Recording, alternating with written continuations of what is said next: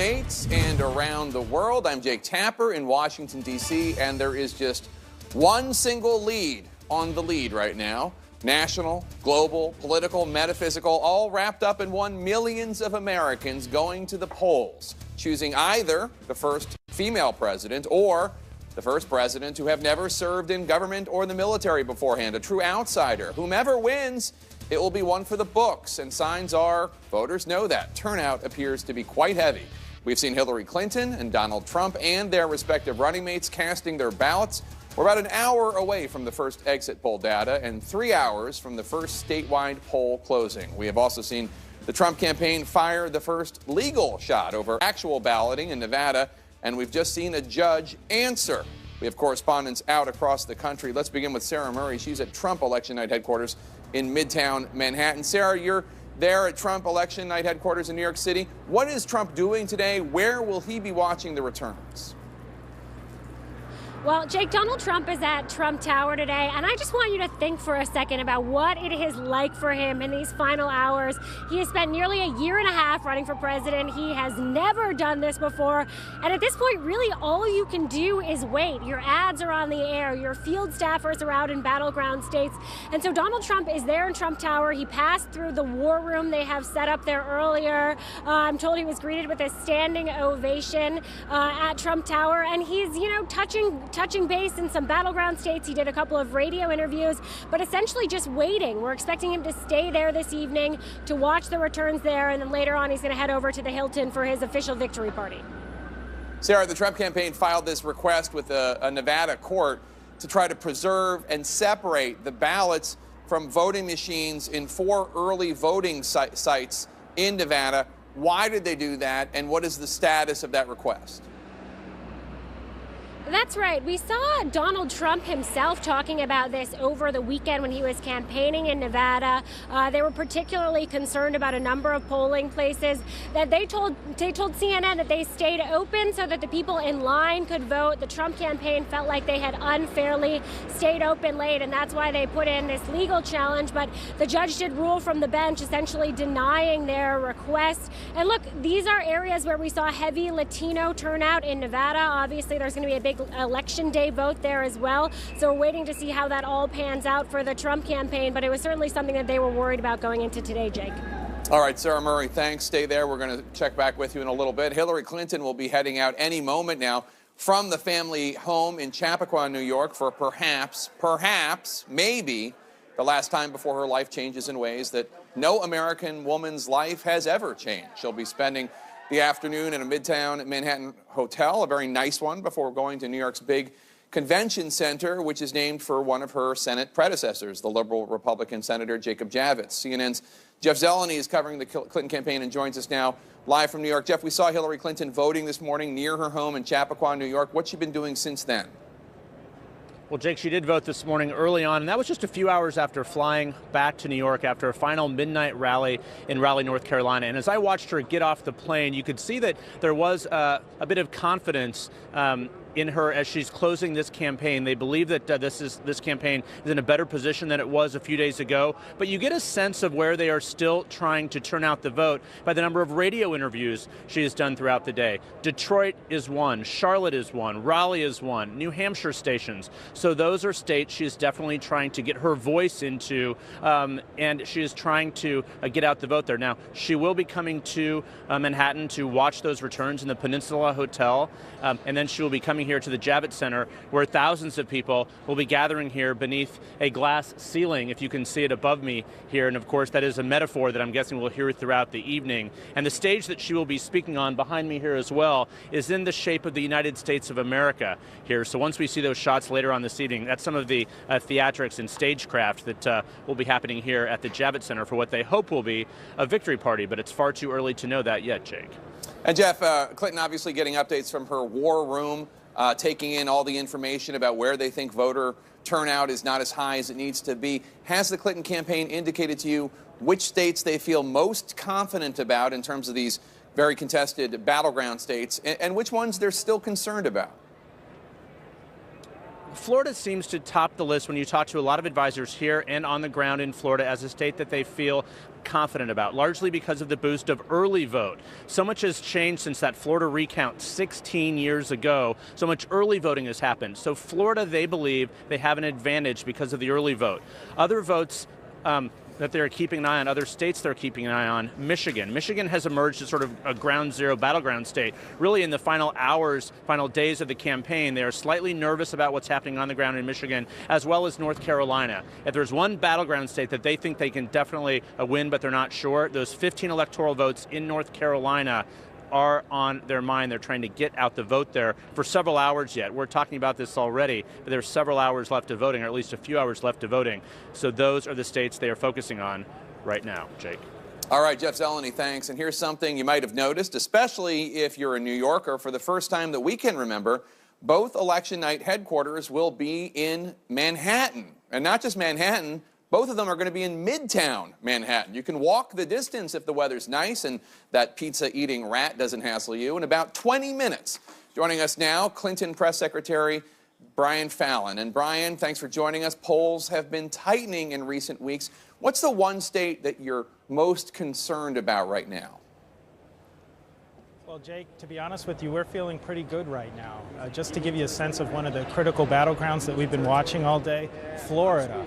A state that Donald Trump must win. If he doesn't win Florida, it's game over for Donald Trump. And not only did we see strong performance in terms of the early vote, where you saw Latinos in particular, 1 million of Latinos voting in the early voting phase in Florida. That's more than double 2012 early voting levels.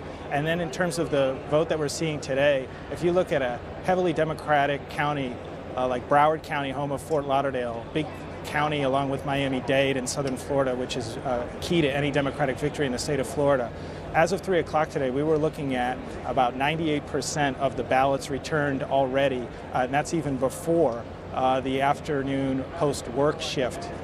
Similar numbers in terms of the pace compared to 2012 in Hillsborough County in the Tampa area. Again, close to 100% already at 3 o'clock today compared to 2012 levels of turnout. And so if we can stay on that pace and we have that type of turnout in those Democratic performing counties in Florida, we think that this could be a very strong night for Hillary Clinton. Okay, so Brian, of course, I asked you about the state you're most concerned about, and you told me the one that you're least concerned about in terms of the battlegrounds. Let me ask you about Ohio. I've heard that turnout in Cuyahoga County, Cleveland, is not where you want it to be. Are you worried about Ohio? Ohio is a state that Donald Trump absolutely needs. I mean, at this point, if we're able to win a state like Pennsylvania and hold on to Michigan, both of which we feel very confident about, it requires Donald Trump to essentially run the table of the states that remain. He's going to have to win Ohio. He's going to have to win Iowa. He's going to have to win North Carolina. He's going to have to win Florida. So Ohio is a must-win for Donald Trump.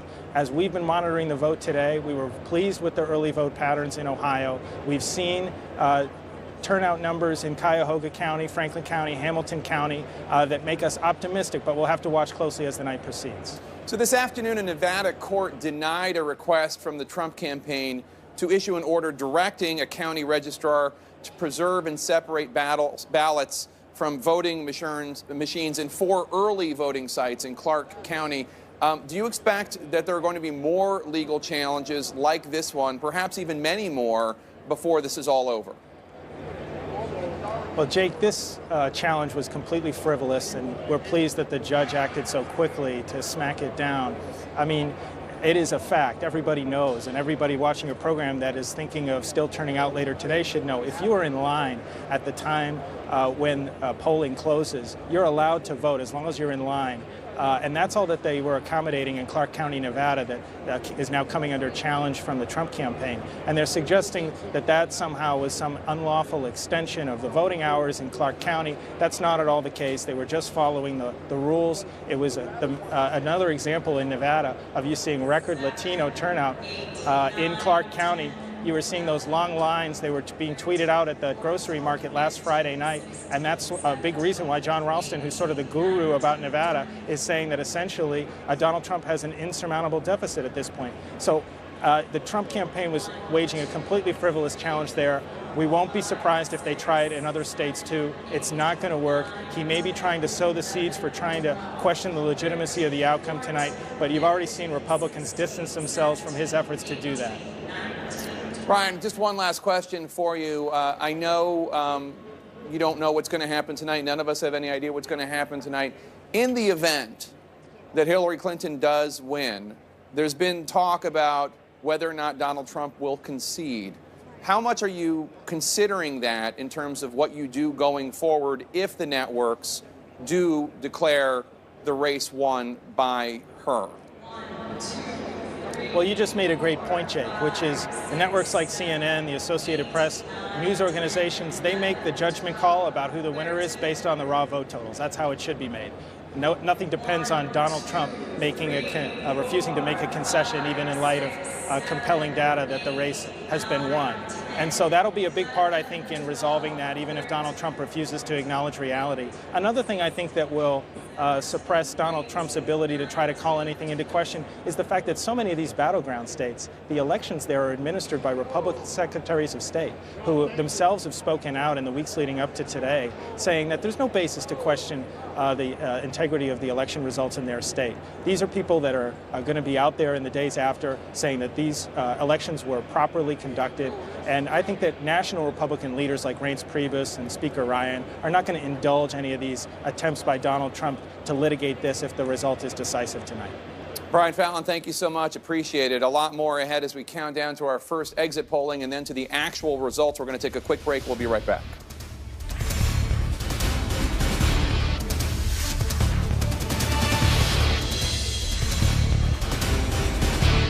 Election Night in America is brought to you by Norfolk Southern, One Line, Infinite Possibilities, and by VoteForEnergy.org, a program of the American Petroleum Institute. Log on to learn more. Go to CNNPolitics.com for more about this momentous election.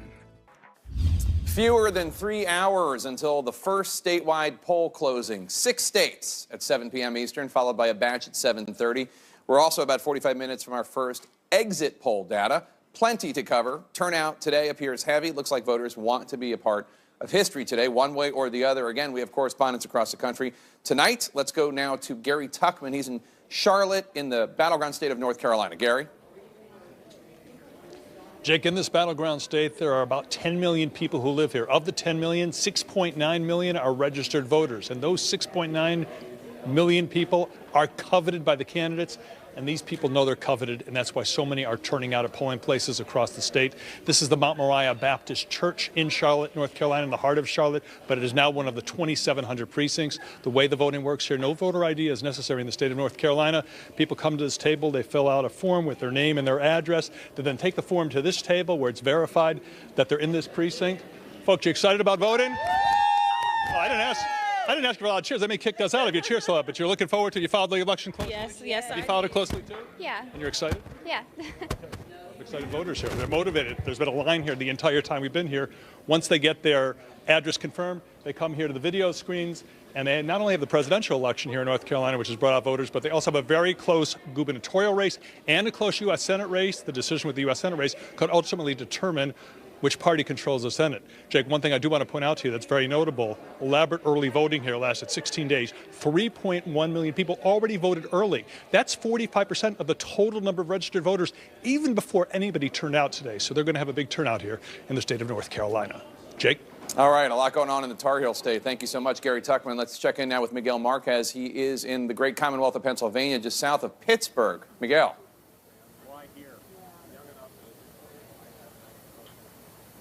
Yeah, it is very, very busy. It's gone from busy here in Washington County to ridiculously busy. We actually have a drone up so you can see how long the line is now. It's actually gotten longer in the last few minutes. This is Trump country, and this will give you an idea of what this area is like. This is the last bit of politicking that voters see as they walk into the polls here. And this gentleman, the line is so long, he has the right idea. He brought the chair. No beer and chicken, but he's enjoying it while he can. The line I can show you goes all the way down here. This is about an hour-long line to the end of this sidewalk, and now it's snaking around back into the parking lot. This is almost as long as we've seen it all day. That's probably about an hour-and-a-half to 2-hour line at this point.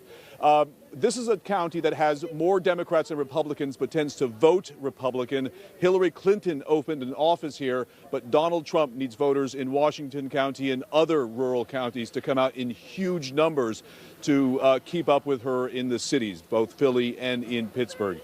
Very, very heavy turnout here. No early voting across Pennsylvania, as you know, so we will know what Pennsylvanians think at 8 p.m. tonight. Jake? All right, Miguel, thank you so much. The Trump forces are counting on doing at least all right in western Pennsylvania, while the Clinton campaign needs to pile up votes on the other end of the state, namely the areas around Philadelphia and the city of Philadelphia. We're going to be watching both ends of the state. There are plenty more crucial spots on the map. CNN Inside Politics anchor John King joins us now with a quick overview. John? Jake, let's start with some of the things we'll look at early. 20, 30, maybe 40 counties I'll be looking at through the night, depending on how close it is. But, you know, the polls close early. I'm going to go back to the 2012 map here as we wait to fill in the 2016 map. We start to get early poll closings in the 6 o'clock hour, then into the 7 o'clock hour out into Indiana. Indiana we expect to be red, right? Mike Pence is from Indiana, traditionally red state. But Vigo County in western Indiana has a pretty good track record. It's only been wrong twice in the last 100 years. 15 elections in a row, it has picked the winner in presidential politics, just barely for President Obama last time. But Vigo County has a pretty good track record, so we'll watch that as the Indiana results start to come in early. Then you move to the east just a little bit, we'll also get some Kentucky results. Now, again, Kentucky's most likely going to be red for Donald Trump, but we can do a little CSI, some clues. How's Donald Trump doing in coal country down here? Because communities like this, you can find them in southern Ohio. You can also find them, Jake, over in Virginia, which we will get in the 7 o'clock hour. Clinton has been consistently ahead in Virginia, but we'll want to watch. Is Donald Trump running it up out here in the rural areas? And how's he doing in the Washington suburbs, like Prince William County, not that far from here? Used to be a Republican county. Look how much President Obama won it by 4 years ago, 57 to 41. Why? Democrats are doing better with those college-educated suburban white voters, but there's also been a Latino explosion in Prince William County. Now, even if Clinton is winning Virginia, the margin might tell us a lot about how Donald Trump's going to do in some other places, notably North Carolina to the south, and that suburban vote might tell us a lot about, you mentioned, Philadelphia, the Philadelphia area. No question. They call it the T. You have May and Nutter at the table. This is your home state. You know it very well. See all this red? Donald Trump's running it up out here. Miguel Marquez was just talking about it. So Hillary Clinton has to do well out here. The vote count tends to come in a little slower here, but as it starts to come in Pennsylvania in the 8 o'clock hour, first we look at Center City, Philadelphia. She has to run it up, Jake, by 400,000 or more votes in this area. The mayor can talk about that, I think. And then you come here to Bucks County. That's Montgomery, and then over to Bucks County. This is the more blue collar of the collar counties right around the suburbs. You see President Obama winning it, but just barely, 50 to 49. The last time Republicans won your great home state of Pennsylvania was 1988. George H.W. Bush won these suburbs. That's what we're going to watch tonight. A, is Clinton winning the city big? Is she winning the suburbs? And if she is winning the suburbs, by how much? In a close race, the margins matter. And, John, obviously, Donald Trump wants to crack Hillary Clinton's blue wall, which includes the Commonwealth of Pennsylvania. Are there any other areas you'll be looking to see if he is making those cracks in the blue wall? Absolutely. And let's start in Pennsylvania. Again, it's an 8 o'clock state. Donald Trump went to Scranton just yesterday. Lackawanna County happens to be the hometown, the birthplace of Vice President Joe Biden. So look at this. That's at 1988. Let me bring it back forward into the more recent elections, 63 to 36. This is an area where, again, Democrats need to run it up in Pennsylvania where you have those Democratic voters. So let's see. Is Donald Trump going to carry Lackawanna County? I don't think that's a safe bet. But are the margins closer? That's how we'll know if Pennsylvania is in play and if the blue wall might be cracked. Because if you start to see that in a place like the Scranton area, guess what? Then you might see it as well, A, across in Ohio, which is more Republican. But then when you get to Michigan a little bit later in the night, what about Macomb County, just north of Detroit, home of the legendary Reagan Democrats back in the day? So the Scranton area, north of Detroit and the suburbs, that's where we'll look for the early evidence of whether that blue wall is indeed cracking or if Clinton is holding. All right, John King, thanks. Let's bring in the panel. We have with us CNN political commentator and conservative writer Mary Catherine Ham, CNN senior political reporter Nia Malika Henderson, CNN political analysts David Gergen and Kirsten Powers, Trump supporters Kayleigh McEnany and Andre Bauer. They're on the far left and far right of your screen. Andre is the former lieutenant governor of South Carolina. And in the middle of this table, Clinton supporters Dan Pfeiffer and former Philadelphia Mayor Michael Nutter. Mr. Mayor, let me just start with you because we were talking about Pennsylvania, and you heard John King say that the Clinton team needs to rack up about 400,000 votes in the city of Philadelphia.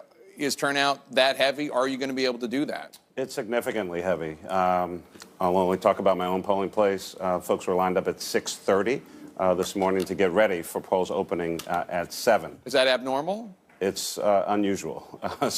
But other reports are being analyzed, and we'll get election official reports. But overall, turnout is significantly up in Philadelphia. We expect the same in the suburbs, as well as at least in Pittsburgh, Harrisburg, and up through the Lehigh Valley. Those are the key areas, and Erie. Those are the key areas for Secretary Clinton. Kayleigh, are there any specific areas that you're going to be looking at tonight as the results start to come in to give you an indication? I know you're a numbers person. An indication about how well Donald Trump's going to do. Well, Pennsylvania is always kind of that elusive state that Republicans think they can get, and they never it's never quite within reach. Donald Trump, though, I think he's a different kind of candidate. He has more of a populist streak, might get it. For me, what I am looking at is New Hampshire, because I think if you look at the Real Clear Politics averages, we can get 265, and that's with Nevada, Florida, Ohio, and Iowa. We can get 265. Donald Trump's winning the averages narrowly, but we need one more state. And that one more state, I think, can be New Hampshire plus Maine's 2nd congressional district. So New Hampshire is an early state that's polls close early. If we're doing well there, I'm very happy. Nia Malika, let me ask you, how is voting going? Have you heard many reports of irregularities? Are things proceeding smoothly? Yeah, I mean, there are always irregularities that pop up. I mean, we're going to have millions and millions of people who are going to vote today. And I think it's hard to know based on, kind of anecdotal reports about long lines or not long lines.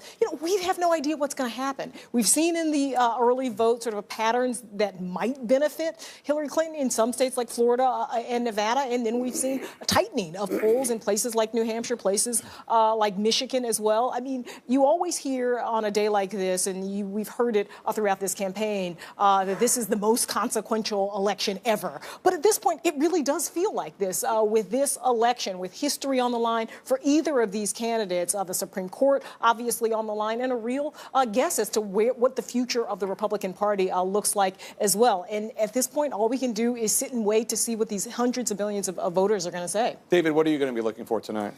Florida. For starters, it will come in early. We'll have a very good clue where this is going. I think there are two things about this avalanche of voting that we're seeing. One is the Latino vote. That may be the sleeper story of the campaign, of the election tonight.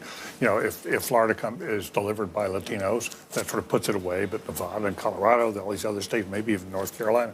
The other thing is, I've been wondering during the day with this great outpouring, with so many people voting, will this possibly be a catharsis for the country?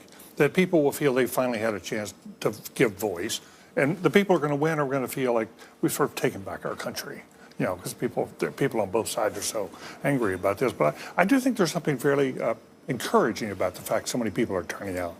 And Dan, let me ask you, what are you looking for? You're a numbers guy. You were on the Obama team in 2008 and 12, and the Obama team didn't. That was a pretty famous team in terms of analyzing the numbers. Sure, I think. The ball game tonight is really Michigan and Pennsylvania because the CNN map has at 268. The Clinton team and the Obama folks who've looked at the early vote numbers in Nevada say Nevada is gone. Clinton has that in the bag. So she is above 270. They're going to have to steal Michigan and Pennsylvania. I think that's very, very hard, if not impossible. What do you think, Andre?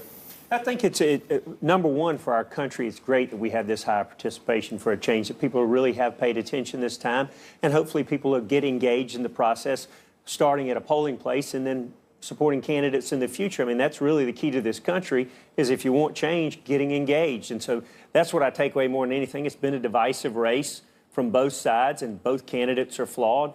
No matter who you're supporting, tomorrow I hope we all wake up with a positive outlook that our country is going to move forward, and we're going to try to all be a bigger part of what makes this country great, and that is all having a voice. And so I'm refreshed. Florida is big to me, to see what happens. We had talked earlier about Marco Rubio looking like he's doing very well, and I think that's interesting to study as well. But many days after this election's over with, we're all going to study this thing, scratching our heads, and the Republicans are going to have to look at how to tap into that Latino vote, no matter what happens today. To write that much of the electoral vote off, I think, is wrong, and those people, I think, really will come home to the Republican Party in the end. Mary Catherine, you voted in Virginia. I'm not going to ask you who you voted for, but were the lines long? Was there an active, excited electorate? Well, there's some early vote in Virginia. When I was there at mid-morning, the lines were not long, but they've never been long in Northern Virginia during presidential elections. I've never had that particular issue. But the thing that strikes me about this race is that so much has to fall for Donald Trump. Like, it has a couple lucky breaks, and to get a little Southern on you, it is like covering your grill in a hurricane. Like, there's only so much you can hold down at one time, and like some corners are going to fly up. And I think that's the challenge that he faces. And you voted also. I'm not going to ask you who you voted for, but what are you looking for tonight, Kirsten? Well, I think the same as David. I mean, Florida, it comes early, and I think that's going to tell us a lot. Obviously, he can't win without Florida, so Democrats are actually feeling pretty good about Florida, so it could be over early if that happens. But in a sort of broader sense, I'm really interested. We're watching the Latino vote, but the women's vote, to see what happens. It's possible that Hillary Clinton could win married women for the first time in 20 years since her husband. For the first time a Democrat won. Yeah, sorry, but since a Democrat won, last time won was her husband. So, we're going to watch the swing probably from Romney being up among college white women, educated women, to maybe swinging in the favor of the Democrat. This is momentous. Yeah, lots more to talk about. Some breaking news. We just learned that Senator Lindsey Graham of South Carolina has voted, and he did not vote for Donald Trump. Instead, he voted for conservative Evan McMullin. That and more to talk about ahead. We are expecting to get the first wave of exit polls in about 30 minutes. These are still early hours in a marathon night of election coverage. Our political team and correspondents are spread across the country to bring you all the developments as they happen. Stay with us.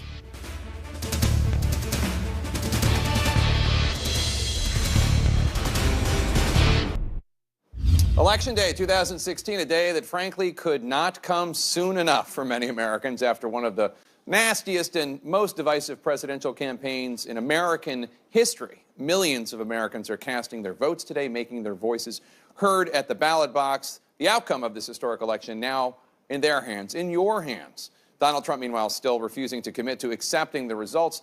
He equivocated in an interview with a Tampa Bay radio station this morning. We'll be bringing you complete coverage of exit polling and CNN's projections throughout the evening. Right now, let's go to Jessica Schneider. She's in Warren, Michigan, a battleground state, kind of surprisingly. Yeah, it is surprising, Jake. The candidates have been focusing a lot of energy here, them along with their surrogates. I'm in Macomb County right now. This is one of the counties Donald Trump is counting on. Macomb County, home of the Reagan Democrats. This is the blue-collar suburbs of Detroit. Donald Trump hoping that his message of jobs and trade resonate here. Now, I just got off the phone with the county executive here. He says that the turnout already has been incredible. You can see inside this polling area right now. We're not allowed inside, but there's been a steady stream of people. This is where 3 different precincts are voting throughout the day. And this is what it's been like all week, all day long. Just about 5 miles down the road, I heard there's about a 2-hour wait. The county executive telling me they should be on track to hit the same sort of record turnout that they saw back in 1980 as well as 2008. We're talking about 69% of registered voters showing up today, a big day. Now, Macomb County, interestingly, though Donald Trump is counting on this county as one of the ones that might be able to push him over the brink here in Michigan, Macomb County itself, it voted for President Obama in 2008 and 2012. So Hillary Clinton, of course, hoping that that holds true for this election. But it is a county in flux. As I talked to the county executive, he says it is a county divided. So at this point, uncertain which way it could go, but it could mean big things for Donald Trump, or it could mean big things for Hillary Clinton. So we'll see. But of course, all eyes on Michigan, when just about 2 weeks ago, we weren't so sure that this was even a state we had to look twice at. Jake?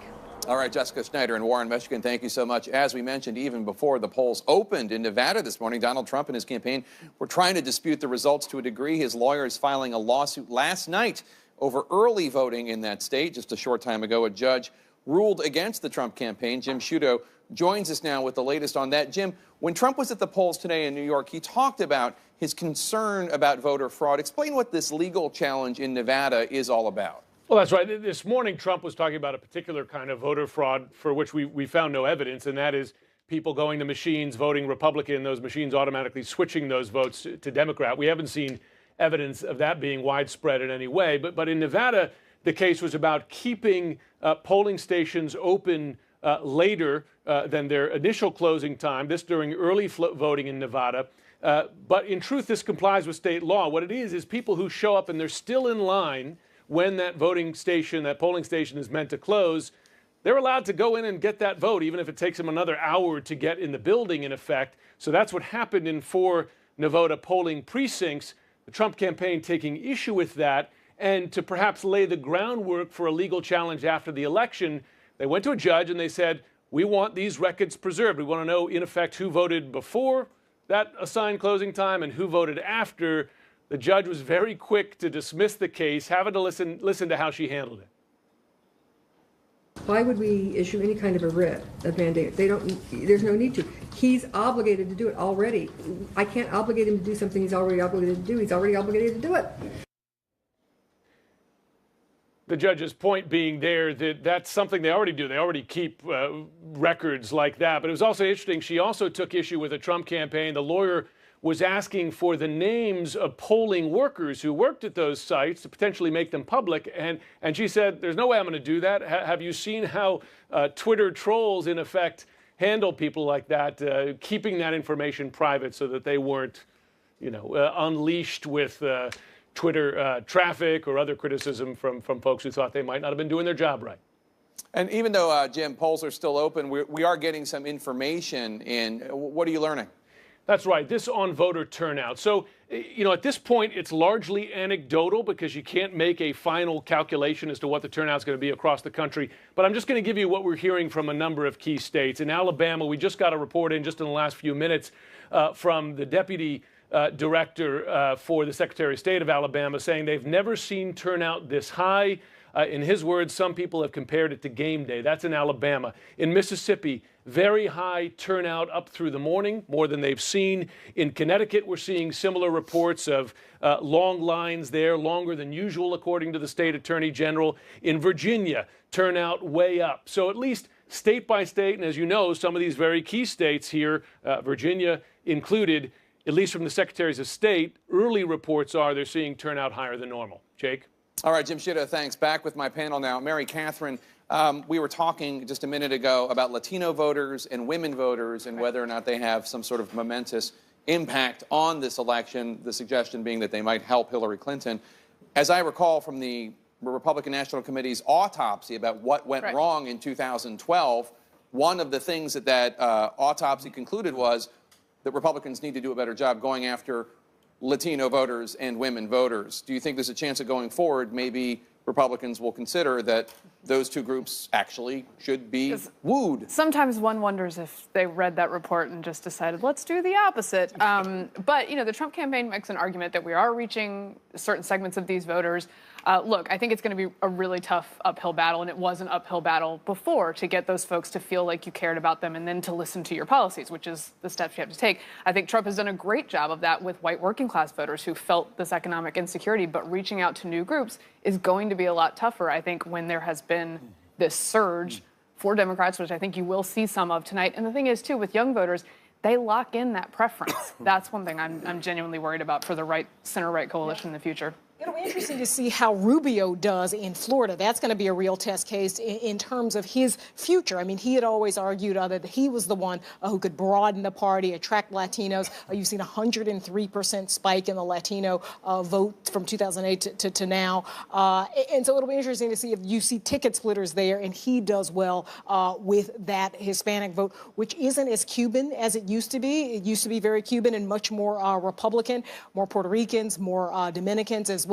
So that'll be, I think, a very interesting kind of frame to see not only Rubio's future, the voting patterns of Latinos and how Republicans might be able to attract them.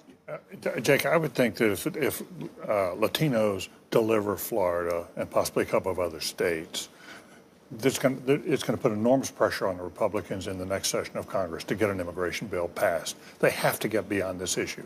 To not have an immigration bill and continue down the road Trump has taken them is suicidal for the party. So I do think that they're going to have to change on this, and they will. But Kirsten, let me ask you something. Do you think that Democrats, conversely, have an obligation to try to figure out how they lost white working class voters, which used to vote for Democrats decades ago? Does if Hillary Clinton wins, does she need to reach out to this group in some ways that didn't support her? Yeah, no, I mean, and I think that's something the Democrats will definitely be looking at. But I think in terms of the Republican Party, the problem that they had before this was that they weren't attracting or appealing to women and Latinos. Now they're actually repelling them, right? Now they're going to have to actually, they're actually going to have to. And the problem is that a lot of Latinos and a lot of women stood by and watched these other Republican leaders sort of tarnish themselves by not standing up against Trump. And so now they're in an even deeper hole, is my point, I guess. Is that they're not, they have to dig themselves out from a much deeper hole of now convincing people that there's a basic threshold of trust, that they can trust them to look out for them. I do think we're writing the headline of Latinos deliver victory for Clinton a bit prematurely. Of course, we're just saying if. Of course, but from the other side, I don't necessarily believe all of these Latinos that have turned out can just be given to Hillary Clinton. I think there are a number of Latinos who care deeply about the economy, Cubans in particular, who realize some of the threats to democracy we see coming from the other side. They have an aversion to kind of totalitarian rules, some of the executive power issues we've seen come out of President Obama. And I think there are going to be Latinos who do show up for Trump. I'm not suggesting he's going to win a majority, but I think there will be at least 20, 30% that will vote for Donald Trump. Mayor Nutter? Kayleigh, I mean, I'll give you credit for the high-level academic argument. I think the problem here is they did read the memo. They misunderstood the word go after. So they went after them and insulted women, insulted Latinos, insulted every possible group. And so as we've seen, there's a coalition of the insulted who are now coming together. And so the problem here is, yes, Latinos, African Americans, Muslims, whatever group you want to talk about, care about those issues, but it's tough to talk about something when someone has insulted you and punched you in the face. All right, so we're gonna come back onto this. We're gonna take a very quick break. Much more with the panel ahead on this historic day. The first results, we're just hours away. The first exit poll data is coming within the next 20 minutes. We'll get a preview of that data next.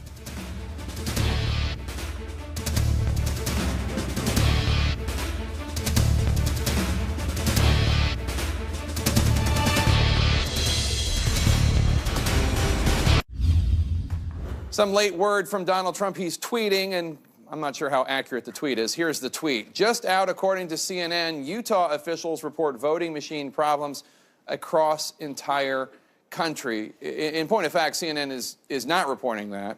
The problem is problems across the county, a county, not the country, as Mr. Trump tweeted.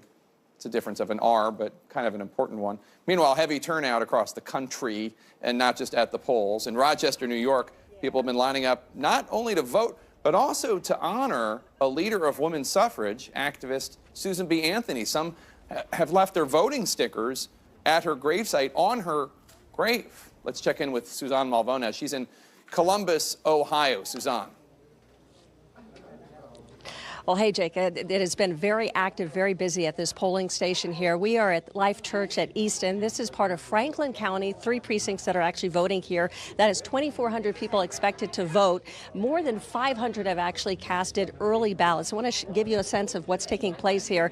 Unlike some of the other polling stations, about 70% in Ohio that depend on paper ballots, you have 16 voting machines here that they're able to use. And voters actually have an option in terms of whether or not they want to use the voting machines or the paper ballots. These are the paper ballots. And I want to go to our friend Jeff here, we've been talking to, because this is the first time that you've had media here. It's the first time you've had observers. This is a really big deal.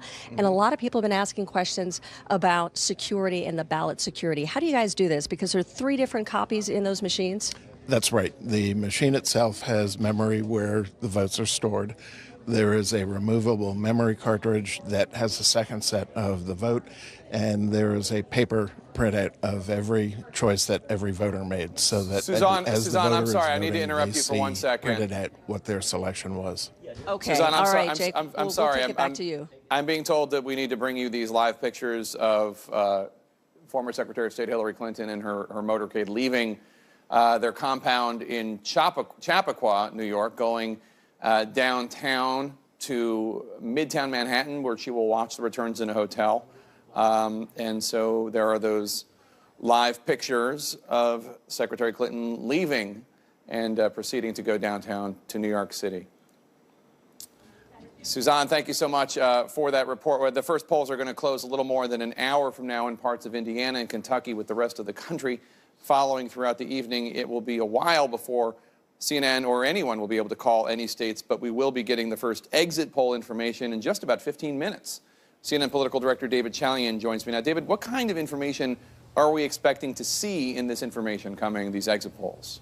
Right. Remember, Jake, these are interviews that we do across the country as people are leaving the polls, telling us how they voted, why they voted. And the kind of information we're going to look for right away is sort of the makeup of the electorate along racial lines, age, education, gender. These are the kinds of things that will sort of look and give us the tapestry of what the electorate looks like tonight, and does it look different than it did 4 years ago, and in what ways, and how that might be advantageous for one candidate or the other. The other thing that we're going to look at is sort of what people were looking for when they went to the polls today, the qualities in the candidates, what motivated their vote, when did they make up their mind, sort of the voter behavior today. So those two things, sort of the makeup of the electorate and why the voters are making the choices that they're making today.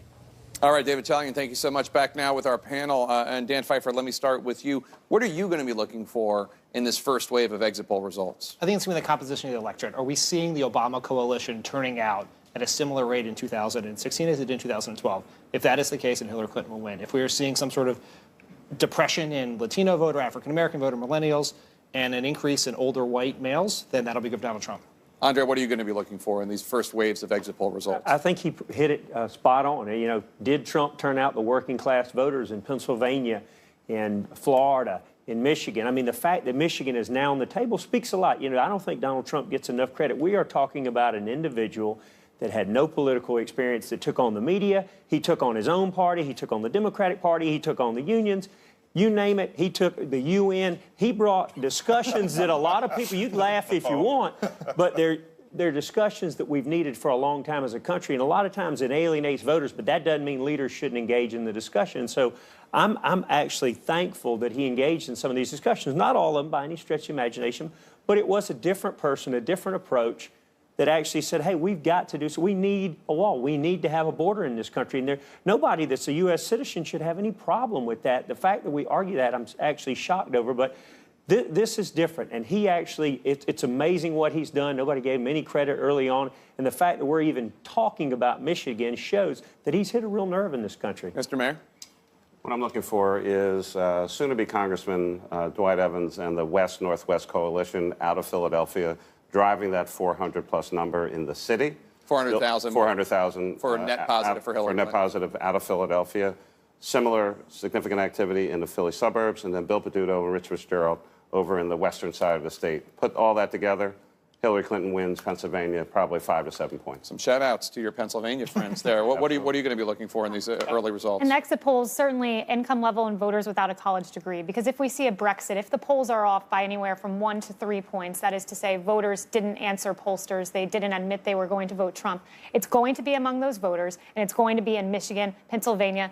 Wisconsin's a stretch, but maybe Wisconsin. So I'm going to be looking for heavy turnout from that demographic. If they turn out, Donald Trump will be the next president of the United States. Kirsten, what are you going to be looking for? Well, I think all of the issues that people raise, but then also looking at the issues, right? So if you ask people, what's your top issue? Do you want change, or do you, so if they want change, then I would expect them to be going with Donald Trump, or, are you looking for somebody with the temperament to be president, which Hillary Clinton always wins running away? So what are the issues that are really driving people? On terrorism, they're tied. On economy, he's slightly up. So sort of looking at how these rank in terms of people's priorities. David, where do you come down on this debate that this idea of hidden white voters, hidden white working class voters, or hidden white voters with college educations who don't answer the polling questions, that they're not really there, that it's an imagination? Well, we've seen over time in polling going back 50 years, not only in this country but in other countries, that there are tendencies for some voters not to give the answer they think the person who's calling on the other end of the line is, especially if it sort of can be offensive in society. So I think there is a possibility of a Brexit-type vote. I do think that you've got to look out for that tonight. Is it a Brexit-type vote, or is it what Dan Pfeiffer is saying, that the coalition sticks together? And if the coalition sticks together and the Democrats win the popular vote for the 6th time in the 7 elections, that's historic. And that means the Republicans are on the wrong side of history, and they really need to come back. But if, on the other hand, this Brexit vote turns out, that's a very different reading of where we are politically. Yeah, I've heard Pennsylvania Democrats, and including former Governor Ed Rendell, said it publicly, that he thinks that there might be a Trump undervote. People not telling pollsters because they feel like they might be judged negatively for supporting Donald Trump. But in the privacy of the polling place, they will vote for him. Do you buy it? No, I think it's sort of an absurd theory. And if, if there is, it seems to be like there would also be a hidden Hillary Clinton vote. I mean, I don't think we've seen any evidence that people, think about Donald Trump's rallies.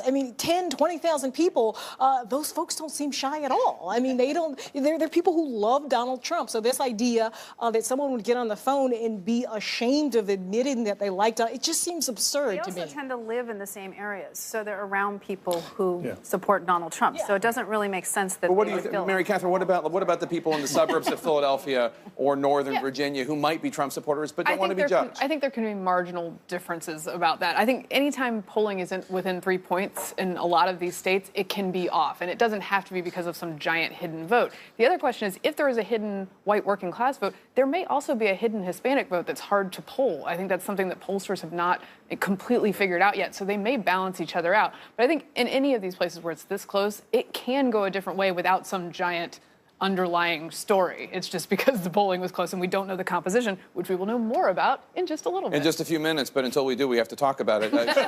Kirsten, do you think that there might be a hidden, in the same way that there might be an undervote, a hidden Trump undervote, that there might be a hidden Clinton undervote? In other words, maybe some of these blue-collar women who don't want to advertise that they don't like Donald Trump because they're around a lot of Trump supporters might feel compelled. Or maybe some of these blue-blooded Republican women who don't really want to feel comfortable with I'm not that. a big believer in the hidden vote, so I don't think that's going to be a major factor. But it is true there's a lot of division, even if you look at the Catholic vote, the white Catholic vote, which Romney won overwhelmingly, and Trump will probably win with a smaller margin. Part of that reason is because white Catholic women and white Catholic men are probably going to split in how they vote.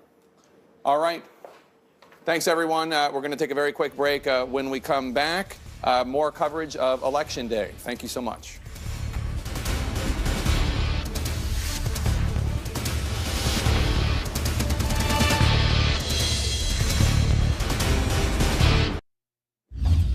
We're an hour away from the first poll closings and minutes away from the first exit polling data that we're going to share with you. Hillary Clinton is heading into Manhattan right now.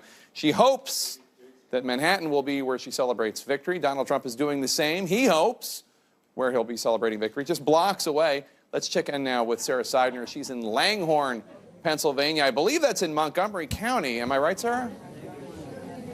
It's Bucks County, and it's a very important county. If you look back to 1988, that is the last time that this county went red, and that was George Herbert Walker Bush. They helped put him into the White House.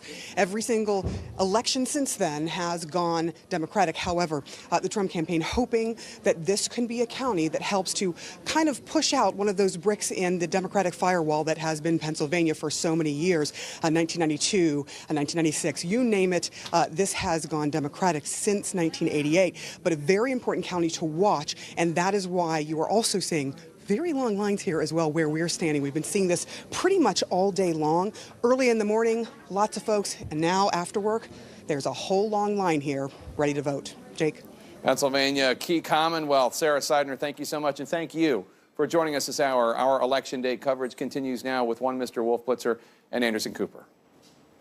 Happening now, America votes, and whatever happens next, American history is being made. Will the night end with the first woman president-elect or a first-time candidate heading for the Oval Office? Exit interviews, our first exit polling data coming in now. What the numbers could say about how the night ends, that and early signs that turnout is high. Ballot brouhaha. Trump forces fire the first shot in what could be a long legal battle over the election, and a judge fires back. I'm Anderson Cooper. And I'm Wolf Blitzer. It's a CNN election coverage special, and you're in the Situation Room.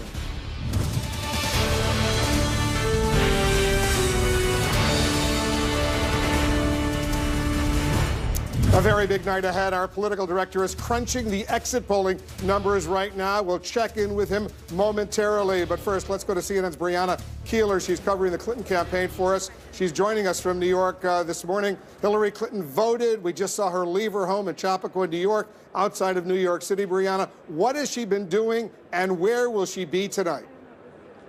Well, she had quite the late night last night, Wolf. As you know, she, after a 4-stop swing through battleground states, wasn't home, landing certainly in Westchester County until about 3:30 a.m. this morning. So she charged through the morning, voted at about in the 6 a.m. hour, and then she took a bit of a breather after doing some radio interviews. She's done some more radio interviews, and as you know, she is now on her way from her home in Chappaqua to Manhattan. She is going to be hunkering down at the Peninsula Hotel. She'll be looking and waiting for the results to come in. But of course, many hours until then. And until then, Wolf, she is going to be working on her speech, which is pretty characteristic for Secretary Clinton to do something really up until the last minute. And we do understand that she has 2 versions of that speech, one for if she wins and one for if she loses. But talking to Clinton campaign sources, they're feeling pretty confident about the night, Wolf. What else are you hearing from the Clinton campaign? I know they're feeling confident, but are they, shall we say, very, very confident? Are they nervous? How do they really sense this night could go? I'm not picking up a lot of nerves. I will tell you that, Wolf. I think it's really for them, as they see it, more a matter of when, not if she wins. So that is going to be the question, and we don't know the answer to that question. What I can tell you is that while many people on the campaign, their work is largely done, this is the day where they wait and see what happens and what the voters decide. There's still a number of people who work for the analytics team and who work for the field team who are hunkered down in the Brooklyn headquarters, and they're waiting for information to come in. They're not just relying on necessarily the polls closing, but trying to see with the models they have generated what they think the results are going to be, Wolf. Brianna Keilar will be checking in with you throughout the night, of course. Let's check in with Chris Freites right now. He's in Manchester, New Hampshire. Chris, what are you hearing? What are you seeing? Hey, Wolf, I got to tell you, we're probably on our way to a record-breaking night of turnout, at least here in this precinct. Almost 900 extra ballots have just come in here. And to give you some sense, there's about 3,100 people registered to vote in this precinct. Already, they've seen 2,500 ballots cast. They expect another 1,000 people to register today. And that is because, of course, New Hampshire, a battleground state. It's a small state. There's only about 4 electoral votes up, but it's a mighty state. You just have to ask Al Gore. If he had won New Hampshire, he would have won the presidency even after losing Florida. And that's a lesson that all the campaigns have learned from, and they're really getting out the vote here. In fact, the Clinton campaign has knocked on more than 1 million doors. They've called 2 million supporters to get out to vote today. The Donald Trump campaign, 1.8 million doors knocked, 1.7 million phone calls made. And that's because there's no early voting here in New Hampshire. Tonight is the night you have to get your supporters to the polls. And independents, Wolf, are going to be huge here. As you know, the undeclared voters are outnumber both Democrats and Republicans here. And to just give you some sense of how this went down 4 years ago, 43% of people who cast a ballot were independents. They broke for Barack Obama. Hillary Clinton hoping those independents break her way today.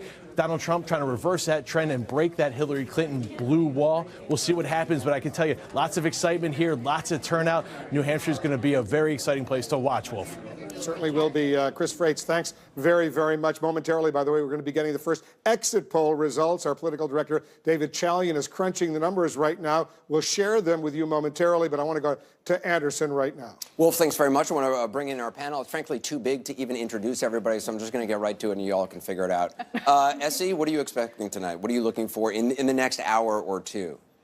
Well, in like small ball, I'm looking at things like ground game. Our traditional things like ground game still important. We're going to be able to see whether Trump's sort of disinterest in a traditional ground game will matter, and whether Hillary's almost historic ground game will make a huge difference. Big picture? Right, because the Trump people all along now have been saying we're in a new age of politics. That's right. Those thinking talking about big ground games, that's old school thinking. He might be right.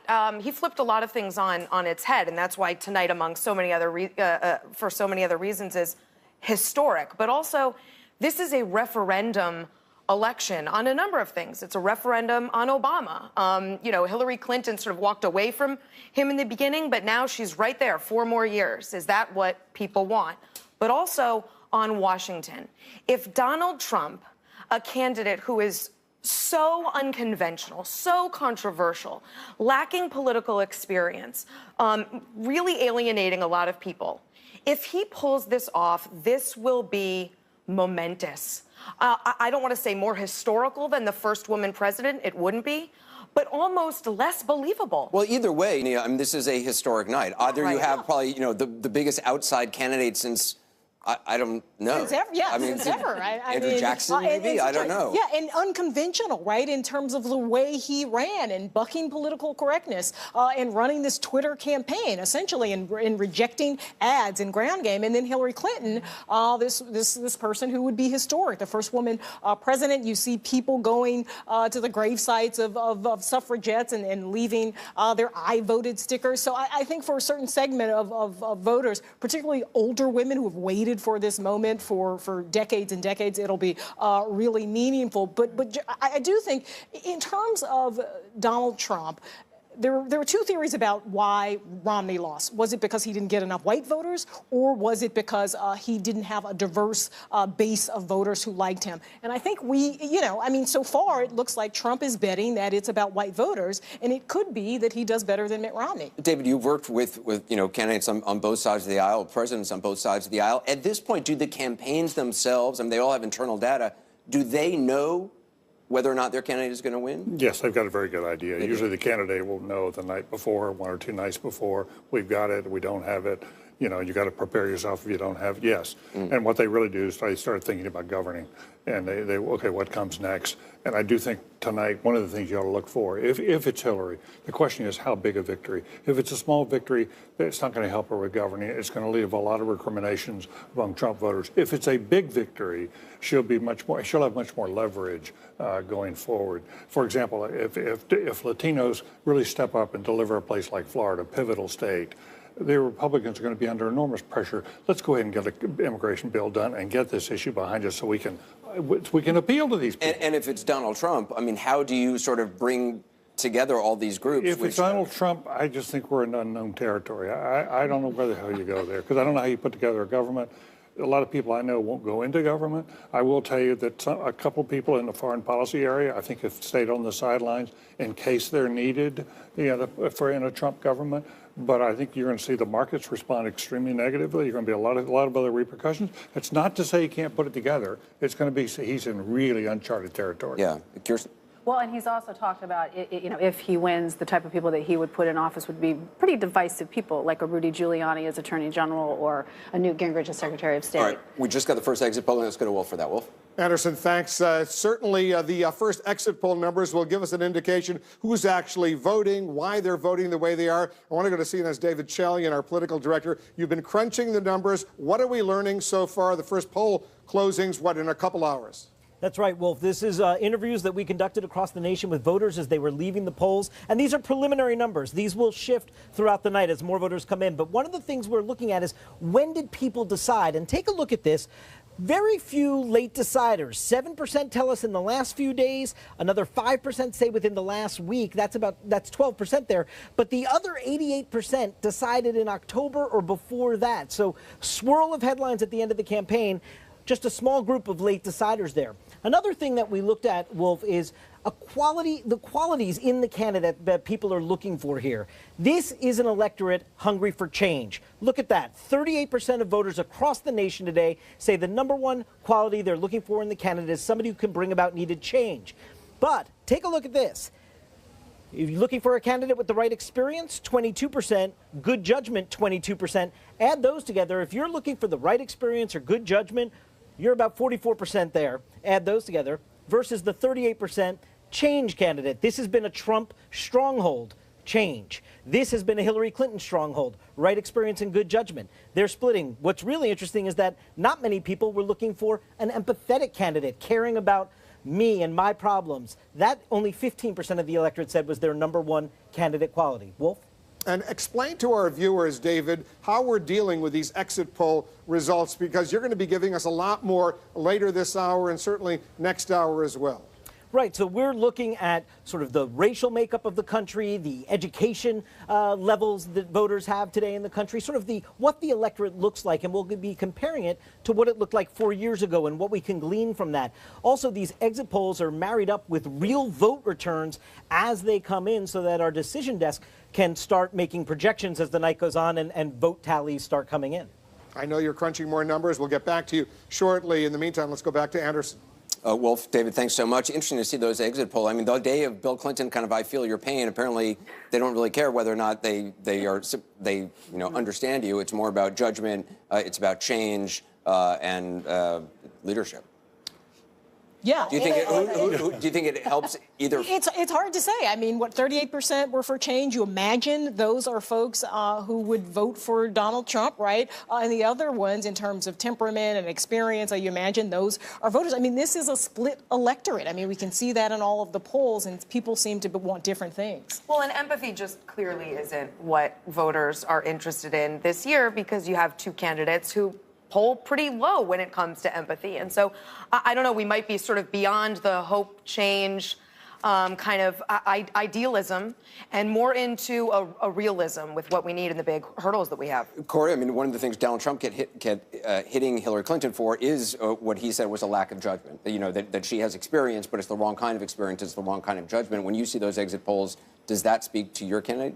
Well, I think it does, but I also think if you look at, there was another story earlier today about another exit poll and said, what is the most important thing that you're looking for? And it was a strong leader. That's what, Donald Trump has positioned himself in this race, whether you agree or disagree, that he's going to be tough on our adversaries, he's going to be tough on crime, he's going to be tough on ISIS. And the exit polling that we saw a little earlier today that was reported by Politico and others had said that was the #1 issue that they saw in their exit polling data. If that is the case, that bodes well for Donald Trump on those exit interviews. Although Democrats will probably quibble with the definition of what's being a strong leader, actually. Exactly. I do think that people want a strong leader. They don't want the wrong leader. And I think for so many Americans, and especially what we're going to see is the Hillary Clinton coalition come out and elect her tonight, they definitely do not see Donald Trump as the right leader for this country. I also think that a big number that I believe will benefit Hillary is that 88% decided what their decision was going to be before October. And that was, before the Comey letter. This was at the time after the conventions when Hillary Clinton was really running away with the polls, when people were thinking she is the one that has the temperament, the judgment to be commander-in-chief. By the way, that piece of what has come out in the polls has never changed for her. All right, we got to take a quick break. A lot more with our panelists ahead. We'll get reaction to the polling data from a senior Trump advisor. That and more as our CNN election coverage counts down to campaign history. We'll be right back.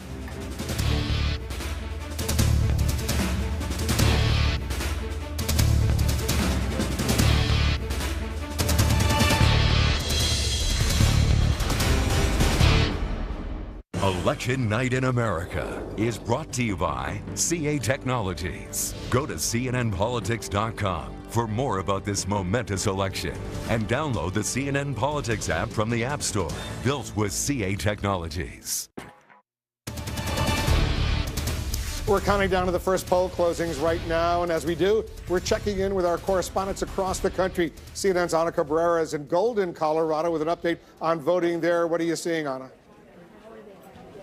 Hey there, Wolf. We are inside the Jefferson County Election Center, where all these workers behind me are getting ready to process ballots that have been returned. Now, Colorado is a mostly mail-in ballot state, and we know at least 2/3 of all registered voters in this state have already cast their ballot. We just got some new numbers from the Colorado Secretary of State's office that show 2.4 million voters in Colorado have now voted. And right now, registered Republicans are leading slightly by about 36,000 vote returns or ballot returns. Again, we don't know who is voting for who, but when you just look at party affiliation, Republicans have an early edge. Now, remember, that was the same about this time last year, or last election, I should say, in 2012, where Republicans were leading early on, and ultimately President Obama ended up sweeping the state. Now, the workers here in this room are taking their ballots out of the envelopes. The envelopes are where people have signed their ballots, and so they'll take the ballots out.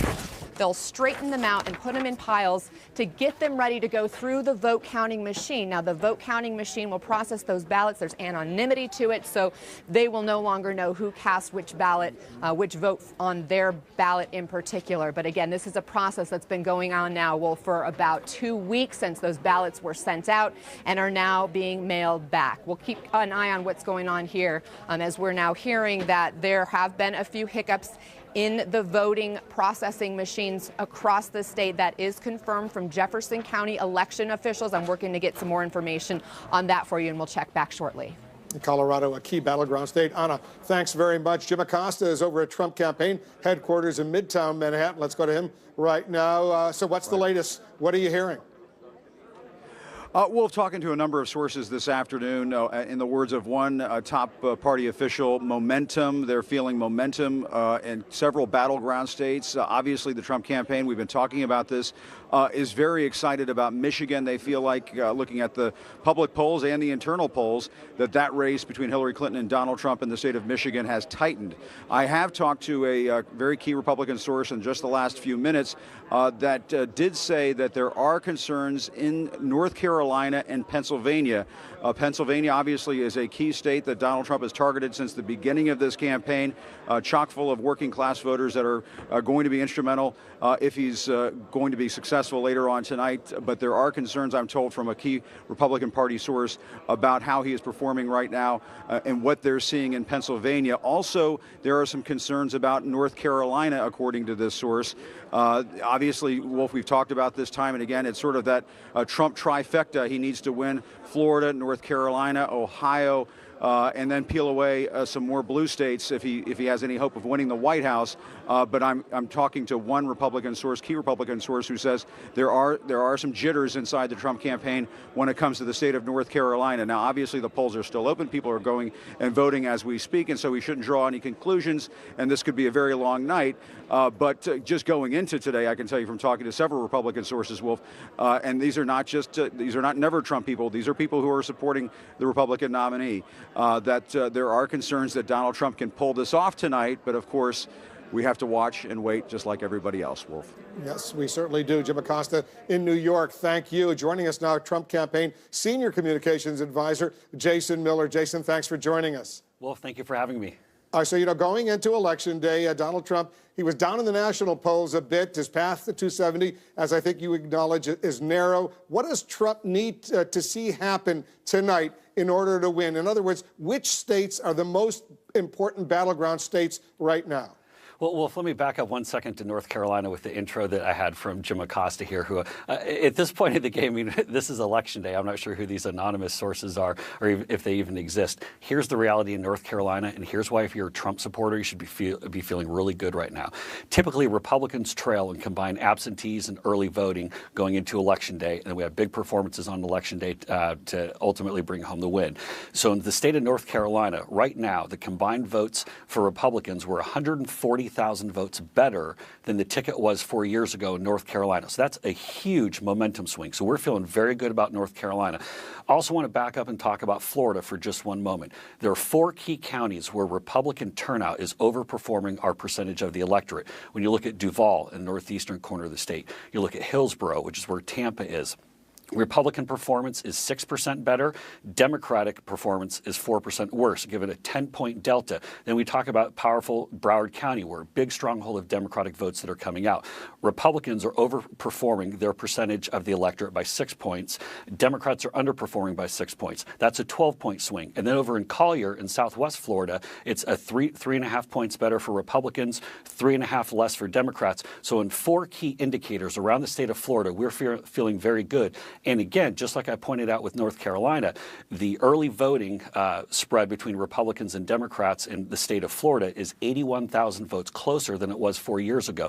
So we look at key indicators like North Carolina, Florida, and even today in Cuyahoga County in Ohio, where Democratic turnout is down between about 2 and 5%. Those numbers are still a little bit moving around, but Democratic turnout definitely is down in Cuyahoga.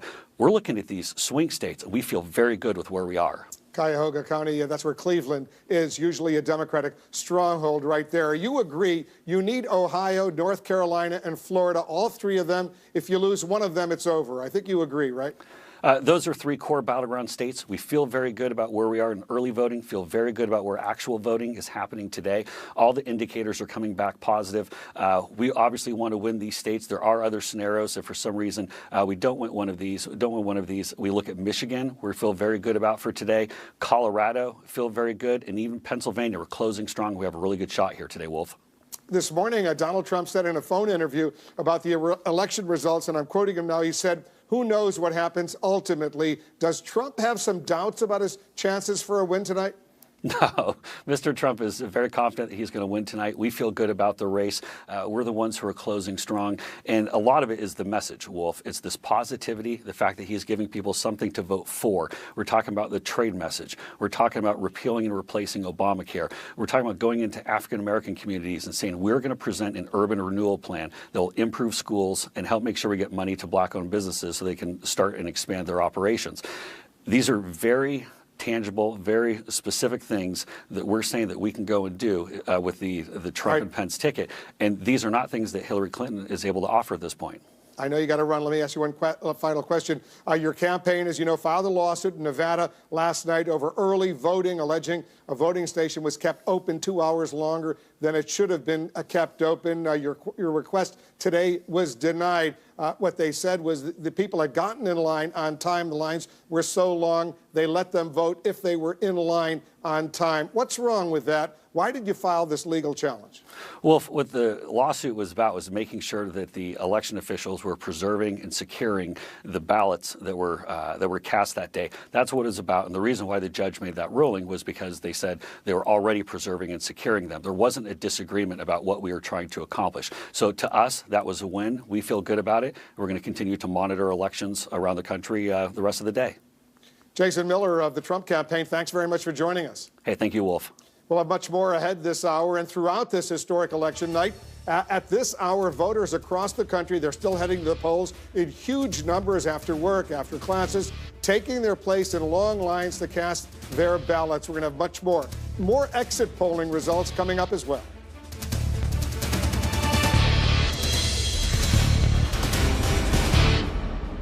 All right, take a look at this. We're getting some live drone video from just outside Pittsburgh in what appears to be Trump country. Very long voting lines there. People set to be waiting, get this, 2 hours to cast ballots. Heavy turnout there. Indeed, heavy turnout across the country. Let's check in with CNN's Kyung La. She's in Las Vegas. Big turnout there. Kyung. Well, the turnout really happened in early voting. This is a state where about 2/3 of the voters do vote early, and that ended on Friday. I'm standing, Wolf, in the busiest polling place, and what should be the busiest polling place in the biggest county in Nevada. And take a look. It's a little bit quiet, and don't read too much into this, the head of this particular polling place says, but it has been like this quite a bit of the day. Even as you look at the voting machines, there are so many of them waiting for people to show up. This is the story of Nevada, that early voting has been so successful. And I want to give you a look here too, Wolf. If you could swing all the way around, I'm going to walk over this way. The friendly faces you see over here, these are election observers. They are keeping an eye for anything representing both sides, both campaigns, Wolf. Good thing about early polling, early voting, I should say, Kyung, is that they usually release those numbers very quickly on this night. Kyung La in Las Vegas. We've got some more fresh exit polling coming in right now. For that, I want to go back to our political director, David Chalian. So what are you seeing in those exit poll results, David? Well, remember, I just want to caution, these are preliminary exit poll results from across the nation. These numbers likely will change. We're taking a look now at the racial makeup of the electorate. Look at this. 70% of the voters voting today, white, 12% African American, 11% Latino, 4% Asian. So how does this compare to 4 years ago? Well, the white vote has ticked down a little bit. 4 years ago, it was a 72% white electorate. It was a 10% Latino electorate. That's ticked up a notch. But it is roughly in line with what we saw 4 years ago. There's not a dramatic shift in the overall racial makeup of the electorate nationwide. Again, these are preliminary exit poll results, and these numbers can certainly and likely will change as more exit poll results come in. We also wanted to get sort of the motivation behind why people are voting for their candidate. Take a look at this. 42% of voters today tell us they are voting for the candidate that they're voting for because they strongly favor them. with all the negativity in this campaign, this is a bit of a surprise to me. I thought maybe this would be higher. Only 25% of voters today say they're making their choice because they dislike the opponent. With these negatives really high on both Trump and Clinton, two very unliked candidates, I thought maybe more people would be voting for their opponents, but no.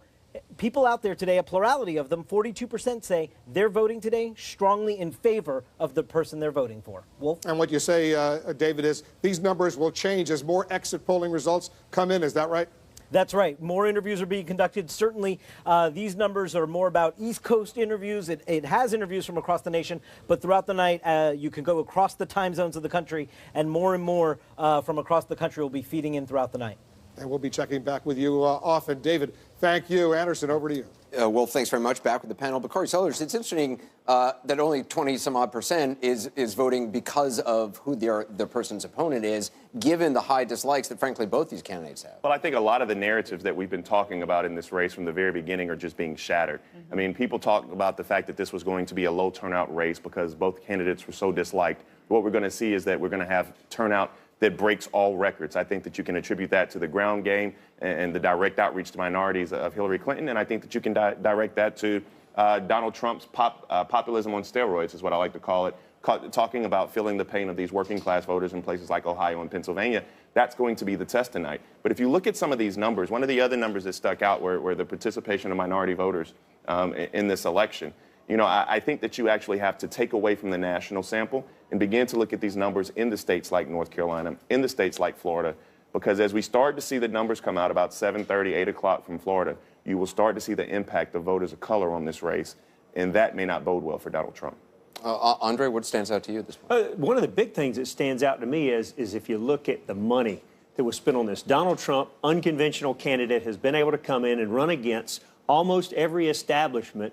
And if you look at what Hillary Clinton's camp has spent in money to turn out vote versus Donald Trump, it shows there is a new way to campaign in this country, and it will be interesting to see. I'd like to just see per vote, when it's all said and done, what the Democrats had to spend per vote to get their candidates out or their voters out versus what the Republicans had. If in the final analysis, though, Maria, Hillary Clinton wins, isn't that really all that matters in a presidential race? I was just going to interject and say, except for if Hillary Clinton wins, none of that will matter. I would disagree. That doesn't mean you don't study that to move forward. Right. But then what I would say is then what will be underscored is how smart an investment the Hillary Clinton campaign was from day one. The kind of ground game that she has put together, the kind of infrastructure that we are now seeing that is pulling out every single one of the demographics that support her. And if Hillary Clinton loses and Donald Trump wins, I mean, there's going to be a whole new analysis to Andre's point of how campaigns get run in the future, because it's been run for, much less than what the Democrats. It'll mean the people control Washington again instead of special interests. Well, let's not go that far.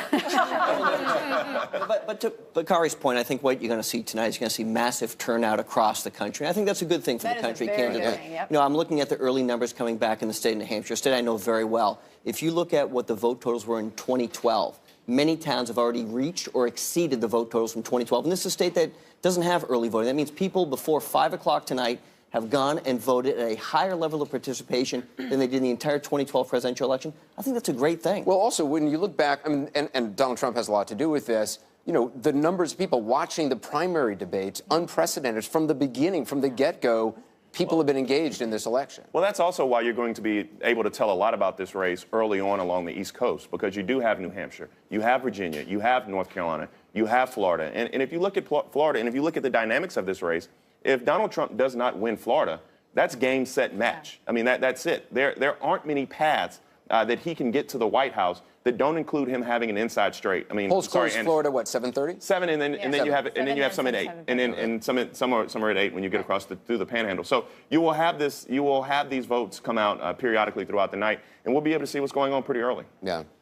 Do you? I mean, in past elections, it's been what, like 11:30 or so that we've often called races. Is that? Yeah. 11. The AP usually calls about between 11 and 11. 2000 went a little long. 2000 went a little bit long, a couple months. We're less than 30 minutes away from the first polls closing on this historic election day. No matter how you look at it, stay with us throughout the night. Our coverage continues in just a moment.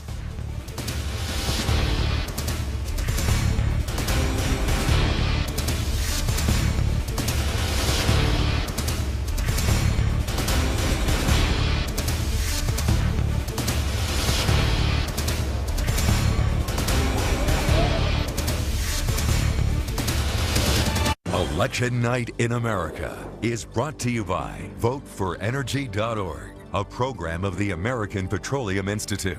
Log on to learn more. And by the well-equipped 2017 Mitsubishi Outlander.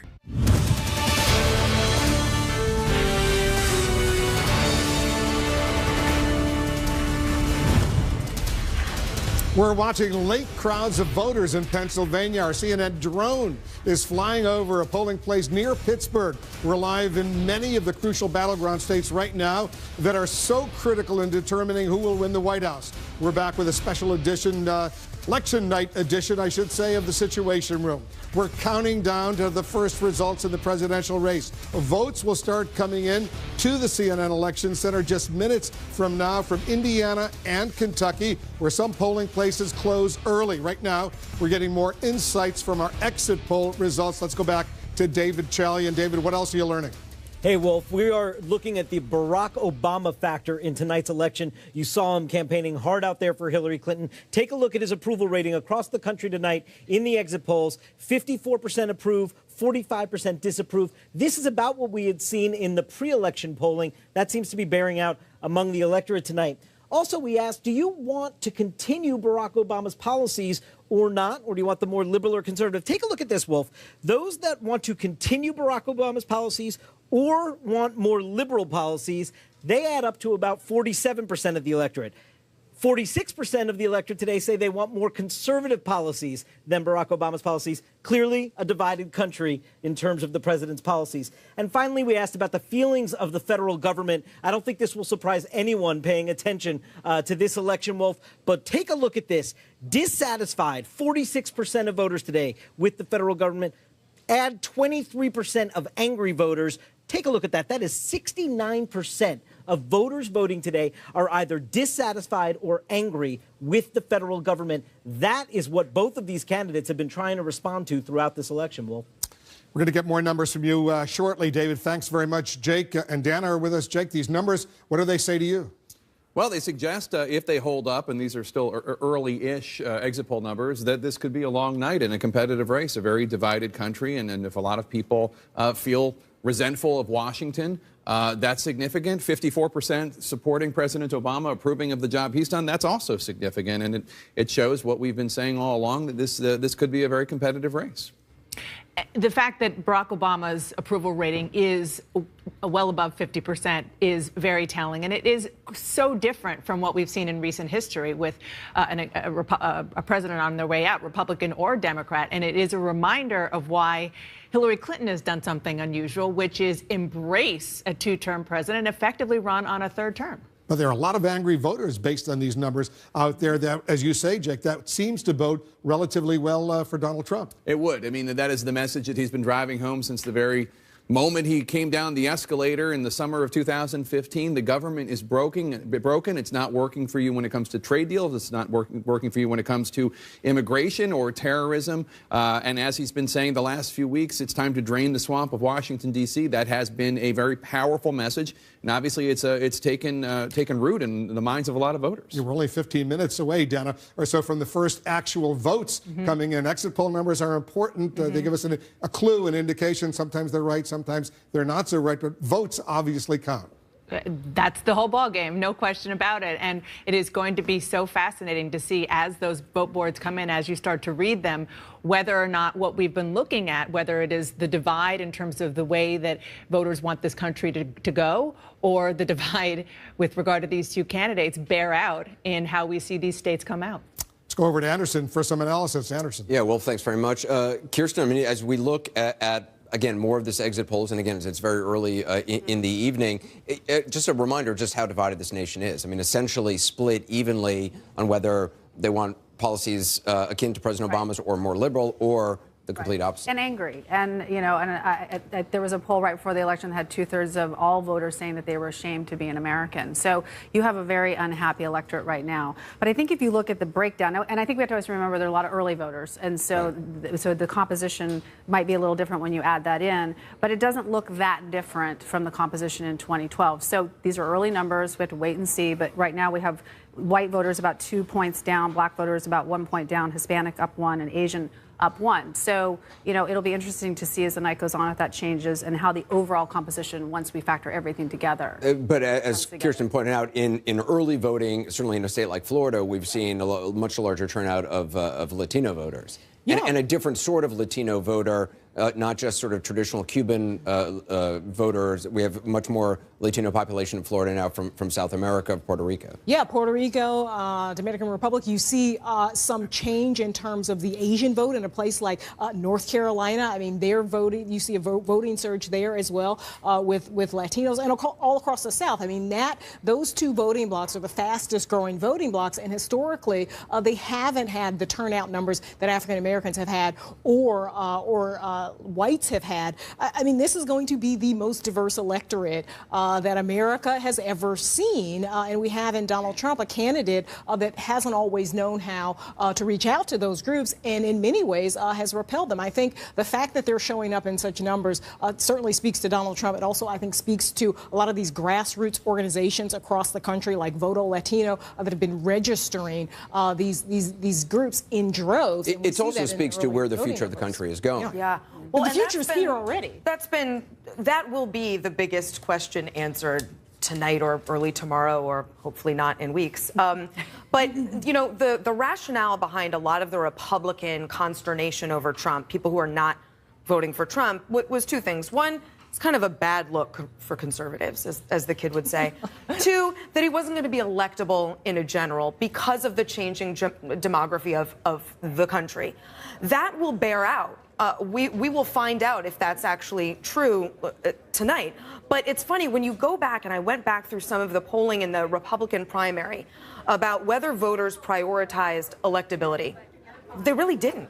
If they had, we would have Marco Rubio or John Kasich as the nominee. So this issue, this angst over Republicans, putting up an electable candidate might have really just been from strategists and analysts, because clearly it wasn't that important to the electorate. David? When Bill Clinton ran for presidency in 1992, 88% of the electorate was Caucasian white. Hillary Clinton runs at 70%. The numbers are coming down, down, and down. And that's why for both parties, appealing to the minority vote matters. And I think one of the questions, if Donald Trump loses, now he may win. I think these numbers suggest he could still win this thing. But if he loses, there's going to be a big question about the Republican Party relationship, especially to Latinos. I would point out that California used to be a purple state. California, Republicans could win California to the presidential level. And in the 1990s, the Republicans put a ballot out there, a Proposition 187, that stuck a stick right in the eyes of Latinos. And Latinos went over to the Democratic side, and California has been a blue state ever since. It went off the board. If that happens nationwide, the Republicans are going to fracture as a party. There's been so much talk of the autopsy that was done by the Republican Party in 2012. If Donald Trump does not win tonight, there's going to be autopsies of autopsies. But do they just re-release that same autopsy and say, hey? I actually don't think an autopsy is needed. The reason will be very clear, and it will be because the results of that autopsy were completely sort of overlooked or ignored. But within the Republican Party, there's always a difference of opinion that there wasn't a true conservative candidate. Right. There'll be that argument made. And that's the thing. Donald, as I keep saying, Donald Trump might do better than Mitt Romney. Right. He's going to win Ohio possibly. He's going to win Iowa possibly. He could just win the whole thing on this strategy that was really about white voters, right? But to lose to a candidate in Hillary Clinton who has 54% disapproval rating going into the election, and if you still lose, then you've got to do some soul searching about where you are. But the Republicans have got to do some soul searching anyway, because there were a lot of Republicans that wanted somebody talking about things that Republicans for too long have talked about but hadn't done. And that's reforming Washington. That's getting, the Republicans allowed the budget to be spent over $1 trillion last year, so they haven't demonstrated what a conservative is. And there are a lot of people out there saying the Republicans haven't shown anything different than the Democrats, and that's why Donald Trump was successful this year. There's problems within the party itself with an identity. I think one of the things that you're going to see tonight, and Nia brought this up, and I think that Hillary Clinton's going to have a more difficult time winning a state like Ohio and Iowa, whereas she's going to fare much better than people think in a state like Florida. And then you see North Carolina, which is in the deep South, actually turning purplish blue. And I think that for a long period of time, you're going to be able to put Iowa in Ohio in the red category, and we're getting to the point where you can put Florida and North Carolina in the blue category. And what that shows is the shifting of demographics in this country. I've sat here many times with you, Anderson. I said that Donald Trump's #1 problem, the thing that will beat Donald Trump in November, and we're here now, is demographics. It was true when he was nominated, and it's very true now. And unless the Republican Party adapts, there was a picture taken, and I know Maria wants to get in, but there was a picture taken in South Carolina during the South Carolina primary. It was a picture of Trey Gowdy, Marco Rubio, Tim Scott, and Nikki Haley. It was what the Republican Party wanted their future to look like. The next day, Corey Lewandowski went out and beat them by 20 points in the South Carolina primary. And so the Republican Party has a real problem of how it wants to look in the future. Corey, where are you tonight? I mean, obviously, we've talked about this before. Florida's a must-win state for Donald Trump. You still agree with that, yeah? Absolutely. What other states are you looking for that path to 270? I mean, where do you see the best? So I think the path that most people agree is best for Donald Trump is you have to win Florida. You're going to carry the Romney states. That would include carrying North Carolina, as you know. Mitt Romney went into North Carolina down 450,000 votes on Election Day and came out ahead of Barack Obama by 77,000. Donald Trump's numbers are much better than that. I think you include the state of New Hampshire there. And then I think if you look at the battleground states which are in play, Donald Trump is going to win the state of Ohio. No Republican has carried that state in 2 presidential election cycles. He is going to win Iowa. It's a foregone conclusion. Barack Obama wanted to go there, and he was told not to go there because they are so concerned about the state of Michigan that Barack Obama was in Michigan on the eve of the election, making sure that state stays blue. We will see if that is going to happen. What we do know is that the African-American turnout in Detroit is 50% of what it was 4 years ago. What we do know is that the blue-collar voters have historically, we do know that from the early polling. Of course we know that. What we also know is that the blue-collar voters are exactly in line with Donald Trump because they've been hammered by bad trade deals, which Hillary Clinton has called the gold standard. And now they're trying to change that. The Democrats are campaigning in Michigan. That is where a state that's a great opportunity for Donald Trump. And then you look at Colorado, where he's got a 16,000 vote lead going into Election Day. That's unheard of for a Republican in a state like that. So, Marie, when you hear Corey's idea of where the path is, do you buy that? It's still, I mean, sure, anything is possible. It's still very narrow. It's very steep. And it's riddled with thickets and thorns and holes that Donald Trump himself dug. The first one being, if he loses tonight, he will have started that loss the minute that he came down that escalator after he called Mexican immigrants rapists, criminals, and drug lords. There is an exit poll that, actually an election eve poll that Latino Decisions does, and they're the premier polling firm for Hispanics in this country. They did it last night. They did it last night. 5,000 Hispanics. They do it bilingually, which is how you're supposed to poll Latino voters. They said the #1 issue for Latinos that they are going to come out and vote on is immigration.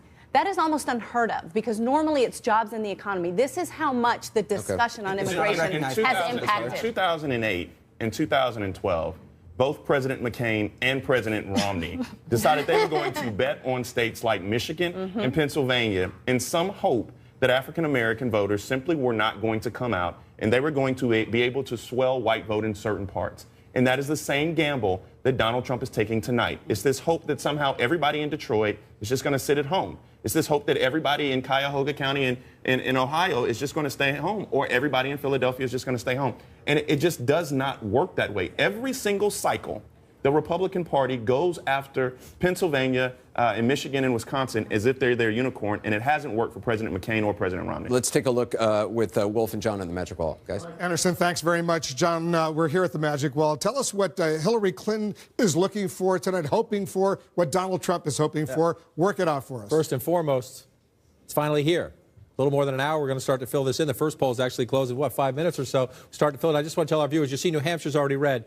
That's voting last night in a couple of small towns at midnight. So you'll see some states fill in during the night. Early on, they fill in by who's leading. That doesn't mean who wins. Follow us for the win. So if you're Hillary Clinton, Wolf, let's go back in time and look at a 2012 map. You just heard the panel. They're excited tonight, aren't they? Because they're expecting a close competitive race. So if you're Hillary Clinton, what are you looking for?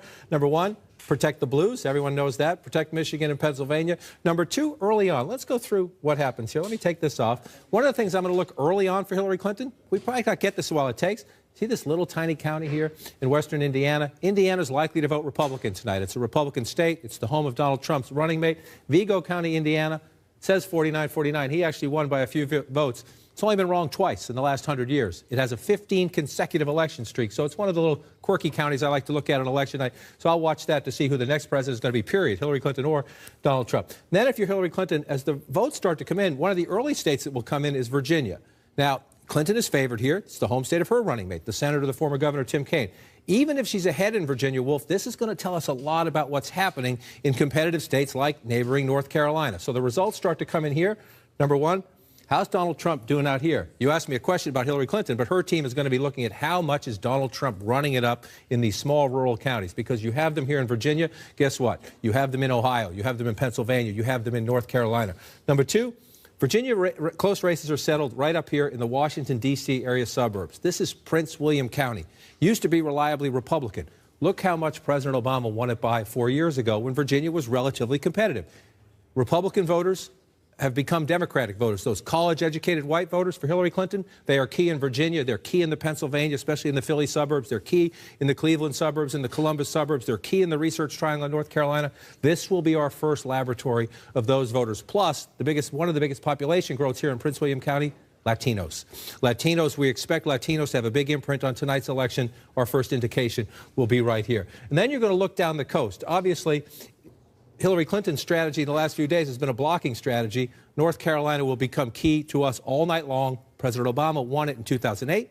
Mitt Romney took it back in 2012. It is one of the most contested states in America. One thing we're going to look for here, what percentage of the white vote is Hillary Clinton getting? Back in 2008, President Obama got 35% of the white vote. He carried the state, right? Just barely. Look at that, just barely. His percentage of the white vote fell to 31% 4 years ago, and he lost the state. Another place, a battleground within the battleground, we're going to look at Wake County. This is where Raleigh is. Yes, there's a significant African-American population here that Hillary Clinton must turn out. A lot of that was done in early voting. But look at the margin here. 55-44. President Obama wins this county by 11 points, Wolf, but he lost the state, just narrowly. If you go back to 2008 when he won it by 15 points. Again, here, you're looking at African-American turnout, but also those college-educated white women. If you're Donald Trump, what are you worried about right now? If you're Donald Trump, well, what you're looking at right now. And what do you want to do if you're Donald Trump? If you're Donald Trump, let's start right here. If you're Donald Trump, you want to win this. Bakari was just talking about this as the unicorn. I covered George W. Bush. Both times he wanted this very badly. Mitt Romney wanted this very badly. Republicans always look at Pennsylvania. Look at all that red. You look at all that red and you think, why can't I win this state? This is probably key to Donald Trump. Donald Trump has to win Florida. He probably has to win North Carolina. 29 electoral votes in Florida, 15 in North Carolina. But then he still needs more. He has to turn. Let's go back to the winning map. This is the winning map for the Democrats. This is 8 years ago. Here's the winning map for the Democrats 4 years ago. If Donald Trump is going to win, yes, he has to keep all these reds from Romney, but he has to turn something big blue. This would be 29. This would be 20. This would be 16. Donald Trump is looking number one. That's a must. And if he gets that, then he needs a big blue to leapfrog. He's also going to look in Corey's home state up there of New Hampshire. Donald Trump's path is more complicated. He has to win many more states. So what is he going to look for within these states? 8 o'clock hour is Pennsylvania. We'll get some clues in the 7 o'clock hour. 8 o'clock hour in Pennsylvania. Number one, what are the margins in these small rural counties? Is Donald Trump running it up? Tiny, less than 1% of the population, but he needs to run it up like that, maybe even more. That's your white working class voters coming out to vote. Number two, what is he doing in these blue areas? He went to Scranton on purpose. Can this be a smaller margin for Donald Trump here? If it is, he's in play in Pennsylvania. Wolf and Anderson? Thanks very much, John. We're about to get the first results of the 2016 presidential race. This election night will be historic no matter who wins. Right now, from coast to coast, across presidential battlegrounds, it's all coming down to this night and this choice in a history-making, rule-breaking, jaw-dropping campaign. Can we trust her with our security? She is disqualified. He just spends all of his time denigrating, criticizing America. Tonight, voters get the last word in the election of a lifetime. Hillary Clinton seeking to break the ultimate glass ceiling. When any barrier falls in America, it clears the way for everyone. Donald Trump hoping to shatter expectations again. They said Trump doesn't have a chance. We love defeating those people, don't we? After months of twists and turns, the first results now just minutes away. And we're going to win because of you. I will totally accept the results if I win. This is CNN's coverage of Election Night in America. The fight for the presidency, the battle for Congress, and the issues dividing the nation. Either we win this election or we lose the country. Our future is at stake. The people are choosing, the world is watching, and anything is possible until the last vote.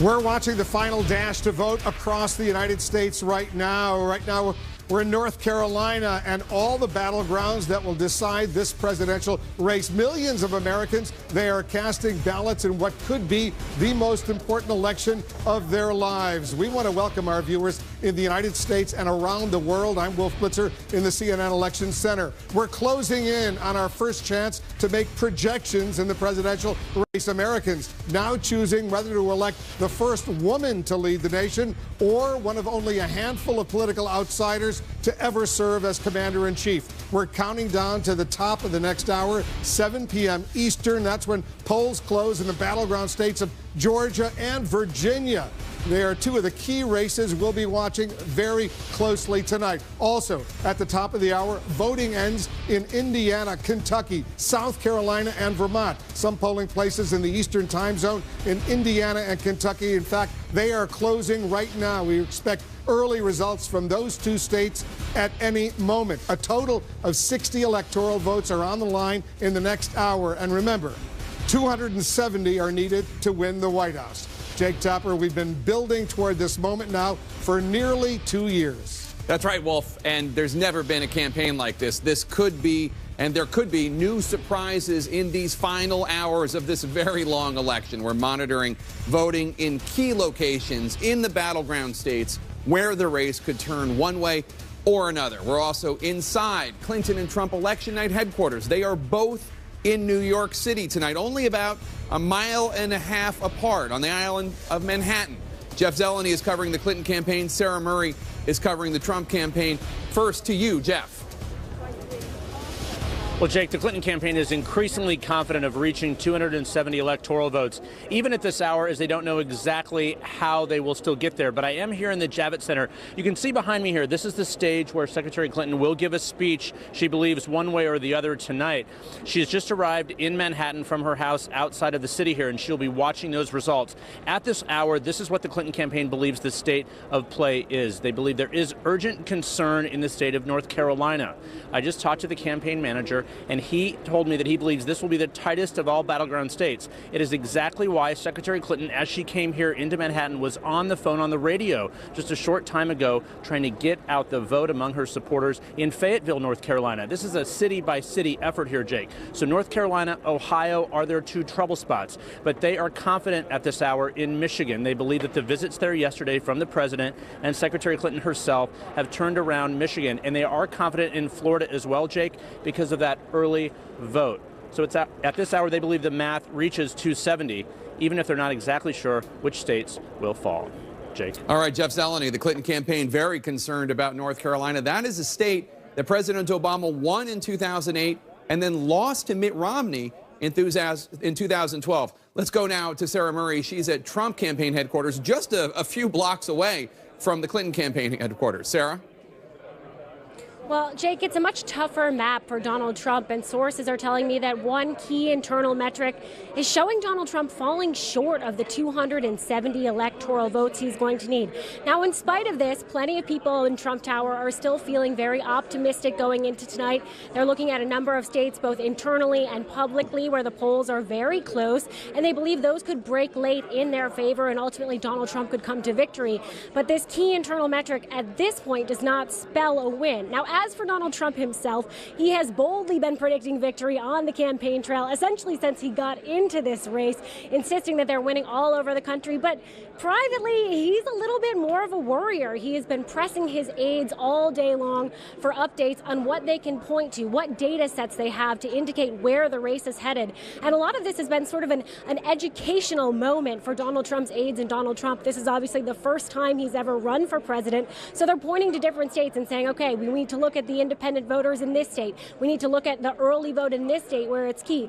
So it's an interesting dynamic going on behind the scenes in Trump Tower today, Jake. All right, Sarah Murray with the Trump campaign. Let's go now to David Chalian, our political director. He has new information from the exit polls about what voters who went to the polls, at least according to these early-ish exit polls, think about these two major party candidates. David? Early-ish, yes, Jake. These numbers are preliminary. They will change throughout the night, but you know one of the major storylines we've been following throughout this entire election season is just how unpopular both of these candidates are. That bears out with the voters today as well. Take a look at Hillary Clinton's favorability among people voting today across the country. 44% say they have a favorable opinion of her, 54% unfavorable. Donald Trump fares even worse on this score. 37% have a favorable opinion of him. 61% of voters in the country today tell us they have an unfavorable opinion of Donald Trump.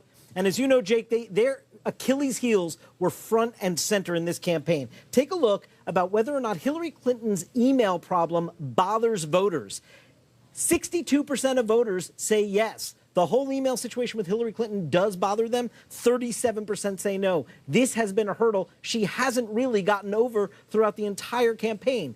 Same for Donald Trump about his treatment of women. 71% of voters say it bothers them.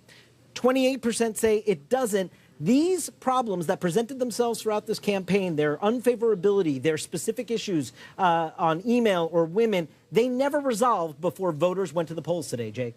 Fascinating. David Chalian, thank you so much. And Wolf, I mean, these exit polls also indicate that 54% of the American people approve of the current president. They just don't seem too excited about the one that they're going to have next. This is truly a historic night for the American people. I think it's historic indeed for the world right now, irrespective of whether Hillary Clinton wins or Donald Trump wins. This is history. Well, either we're going to have the first female president in the history of this country, and we should remember that only 100 years ago in this country, women didn't even have the right to vote nationwide, or we will have the first person elected president, Donald Trump, who has never served in government or the military, the first one ever. So, I mean, that is about as much of an outsider as you can get, even if he has been part of the financial world. And also, in terms of his experience, really quite new to the whole scene. Because those of us who love American history, we're really obsessed tonight by what's going on, Dana. That's right. Not only is it the outsider versus first woman, the potential of that, it's also, we were talking before about the fact that President Obama's approval ratings are so high and how Hillary Clinton has embraced him. And this dynamic hasn't happened. Even the possibility of what is effectively a third term, somebody who takes over the same party after a two-term president, since 1988, when George Herbert Walker Bush won after Reagan's 2 terms. And then before that, it was back in 1948. So this is a rarity if Hillary Clinton does see success in her, as I said, embrace of a 2-term president. We have our first key race alert of the night.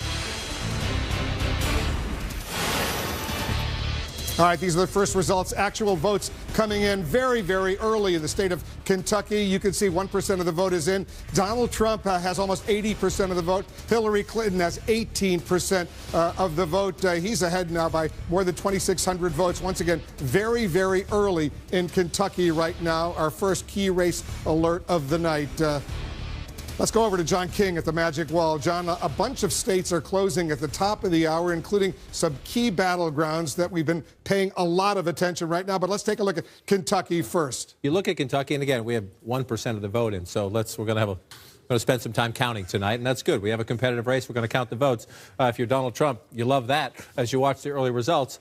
Let's just be clear. They don't tell us much, except I think we can all agree Donald Trump is most likely to win the state of Kentucky and to win it quite handily. So what will we learn? We will learn a lot. Well, if you get cold country, down in here. And Donald Trump has made an appeal saying Hillary Clinton has abandoned coal miners, has abandoned old steel towns, has abandoned white working-class voters who live in small-town America. So Kentucky will teach us something tonight. The margins in places like this, if Donald Trump is running up, again, these are the first votes, so just don't go to Vegas or make any bets on this. But if Donald Trump is running up margins like this in these small towns, not a lot of people live here. You see the early votes, just 313 to 68. But if he's running up big margins like that, as we get the early results in a state like Kentucky, that does tell us something, because there are communities like that here in southern Ohio. There are communities like that here in southwestern Pennsylvania.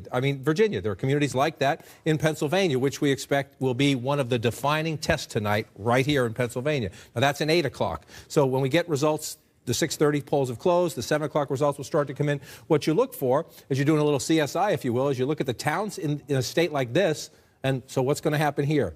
Indiana, we expect, will stay red, but we want to look at it there. So the early results come from states that we think, Indiana and Kentucky, we think are going to be reliably red, but we can still learn from them looking at those results. Just want to also tell our viewers, these New Hampshire votes, when you see, as we go through the night, if you're staying with us throughout the night, states will turn a color. That's who's leading. Until we call them, it's just who's leading in the vote. And so sometimes the map can look a little deceptive. These are, again, if you go into New Hampshire, Dixville, Notch, some other small towns voted last night. That's all we have in New Hampshire right now. The polls are still open. 55 people or so have voted so far. So that's obviously... let's take a look at no stress on them today. They got it over with the last electoral night. map right now. 270. That's the number you need to be elected president. Going into this night, where do we stand? This is where we stood coming into the night. 268 to 204, so clearly an advantage for Secretary Clinton. If you look, the dark blue states, those are states we at CNN view as solid Democratic. It's almost certain to vote Democratic. The lighter blue states, those are leaning Democratic. We have to keep an eye on those when we start to get results, when we look deeper into the exit polls. The dark red states, reliably Republican. The shaded red states, leaning Republican. Again, in places like especially Ohio and Iowa, we're going to watch them all night long. The Clinton campaign thinks there could be a chance they're in play. But here's where we start the night. So if we're going to have an early night, if you will, meaning Clinton starts with an advantage, what would an early night look like? An early night would look like she starts to run it up, and we call that one. Now, I expect Florida to be competitive. That was the closest state in 2012 between Obama and Romney. That close. Florida's always a battleground. We can go back to 2000 or whatever. But if Clinton were somehow to lock up Florida early on, we're projecting to the west. But if you're winning this state big, well, guess what? That would tell us something. But what would Trump have to do to offset Florida? Right. So let's if she lost Florida, if she lost Florida, that's 29. If she wins Florida, what would Trump have to do to still win the presidency? It's incredibly hard. Can he do it? Can he do it? Here's what Donald Trump would have to do to win. He would have to win North Carolina, which if you're losing Florida, you're North Carolina. But he would have to win North Carolina. He would have to win Pennsylvania. He would have to win Michigan. That gets him in the 255 range. This is why Donald Trump needs Florida. Then you're looking at 255. Let's say he gets Arizona and Nevada. How does he get there from there? So then you come out here and he gets Arizona. If he gets Arizona and Nevada, that would put him over the top. But if you talk to even most Republicans in Nevada, believe with early voting, that one's going to be blue. We have it as a toss-up right now. So if he didn't get Nevada, but he got Arizona, he could click on New Hampshire. Can he get there still? Then he can get there with New Hampshire. 270. So he can get there. The question is, if you're losing this, it's hard to believe you're going to win up here unless he has an overwhelming surge among those white working class voters. Is it impossible? No. If you look at the data heading into the election, unlikely. But that's why we're going to count them, Wolf. We're going to count all those votes. We're getting closer and closer to our first chance to make projections in this presidential race. Coming up, the first wave of poll closings, including the battlegrounds of Georgia and Virginia. Much more ahead on this election night in America. Election Night in America is brought to you by CA Technologies. Go to CNNPolitics.com for more about this momentous election and download the CNN Politics app from the App Store, built with CA Technologies.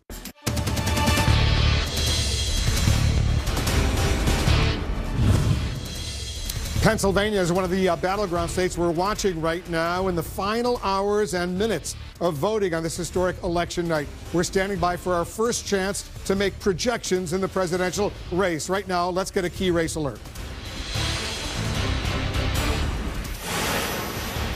More results coming in from Kentucky right now. You see Donald Trump has a significant lead very early, but he has a significant lead of more than 5,000 votes, 73.9% for Trump, 23.5% for Hillary Clinton, once again, early in Kentucky. Let's go over to Jake. Jake, we're watching all these early states come in. We're getting a lot of key race alerts. More numbers are going to be coming in very quickly, but we're waiting for some key results in battlegrounds. That's right. 40 out of 50 states have voted the same exact way in the last 4 presidential elections. It's those other 10 states that are constantly shifting back and forth that will determine this election, and those are the ones that we're really going to keep an eye on. Let's go now to David Chalian. Our political director has some more information from the exit polls. And David, you're looking right now at what people in these preliminary exit polls are saying about how they would feel if Donald Trump or Hillary Clinton became the next president. That's right, Jake. And we're just going to see yet again, I know we've talked about this a couple times now, the challenge here with these unpopular candidates. For either one of them, whoever wins tonight, they're going to have a challenge bringing the country back together, getting a majority of Americans on their side. Take a look here. If Donald Trump wins tonight, no matter who they voted for, take a look at these numbers here. 21% say they'll be concerned. 37% say they'll be scared. Concerned or scared, 58% of the electorate if Donald Trump wins. Hillary Clinton, about the same, not a ton better. 24% concerned. 29% scared if Hillary Clinton wins the presidency tonight. 53%. They are both facing majorities who are more concerned and scared than excited and optimistic, no matter who wins this election tonight, Jake. Kind of bizarre, because that would suggest, and I know these are preliminary numbers, but that would suggest that people are voting for Donald Trump who would be concerned or scared, and people are voting for Hillary Clinton who would be concerned or scared. Yet another reflection that many voters are not happy with the choices they have. A lot of people concerned and scared right now. We have a key race alert right now.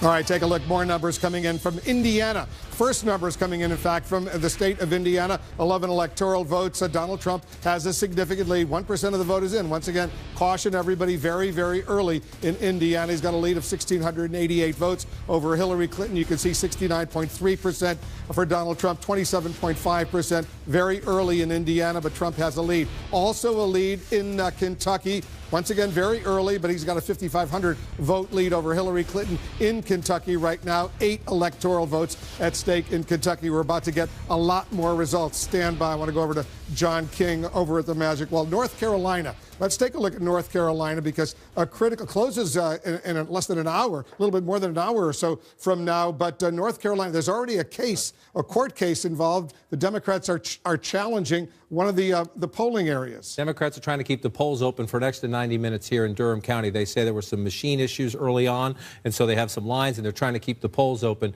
in this county. 2.8%, so about 3% of the state's population. Why is this important? Why are Democrats say keeping it open? Let's go back in history. Here in 2012, Durham County, 76% for the Democrat, President Obama, 23% for Mitt Romney. If you go back to 2008, when President Obama carried the state, pretty much the same, 76%. So you pull out to the map here, that's 2008. Let's come back to 2012. Obviously, this area of the state, the Raleigh-Durham area, is absolutely critical in this competitive battleground state, but Durham in particular, Democrats need those votes. So they're in court right now trying to keep them open, and this is what we're going to watch all night. This has become... Florida was the closest election in 2012. Demographically, North Carolina is probably the most closely contested battleground state. We expect Florida and North Carolina to be 2 of our most competitive states tonight. And that area of the state, Wolf, is absolutely critical. You come into Wake County here, next door to the Raleigh-Durham area. President Obama won by 11 points. Hillary Clinton needs almost 10% of the population of the state. Right, it's a very big chunk of the state population. And here, this is 2 battlegrounds within the battleground, in the sense that you need African-American turnout, and those college-educated white voters, especially suburban women, will be critical here. But Durham is a much more Democratic base area. This is a swing area. Wake County next door is a swing area. It goes Democrat now. The question is the margins for the Democrat to be competitive statewide. Here, the Democrats, this is a basket of Democratic votes, and if those polls close early, just do the math. People don't vote, you don't get those numbers. And so that's why you have the court case going on right now, because this is absolutely pivotal to Hillary Clinton and the overall vote count in North Carolina. The polls close in North Carolina, 7:30 p.m. Eastern. Same in Ohio, which is so important, especially for Donald Trump. If Donald Trump does not win Ohio, he will not win the presidency. You see here 51-47 against, this is the Obama-Romney race. This is absolutely critical to Donald Trump, and we lean Ohio in Donald Trump's favor in our electoral map, because he has consistently led by a small amount, but a consistent, steady lead in Ohio. So what are we going to look for? Number one, on the Democratic side, can Hillary Clinton pull this state back, if you will, pull it away from Donald Trump? It's all right here. Cuyahoga County, other places as well, but we'll know our first indication is African-American and Democratic-based turnout in Cuyahoga County. Can she do that? And not just with the percentages, but with the math, the numbers, the turnout numbers. The next question we'll have in Ohio, and this will be the same case in North Carolina, in Philadelphia, in Pennsylvania, in every big swing state. Who wins the battle for the suburbs? Close presidential elections increasingly decided in the suburbs. Look how close Lake County, Ohio was back in 2012. President Obama close enough to keep winning the state. So we're going to look here as well in Ohio. And then if you look at the middle of the state, I'm going to be a bit of a broken record tonight, but we go through now, we can study this in Kentucky. We're going to get it soon in Virginia, and then we're going to see it in Ohio. How does Donald Trump do in these areas here? Especially here, just over the Pennsylvania border, Youngstown area, that's a Democratic area. What are the margins? What is he getting for those white, blue-collar voters who usually vote Democratic, who might be listening to Donald Trump? Maybe they think he's better able to handle the economy. Maybe they like the trade message. Maybe they like the immigration message. So we're going to look in here. And then in these smaller counties in Ohio and in many of the key battleground states, you're just looking, how does he do compared to Mitt Romney? Is he getting more of these blue-collar white voters? Donald Trump has to run it up in the rural areas, and the big question here will be African-American turnout in Cleveland and the Columbus area. Let's not forget John Casey, the governor, voted this time for John McCain, not for the Republican nominee. We're nearing a pivotal moment in the presidential race. Coming up at the top of the hour, the first results from two of tonight's battlegrounds. We're talking about Georgia and Virginia. We're going to get important clues about how this night may turn out. Stay with us.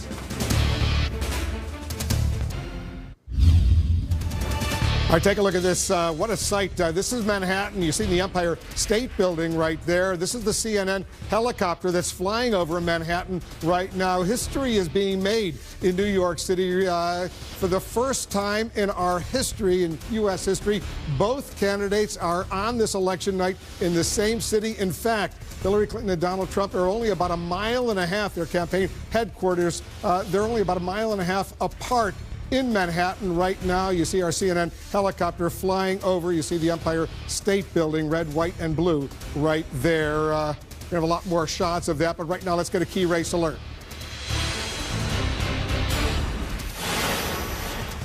All right, in Indiana right now, more votes are coming in. Donald Trump maintains a significant lead. He's got a lead of almost 13,000 over Hillary Clinton, 70% to 26%. Once again, though, only 1% of the vote is in. 11 electoral votes in Indiana. His vice presidential running mate is the governor there. Kentucky, Donald Trump maintains a significant lead there as well. 8,500 vote lead over Hillary Clinton. Still early. 1% of the vote is in, 68% to 28%. Eight electoral votes.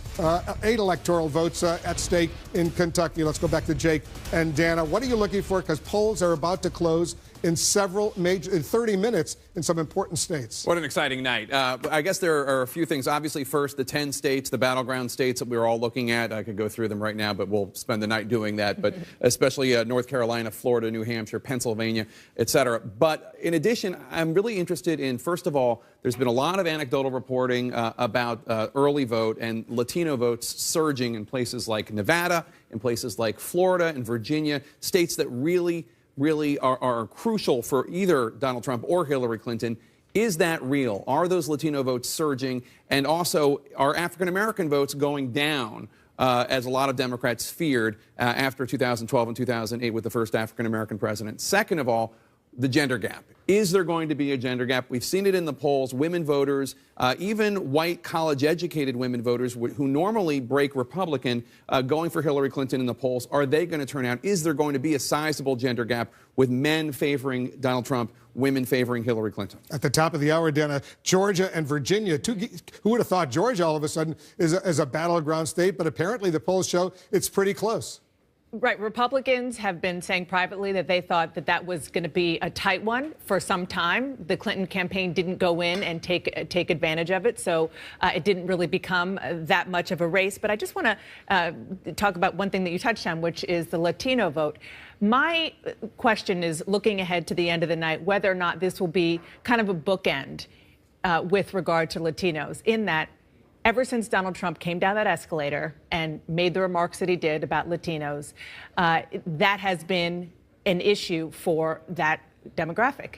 And now, like you said, the question is whether or not there is a Latino surge. And if that happens, if it turns out that perhaps Donald Trump sort of awoke a sleeping giant, that would be come full circle tonight. The end of the night, the end of the campaign. versus the beginning. Democrats have been trying for years to get Latinos to vote in the high numbers as they can get, and it hasn't worked. One of the reasons why Arizona has been a contentious state is because, in the words of Democrats in Arizona, Donald Trump has been a one-man get-out-the-vote operation to rally Latinos to the polls. I don't know that Arizona, at the end of the day, is going to end up being that competitive, but the Latino vote, as you say, awakening a sleeping giant, if they turn out in numbers in Florida, in Virginia, in Colorado, and Nevada, boy, that could really... And even North Carolina. And North Carolina, that could really be something. We remember, and the panel's been discussing this, in 2012, after Mitt Romney lost, the Republican National Committee doing this autopsy, looking at the fact that they need to win over Latino voters. They didn't take the lesson, and we'll see what happens tonight. Let's get to the panel and Anderson right now. Yeah, Wolf, thanks very much. Bakari, you've been watching North Carolina very closely tonight. Well, I think North Carolina is probably going to be one of the closer races we have, and I'm very interested in this court case. I think you have two dynamics. You have a relatively frivolous lawsuit that was filed in Nevada by the Trump campaign because individuals were staying in line and voting as they should be allowed to in Clark County. But here you have a GOP party in North Carolina. You have a governor in Pat McCrory who the court said they discriminated with such precision in the way that they cut back on the number of early voting locations, especially here in Durham. And what happened today, you have two Republicans and one Democrat on the Durham County Board of Elections who agree that these polls should be open a little bit longer. It's an historically black college and a university there in North Carolina Central where the lines are apparently just out of the roof. And so you see these things happening in pockets, but North Carolina has become synonymous with voter suppression. There's a court hearing taking place right now as we speak. It's going on right now, and it's very to allow some of the polls to remain open. Well, to allow this county to stay open for another hour and a half, which is important because Corey and I, we sit on this panel and we talk a lot, and we don't agree on everything politically, but we do agree on the fact that everybody should come out and vote, and everybody should have an opportunity to play in the process. And so if you're in line, stay in line. But what the North Carolina Republican Party did under the cowardice leadership of Pat McCrory is a disgrace. Well, and it's a big, that's the home county to Deborah Ross, who's running for U.S. Senate. That's a very big Democrat stronghold. So if I were them, I'd be fighting for it, too. I want to see the Republicans do well. Right, we'll find out the results of the hearing, whether or not they're going to be able to keep that open. Yeah, it's my home state. I grew up there, and I can just tell you it's been an agony seeing what's been happening in our politics over the last few years. It's gotten very rough, very nasty. And this is a big showdown night in North Carolina because the force of McCrory's up in a very tight election for governor, be reelected to governor. And there's also a Senate race that could actually change the leadership of the Senate to Democratic if Burr loses a Republican governor. So there is a Republican senator. So this is what you're talking about is really pretty central to the way this whole election, the sense of democracy works. We also saw President Obama making numerous trips to North Carolina to try to raise as much did Hillary support. Clinton. Yeah. Well, he's trying to get out the African-American vote because there was a sense that it wasn't turning out, as Bakari knows, in the numbers that they needed it to turn out. And I think, what we're going to be watching tonight is whether there is a real demographic shift in this country. The last election, 72% of the people who voted across the country were white. We're going to have to see if that number decreases this time. And so demographics is destiny, as we always say. So the question is, in North Carolina and in other places, will minority vote make a difference for the Democrats? We're also going to be looking at the shifting in the country versus in college versus non-college educated voters. I mean, this is something that really interests me because for the last 60 years, Republicans have won the college-educated vote in this country. Is that going to change? The white college education. And we've seen is that going to change? We've seen some of the demographic. We've seen some of the demographic information, the racial information, and some of the early exit polls, but those are very early, so we're going to be giving more of those throughout the night. We're just minutes away from getting the first results from two major battlegrounds. Polls are about to close in Georgia and Virginia. This election night just getting started. We'll be back after a quick break.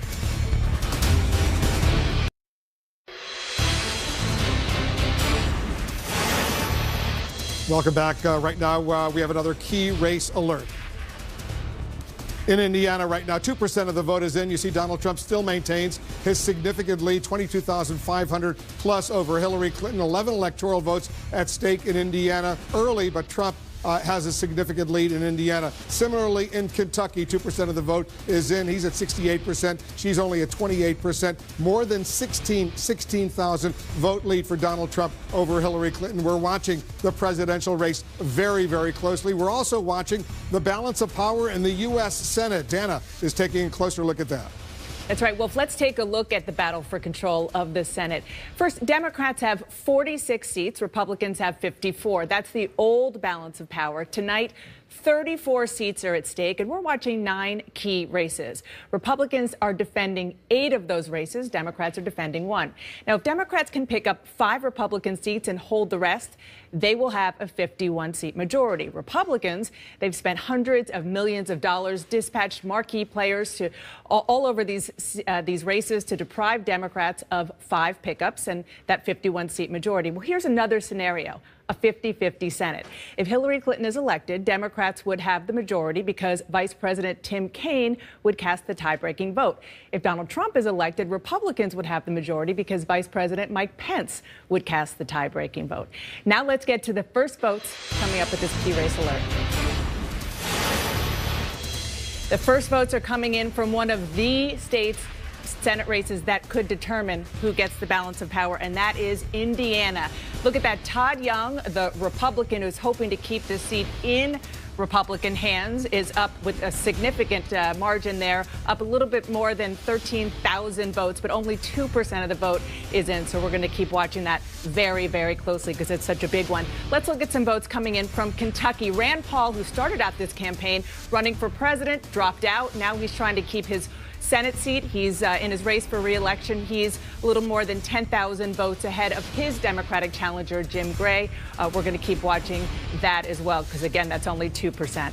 Now, let's look, Jake, at the current balance of power, where we start this evening. If you see up on the big board, Democrats right now have 36, Republicans have 30, and we are looking at 34 seats that we're going to be monitoring and projecting as we get the results in throughout the night. But really, it's 9 seats that we're really focusing on because the others don't really have competitive races. Exactly. One of the things that's so interesting is about 3 or 4 weeks ago, Democrats wished the election had taken place yes, they did. In early October when Hillary Clinton was really surging following the release of that Access Hollywood tape. And Democrats were talking about recapturing the Senate by big numbers. Then, of course, FBI Director Comey released that letter, and the race started tightening.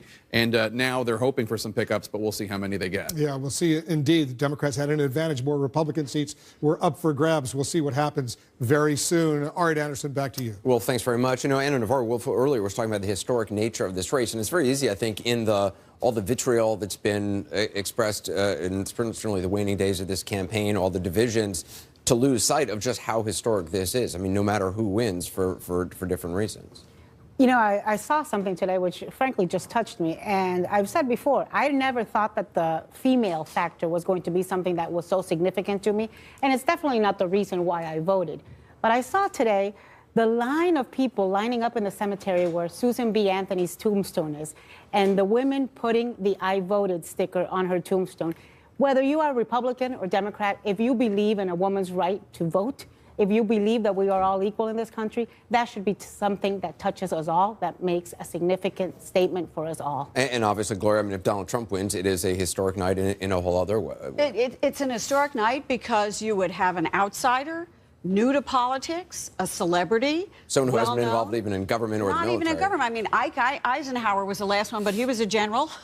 So you'd have somebody who created a movement out of nothing, who was not aligned with any ideological wing of his particular party, who spoke to voters about their concerns of being disenfranchised from their own party as well as from the opposition party, who felt removed from Washington and said, you know, I've had enough and I don't want to take it anymore and I am looking for something different, somebody to shake up the establishment and the status quo. So either of these results would be historic for this country. I mean, I want to add to what Anna was saying. You know, it's the persistence of these women 96 years ago who got the right to vote for women in this country that those women were thanking today, because When you think it hasn't, 96 years. In our generations, we sometimes take it for granted. Of course right? we do. We take for granted that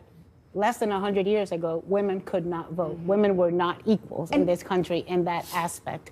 And so, look, whether she wins or not tonight, the fact that Hillary Clinton is out there competing for the big title is, I think, very significant to a lot of people in America. Well, yeah, it's also significant that we talk a lot about the Latino vote, but also that the women's vote may be very historic in a lot of different ways. We don't have enough numbers right now to know for sure, but that she may be winning white college-educated women, that she may even possibly win married women, which would be the first Democrat since her husband barely won them 20 years ago. So the fact that she could be, moving these women. Now, we don't know if this is a realignment, if these are women that are moving away from the Republican Party, or if this is an anti-Trump. But also just the changing demographics of the United States. I mean, not only how we're seeing it reflected this time around compared to even 4 years ago, to 8 years ago, but what it portends for the future as well. Well, and we've got two things happening on the Latino front. First of all, the percentage of Latinos voting has been ticking up.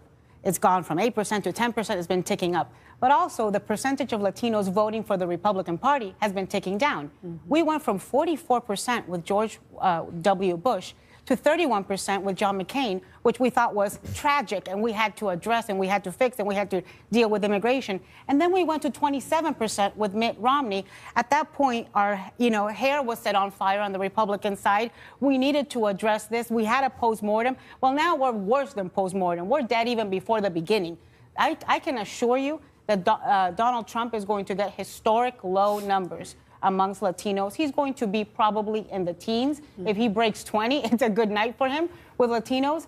And it would be sweet, sweet justice if after everything he has said, after every attack he has made against Latinos, after he has thrown out Latino anchors from press events, after he hasn't done any outreach, after he has questioned a judge's citizenship, after he has called Mexicans rapists, it would be sweet, sweet justice if tonight it was the Latino vote that defeated Donald Trump. Así que, mi gente, levántense y voten. Ana Navarro, you're not a Trump supporter. No, I'm not. You know what I am? I'll tell you what I am. I am a college-educated Latina, and sure as hell not a Trump supporter.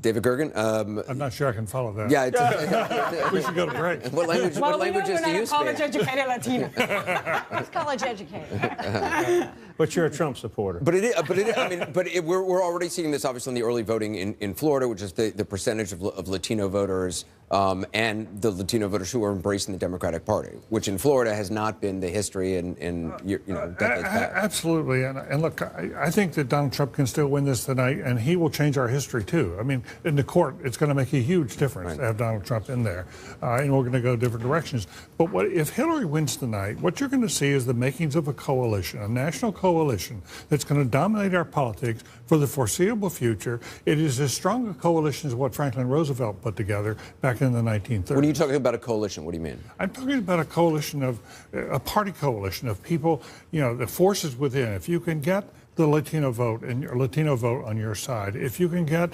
the black vote on your side, if you get the minorities, if you get women, if you get the young, that puts together a coalition of people that has won a majority now. If they win tonight, they will have won a majority of the vote in 6 out of 7 presidential elections. We haven't seen that in our history very often. We saw it in the 30s. We saw it once in the 1930s. We're standing by for the first big wave of results in the presidential race. Let's go back to Wolf. Thanks, Anderson. Now, more early votes already are coming in. We have a key race alert. Here are the latest results coming in from Indiana. 3% of the vote is now in. Donald Trump has a nearly 40% lead over Hillary Clinton, almost 70% to 26%. Donald Trump has a significant early lead in Indiana, where there are 11 electoral votes at stake. In Kentucky right now, Trump also has a significant lead, just went up a little bit, 23,100 plus over Hillary Clinton. Once again, only 3% of the vote is in. He's got 66%. She has 29%. 8 electoral votes in Kentucky. Kentucky, early voting in both of those states. We're about to get our first chance to make projections in this historic presidential race between Hillary Clinton and Donald Trump. We're counting down to the top of the hour, 7 p.m. here on the East Coast. That's when polls close in the battleground states of Georgia and Virginia, two of the key races we're watching. The last polls are also closing in Indiana, Kentucky, South Carolina, and Vermont. A total of 60 electoral votes are up for grabs in those states. And remember, it takes 270 electoral votes to win this presidential election. Jake, Georgia and Virginia, they will be the first tests, the big tests of the night. That's right, Wolf, and we'll see whether Donald Trump can hold on to the traditionally Republican-red state of Georgia, and if Hillary Clinton can keep her Virginia firewall intact. We're keeping tabs on voting all across the country in these key battleground states. We'll be following throughout the night. Right now, let's check in with our correspondents who are at the presidential candidates' headquarters in New York City. Jeff Zeleny covering Hillary Clinton, Sarah Murray covering Donald Trump. First to you, Jeff, what are you hearing from the Clinton campaign? Well, Jake, in the Clinton war room right now, they're keeping an eye on Virginia. They believe those 13 electoral votes could be the first battleground state they win in terms of the times of polls closing. They're looking to the suburbs right outside Washington, D.C. They believe that the turnout there was strong throughout the day, particularly in Fairfax County, in Arlington County, a county where President Obama won by some 20 points in 2012. They believe that turnout was exceedingly good.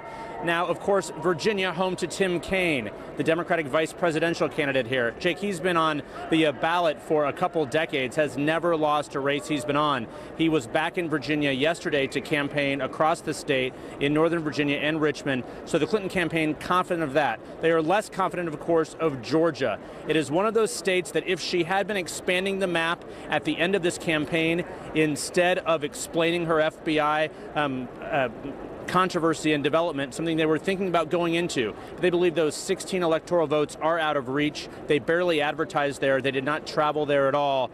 One senior Democratic advisor said maybe next time Georgia will come into play, but not this time. Georgia, a state that I believe Barack Obama lost by only 5 points. It's been a state that Republicans have thought to be trending Democratic. We're keeping an eye on it. Sarah Murray is with Trump campaign headquarters just a few blocks away from Jeff. And Sarah, what are the Trump campaign officials telling you? Well, Jake, the Trump campaign knows that Northern Virginia, the D.C. suburbs, are not turning out today to make America great again. Look, Virginia is not a central part of their electoral college strategy. They've been encouraged to see a tightening in the polls there, and they know that really their only hope is going to be to try to run up the score in areas outside of those D.C. suburbs if they want to have a shot at flipping Virginia to Donald Trump's column. Now, one Trump aide tells me, look, this could turn out to be a Cinderella story for us tonight, but others who are close to the campaign are not so optimistic about a win in Virginia this evening, Jake. All right, Sarah Murray, thanks so much. Let's go now to our political director, David Chalian, who has the latest from the exit polls. And David, with the polls in Georgia and Virginia about to close, you're taking a look in the exit polls as to who exactly showed up to vote in those key states. That's right, Jake. And we're going to be talking about these two demographics all night long. The racial makeup of the electorate, as well as how the electorate is made up in terms of education level. So first to Virginia, looking at race, 68% white. That's a touchdown, a little less white, a little more Latino from 4 years ago. It was a 5% 4 years ago, ticked up a point here. This is becoming a slightly more diverse state. Look at education level, too. We see a slight tick up there. 57% of voters in Virginia today are college graduates. 4 years ago, that was 54%. That's an increase by 3 points there. That is a significant development. Take a look at Georgia. We see something similar here. 61% of the electorate in Georgia is white. 8 years ago, our last time we had exit polls in Georgia, that was 65%. Again, Georgia becoming a little less white, a little more diverse, an uptick in the Latino vote again from 8 years ago. That was about 4%. It's now 5%. The African-American vote holding the same there. College education in Georgia. This is the big number that we're seeing in Georgia tonight, Jake.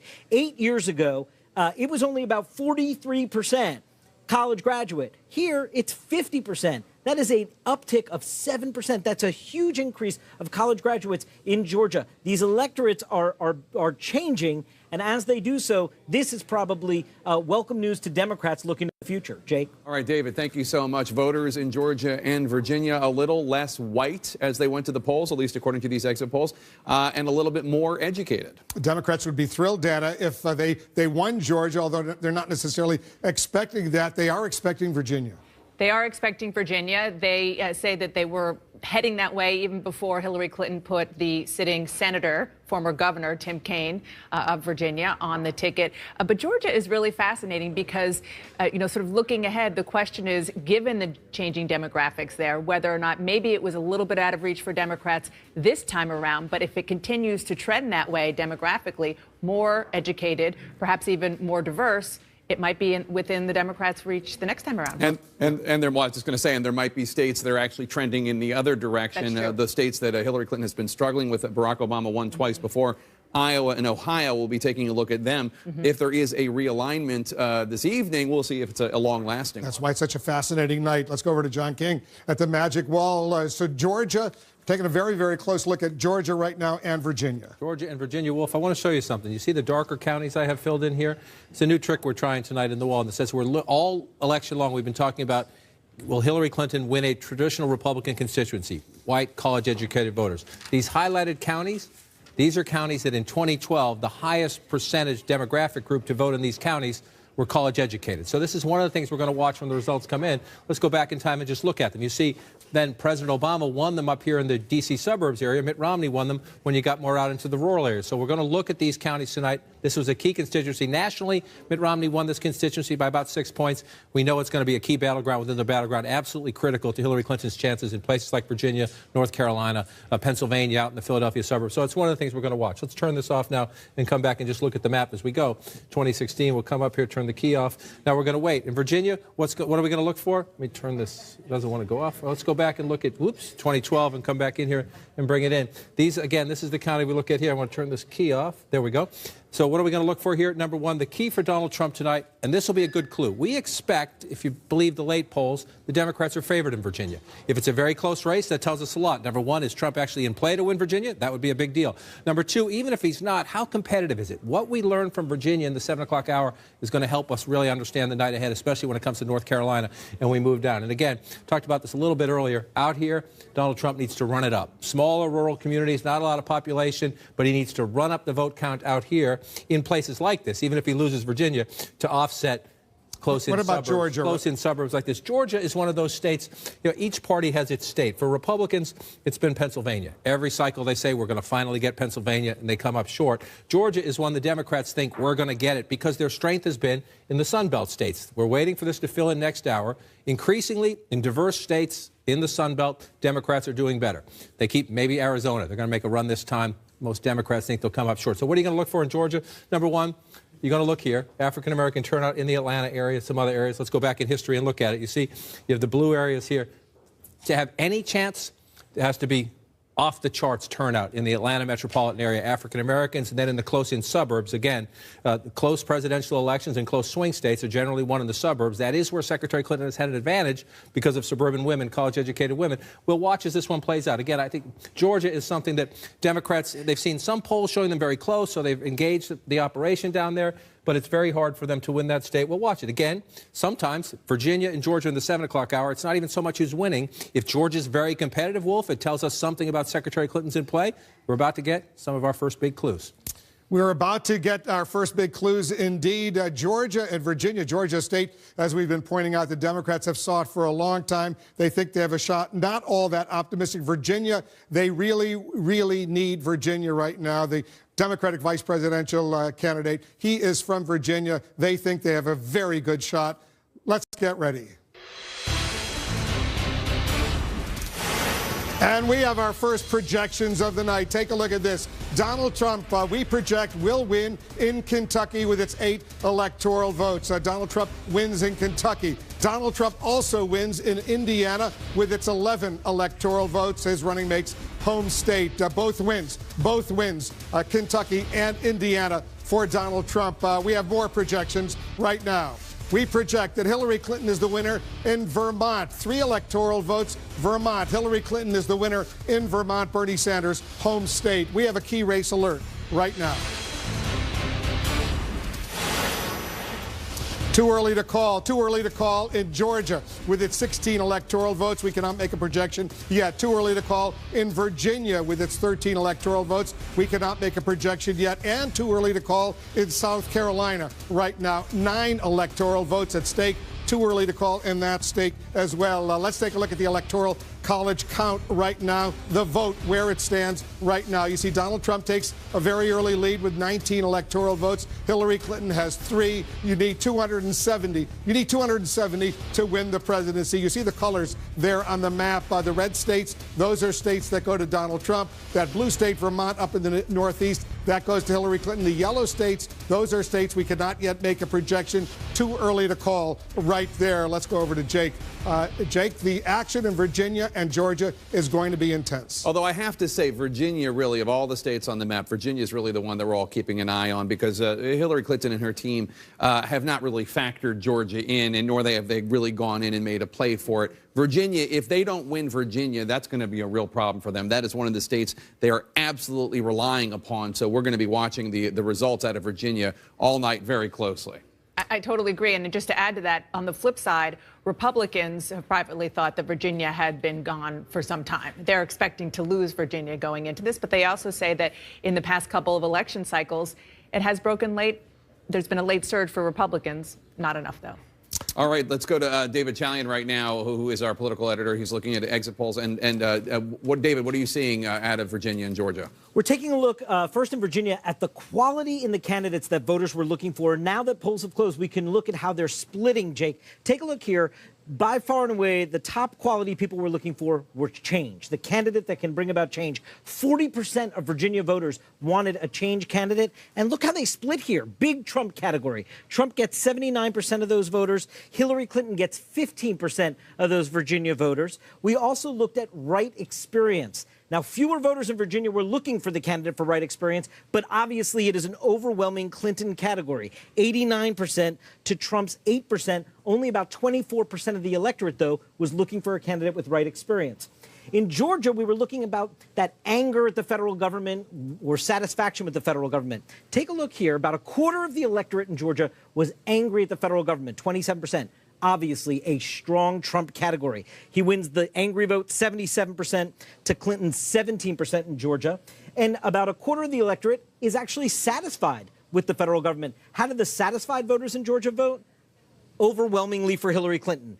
81% for Clinton, 14% for Trump, among the quarter of the electorate that is satisfied in Georgia tonight, Jake. All right, David, thanks so much. And Wolf, obviously, if a large enough percentage of voters in any state or commonwealth goes to the polls wanting change and thinking Donald Trump is the instrument of that change, that does not bode well for Hillary Clinton. Even, Dana, if the Democrats don't win Georgia this time, 4 years from now, 8 years from now, given the demographic trends, they think they have a shot. It's certainly possible, especially given the numbers that David Chalian was showing us tonight about how it looks a little bit like, as we were talking about before, Virginia looked 1, 2, 3 cycles ago. This is a moment, though, that once we start getting these first projections, Jake, that everybody is going to be watching so closely to get trends for these other battleground states. That's right. I mean, and the question is how many Latinos turn out, how many college-educated voters turn out, how big is the gender gap, what is the results in Virginia might be relevant to results we see in North Carolina or even in Pennsylvania. Pennsylvania, your home state, all of a sudden, by all accounts, it's in play. Generally speaking, Republicans always seem to hear the siren song of Pennsylvania, and they go there and they try to compete, and ultimately they're not able to. But it does seem as though Donald Trump has been able to really make it competitive outside Philadelphia with the white working class voters that make up so much of his natural base. He has really made that state, or Commonwealth rather, a competitive one. It's a moment that we're watching very closely. I want to just check in right now with walk over to John King over at the Magic Wall. John, we're taking a very close look. You've been looking at this one county, Vigo County, in Indiana. Yeah, again, not necessarily instructive, but Vigo County is one of these, it's a quirk county in the sense that they have a great record of picking the winner, voting with the winner. Even when Indiana went red in 2012, if we go back in time, Vigo County voted for President Obama, just barely, but he won the election. So I'm just been waiting for the results to come in. We have about 44% of the vote in, and Donald Trump is ahead by a sizable margin. So if that holds up, either Donald Trump's going to be elected the next president or Vigo County's streak is going to end. We won't know that for hours. So strap in and we'll see. But they've been right in 15 straight presidential elections. They've been wrong only twice in the last 100 years in terms of picking the winner at 44%. That tells you something. And that's just one of the streaks we're looking at. And this is a very unorthodox election, so I expect a lot of streaks might be broken tonight, no matter who wins. But one of the other things you do is I'm trying to look in these early states for clues as to performance. Is Donald Trump overperforming Mitt Romney in rural areas where you have white working class voters? So it's one of the things you look at. And so you just look at a county and you look and Donald Trump's getting 67%. Again, it's only 5% of the vote in, so it might not necessarily hold up. But then you go back and look. Mitt Romney got 60% in this county. So there's a county where Donald Trump is running a little stronger. It doesn't necessarily matter in Indiana, but if you're running stronger with those types of voters, what do you learn in other places? That's why, again, we're looking at Kentucky a lot. Let's come back to 2016. Let's take a look at Florida, because Florida's getting tonight. They're going to be closing at the top of the hour. Florida, look at that. We have some votes in Florida. Yeah. Let's see where those are coming from. One, it's always fun when you see the first votes come into the wall and you try to figure out where they're from. Little Citrus County, it's only less than 1% of the population, but there you go, 0% reporting there. But obviously some votes have come in. Some counties, the early votes, they load them up. They've had a lot of early voting, aggressive early voting in Florida. So what are we going to be looking for overall in Florida? That's the early lead right now. And what are you going to look for? Number one, this is your big Democratic strongholds down here. Hillary Clinton, to win Florida, has to run it up. Let's go back in time and look at this state. Florida was the closest state in the 2012 race. President Obama eked out a very narrow victory. The early voting there, when they dumped those numbers in, that is critical. You heard the panel talking earlier about Democrats think they amped up the Latino vote to help them there. We'll see. What happens down here? A little battleground within the battleground. How does Donald Trump do in Palm Beach County? That's his second home. He thinks he's going to do very well in Florida. Is Donald Trump going to win Palm Beach County? I bet not. It is traditionally a big Democratic county, but the margins within these counties matter. In a very close election, if these are friends of Donald Trump and he can make it instead of 60-40, make it a little bit closer, those things matter. That's what we're going to watch as we start to watch the results come in Florida, the key Democratic strongholds across here. I'll tell you, Wolf, this is anecdotal. You call people in these states, you email with people on election days. The Democrats were very happy about their early voting. Hillsborough County, where Tampa is, absolutely critical. Pinellas County, you go to the west out here in St. Petersburg, it's more of a swing county, critical for the Democrats. The Democrats were thrilled with the early voting there. Talking to a friend who knows the organizers down here today, said the Democrats got some jitters today when they saw the long lines of Trump supporters. Right. So we're going to play this out. Stand by. I want to go to Mark Preston right now. Mark, the polls closed in North Carolina at the bottom of the hour, but there are some important developments you're watching. Yeah, Wolf, we actually have breaking news right now out of North Carolina. The North Carolina State Board of Elections has agreed to keep the polls open in 8 precincts, anywhere from about 20 minutes to 60 minutes. Now, this has to do, Wolf, with the fact that there was computer glitches. There were computer glitches, Wolf, in some of the precincts earlier today, and those computer glitches caused long lines, and people were being turned away from the polls. Now, the polls right now are scheduled to close at 7:30, so some of them now will close at 8:30. Some of them will close a little bit sooner than that. The Durham County Board of Election had requested, actually, the polls to be open for 90 minutes, Wolf, but they did not get the 90 minutes they asked. As I said, it was a computer glitch problem. And as we look into this right now, this is former Governor Jim Hunt. Before we had actually heard the ruling from the State Board of Elections, he said that this is not an appropriate way to treat human beings. It is heartbreaking, and it follows a deeply troubling pattern of disenfranchisement in the state of North Carolina. Now, Wolf, I should note, in the state of North Carolina, very important to Hillary Clinton, Durham is 38% African-American. Barack Obama won Durham by 76%. In 2008 and in 2012. Wolf. Interesting stuff. Very interesting indeed. All right, we're going to get back to you, Mark. You know, John Durham, let's talk a little bit about Durham. They're going to get a little extra. The poll's supposed to close there at the bottom of the hour in a few minutes from now, but they're going to stay open maybe as long as another hour. As Mark just explained, not as long as the Democrats had hoped for, had requested, but they do get the polls open longer. And as Mark noted, we're going to wait to watch this fill in, but let's go back for historical perspective. This is an overwhelmingly Democratic county. The African-American vote, other Democratic constituencies, and you see a state like this, again, North Carolina, like Florida, one of the most tightly contested states in the United States. So each party knows where its voters are, especially in the age of big data politics. The Clinton campaign has a list. They know who they need to vote here in Durham County. And the question is, you check them off as they go and you try to turn people out. So they're desperate to keep these polls open because in a state as close as North Carolina, Mitt Romney took it back from the Democrats. It's been traditionally Republican there. President Obama won it just barely, 50-50, in 2008. So in a state this closely contested, it's pretty obvious, every vote matters, and so you have these arguments, and it's in a key area of the state, not just Durham, but the Raleigh-Durham area. You have the African-American base out of Durham. You have the research triangle of Raleigh-Durham. This is a key battleground within this battleground state. Absolutely critical to Hillary Clinton to run it up in these areas, and absolutely critical for Donald Trump. His competition in the suburbs is very important here, too, so we'll be a little later counting those votes, obviously, in a state we expect to take us deep into the night. So they'll stay open for as long as an extra hour. Dana, we're getting our first projections in the balance of power in the U.S. Senate. That's right, Wolf, we sure are. And let's start with the state of Vermont. Patrick Leahy, already one of the longest-serving senators in history, CNN can project will go on to win an 8th term, defeating his Republican challenger, Scott Milne. Now let's go to the state of Kentucky. Rand Paul, people remember, he started out this campaign running for president, dropped out, then decided to run for re-election. CNN can project that he has won that seat, defeating his Democratic challenger, Jim Gray. Now let's go to South Carolina. Republican incumbent Tim Scott, CNN can project that he will defeat his Democratic challenger, Thomas Dixon. Tim Scott being the first African-American ever to represent the South. Now let's look at key races where we're watching very, very closely. Indiana, again, this is an open seat, a Republican seat. Todd Young, the Republican, at this hour, just about 10% of the vote in, is pretty far ahead Evan Bayh, who is trying to get his old Senate seat back, turn that blue. We're going to be watching that very, very closely. And now we have some where the polls have not yet closed, but we do see some numbers coming in.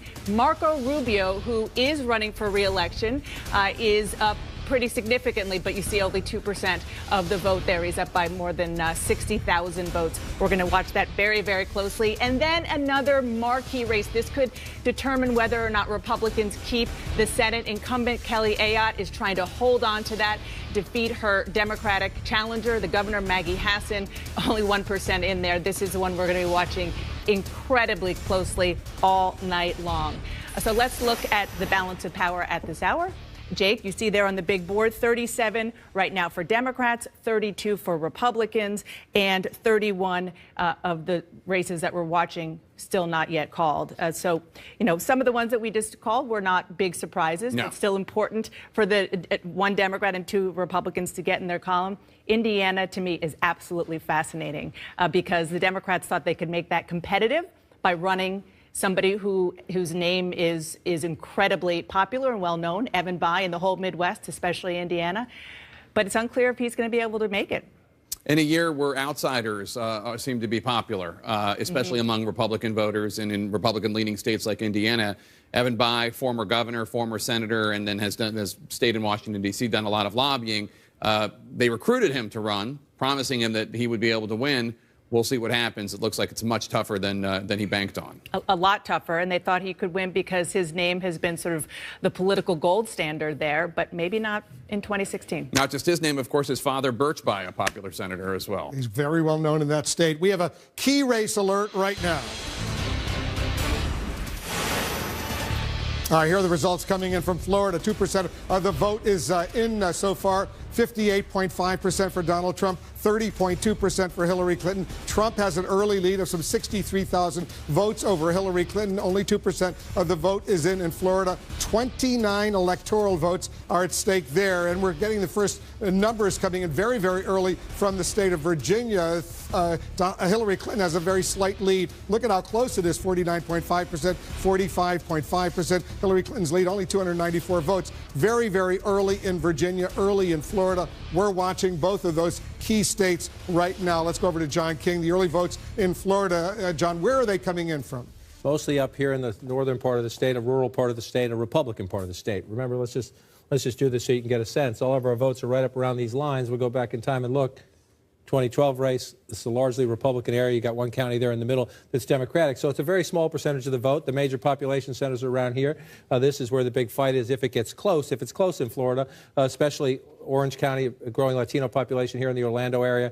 This is a big area. The Democrats 60-40. Watch, this is a place where Democrats say their early voting was significant among Latinos. But if we come back to look where we are right now, this doesn't tell us much, except these are conservative areas up here. You're up here, so you're looking here to see if Donald Trump can run up the numbers. Now, again, 0%. So these are just the first votes, 692 to 387. It's very early and preliminary. But one of the things you're going to watch in a state like this, again, the closest state in 2012, is how does it shape up when you go back and look. And right now, remember, Romney at 63.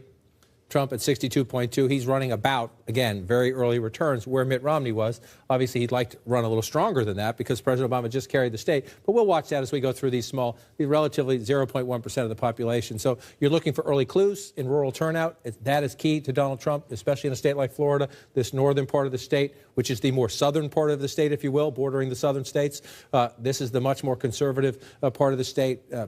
Where Trump has campaigned on immigration, on Obamacare, on taxes and spending issues. This is much more important here. So we'll watch it. Early results. This doesn't tell us much, except for these early counties are filling in the way Donald Trump would want them to. Yeah, more Democratic counties down in the southern part of Florida. We're just minutes away from the next round of poll closings, including the battlegrounds of Ohio and North Carolina. North Carolina becoming even more crucial in the closing days of the presidential race. New results coming up right after a quick break.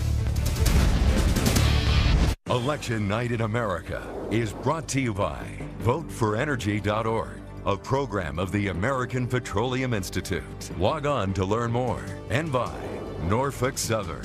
One line, infinite possibilities.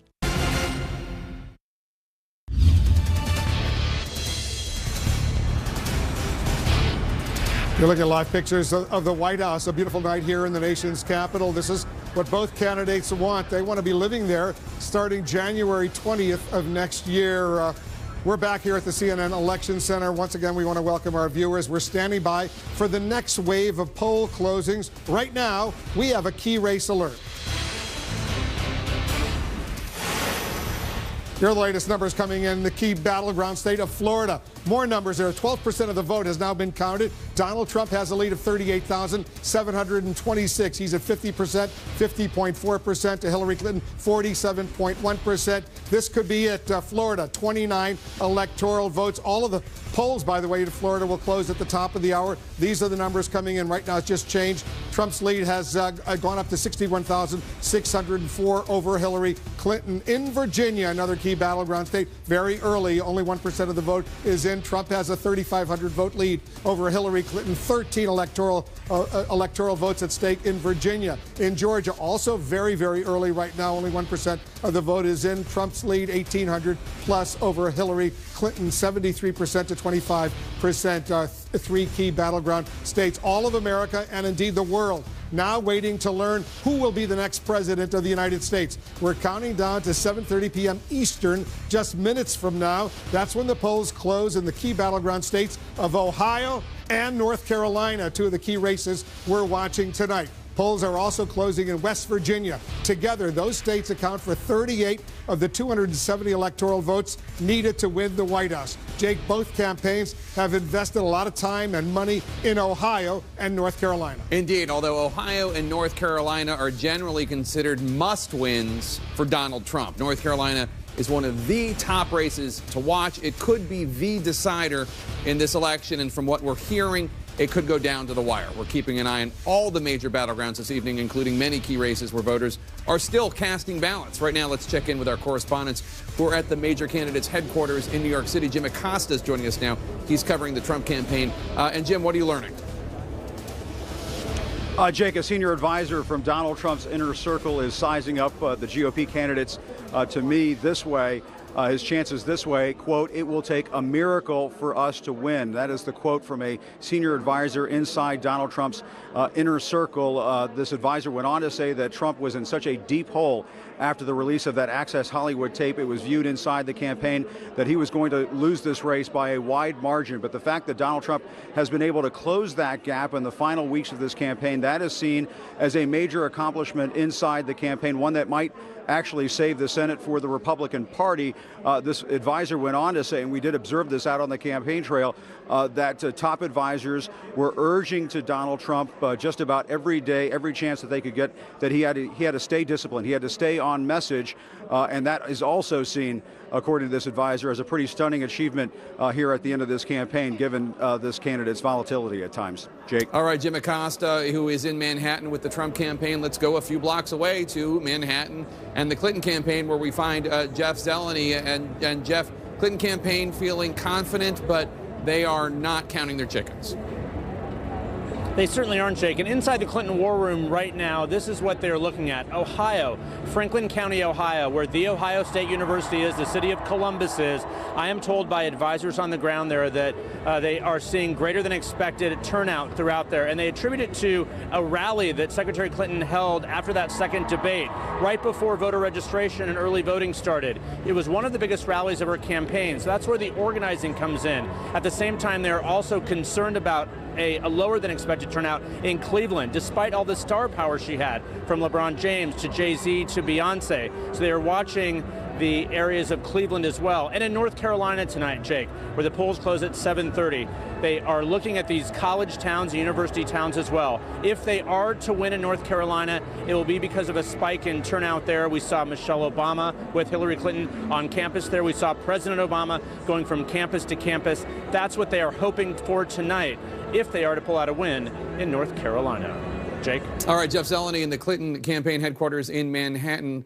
Let's go to Wolf Blitzer right now. We have a key race alert right now. All right, take a look. Hillary Clinton now takes the lead in the state of Florida. 30% of the vote is in, and she's got a significant 50,340 lead over Donald Trump. She's at 49.5%. Donald Trump at 47.7%. Remember, Florida, Florida, Florida. 29 electoral votes are at stake. All of a sudden, Hillary Clinton has a lead there. 30% of the vote is now in. Let's go over to John King at the Magic Wall. John, I want to talk about Florida. All of a sudden, a big chunk of votes came in, and she's doing well. And a big chunk of votes from traditionally and very important Democratic areas. Miami-Dade, look at the results so far, 61% to 36%. That's a small basket of votes from Miami-Dade. We're still at 0% right there. So that's the first dump of early votes coming in from Miami-Dade. Just to compare this is one of the things we're going to do all night, especially in a state like Florida that was so close, right down to the wire 4 years ago. So 61 to 36. If you look at it there, let's just go back and look. 62 to 38. That's running about the same. Very early votes running about the same. Significantly, Wolf, also, you were here a few minutes ago talking about Florida, and just after you left, Palm Beach County came in. Donald Trump has said he'll do well here, right? This is where Mar-a-Lago is, Donald Trump's second home. Well, at the moment, not so much. Again, we're very early. We have a long way to go in the count in Florida. And so when you see these early results, it's early votes being dumped in for the most part. Let's see where we go through the night. But that is exactly what Hillary Clinton needs to do. 61 to 37. When you look at that, you go back in time, 58 to 41. And so she's right now in these very, very, very early results, Hillary Clinton running up the percentages that she needs in Florida to withstand what will happen up here. When this starts to fill in up across the northern part of the state, it's conservative. Another key area we're going to watch tonight is the Orlando area. This is an area of population growth, especially Latino population growth, 62% or 63% if you round it up to 34% right now. And again, very early. But let's just compare it to go back 4 years ago at 62 or 63. 59, President Obama, so she's overperforming a little bit in the early results. We'll watch it as we get through the night. So if you start to look at a big state like this fill in, one of the things we'll ask, we're at 31%. When you get above halfway, then you start worrying about what are we missing? Because are you missing a big basket of either Democratic or Republican votes? What we are missing so far that will be very significant is the whole Hillsborough County, Pinellas County, Tampa, St. Pete. That's very important, and it's a fierce competition. That's a swing area where you have a good fight, so we don't know anything about that yet. The rest of the map, though, filling in as you would expect it to in terms of these are Democratic strongholds, these are Republican areas, and now we're going to wait for the swing area up here. We haven't got Broward County yet, right, which is a hugely Democratic area, but take a look at Georgia. I want to quickly go to Georgia. Look what's going on in Georgia right now, because it is all of a sudden still very early. But you can see Donald Trump has a very significant lead in Georgia right now. Significant lead, but 1% of the vote. And again, we're talking about very tiny rural counties. They're important to Donald Trump. Don't get me wrong, every vote counts. But we're looking at these very small counties where it's 100% in from this Oglethorpe County, 278 votes to 80 votes. So, but don't It's not a big population center. You're not getting a ton of votes, but that's very important to Donald Trump to run it up. If the Democratic hopes hinge on giant turnout in places like Atlanta, in places like Columbus, the African-American base, other Democrats, we'll see what happens there. You know what? I want to go back to Florida for a moment, John. Florida, you can see the Miami-Dade is doing well, obviously, for Hillary Clinton. Palm Beach County. Broward, what happened 4 years ago in Broward County? How well does she have to do there? Well, here you got nothing. We have nothing in so far, so let's go back in time and look at Broward County, 67. So she needs to run up. These are your big Democratic turnout areas, and it's population centers as well. And again, you know it very well because of family history here. The further south you go, the farther north you get, is the way they say it in Florida. And so you watch this right here, and you come back to 2016. Look at this, 36% of the vote is now in, more than a third. 36% now counted. You start to look up here again. This is where the growth has been up in the central part of the state.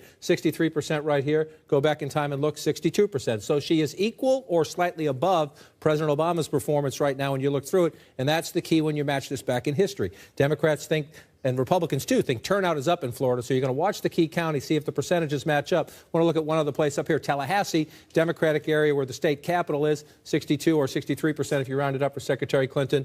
61% for the president 4 years ago. So as you look at the early results in Florida, Wolf, we're up to almost 40% of the vote. Hillary Clinton at the moment performing in a way consistent with what for President Obama was a very narrow victory, but a lot to fill in. Donald Trump still in the hunt. We're counting down to the bottom of the hour. Two key battleground states, they are getting ready to close. We're talking about North Carolina, a state that Barack Obama lost 4 years ago, carried 8 years ago, and Ohio. Republicans need to win Ohio in order to win the White House.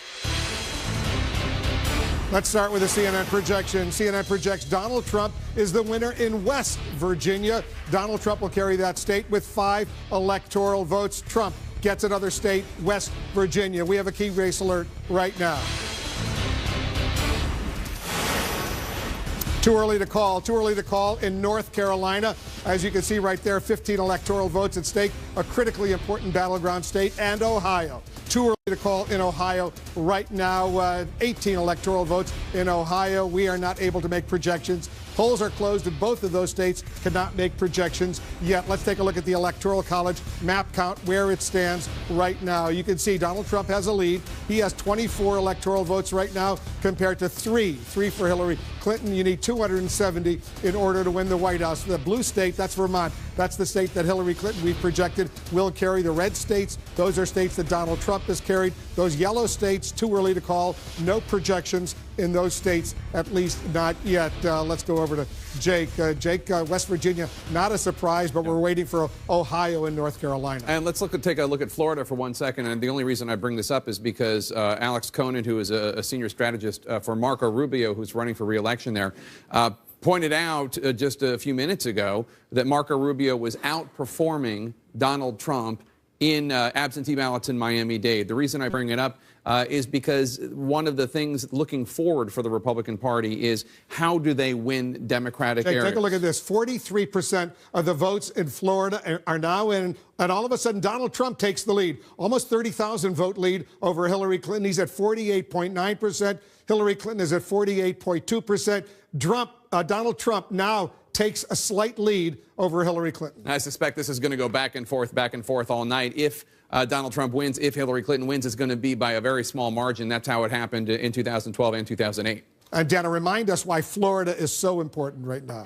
Where do we start? First of all, just the raw numbers, because of the electoral votes, that it's a very, very big prize electorally tonight, but also because of the demographics and because of the fact that it has gone back and forth, less so in the past couple of cycles. It's gone more Democratic, but historically it has gone back and forth between Republican and Democrat. It is a purple state.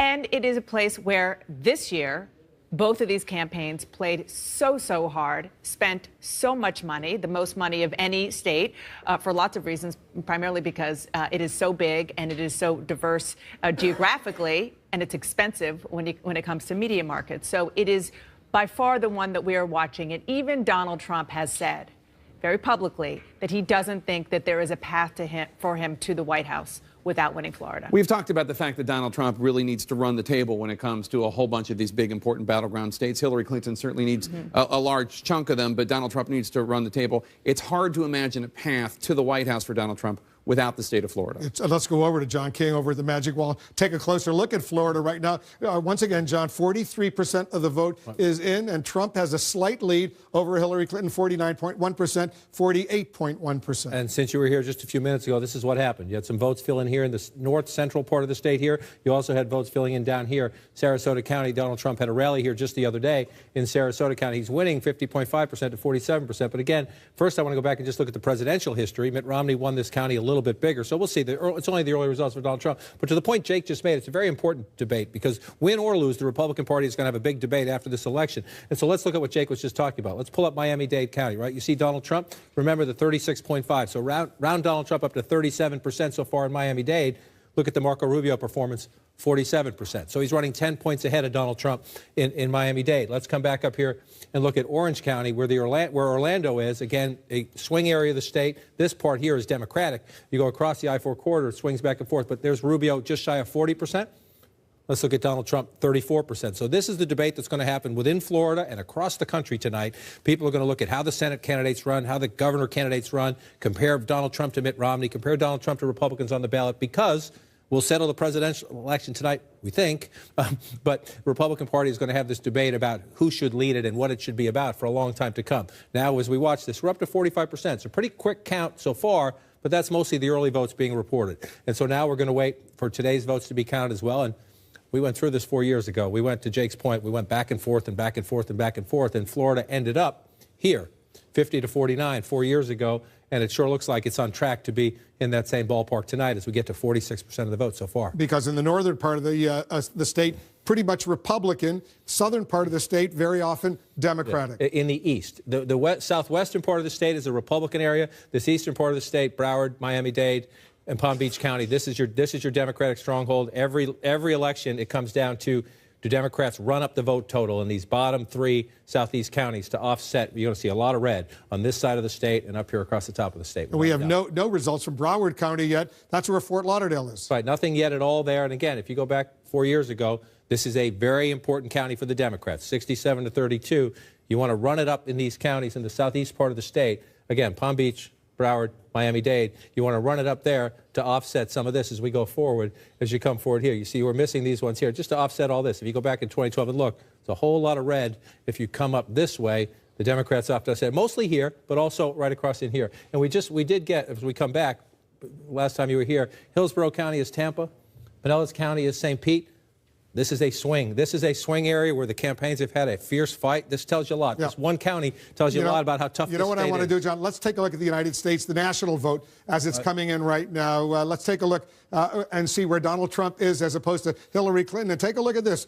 Among the national vote, these are the votes that have already been counted. Trump is winning nationally, 52.7%, 44% for Hillary Clinton. He has 3,100,000. She has 2,600,000. Take a look at that. Well, we're going to go through this as we count. Look, we're only in this part of the country, and we all have very preliminary results. But one of the conversations tonight, and one of the conversations some political strategists have had, will we have something like 2000 again, where one candidate wins the popular vote and somebody else wins the electoral vote? If you're looking at the map now, Donald Trump is not winning all these states. He's just leading in these. We have called some of them. We've called Indiana, I believe, and Kentucky. But if you're looking at the map early in the night, just because it's shaded doesn't tell you who won. It tells you who's leading. These are live results. And as I'm talking, sometimes these results will change as we talk because live results are coming in. Let's look up at this state, another traditional battleground state that has been leaning more and more Democratic. But in Virginia at the moment, Donald Trump is leading, 54% to 41%. Most of the vote is coming in from Republican areas, so no surprise there. But here's one of the things we'll look at. We come out here, Fauquier County. This is an exurban area. Now it's a suburb. Used to be the exurbs. But outside of D.C., is Donald Trump running well out here? And then the key issue will be when we get in closer. Loudoun County used to be Republican, has now become a Democratic leading suburb. 28% of the vote is in there. Is 55% about right for Secretary Clinton? 52% for President Obama when he won the state 4 years ago. One of the things we'll look at as we go through the night. And again, I come back out here. This is one of the counties I always watch. Prince William County, once Republican, now Democratic. In part because of college-educated women and in part because of the growing Latino population. 57% right now. We just got the first votes in Fairfax County. I'll skip over there in a second. 57% there. You go back in time, 57%. So it's running about what it takes for a Democratic victory, even though Donald Trump is ahead at the moment. Fairfax County, 60%.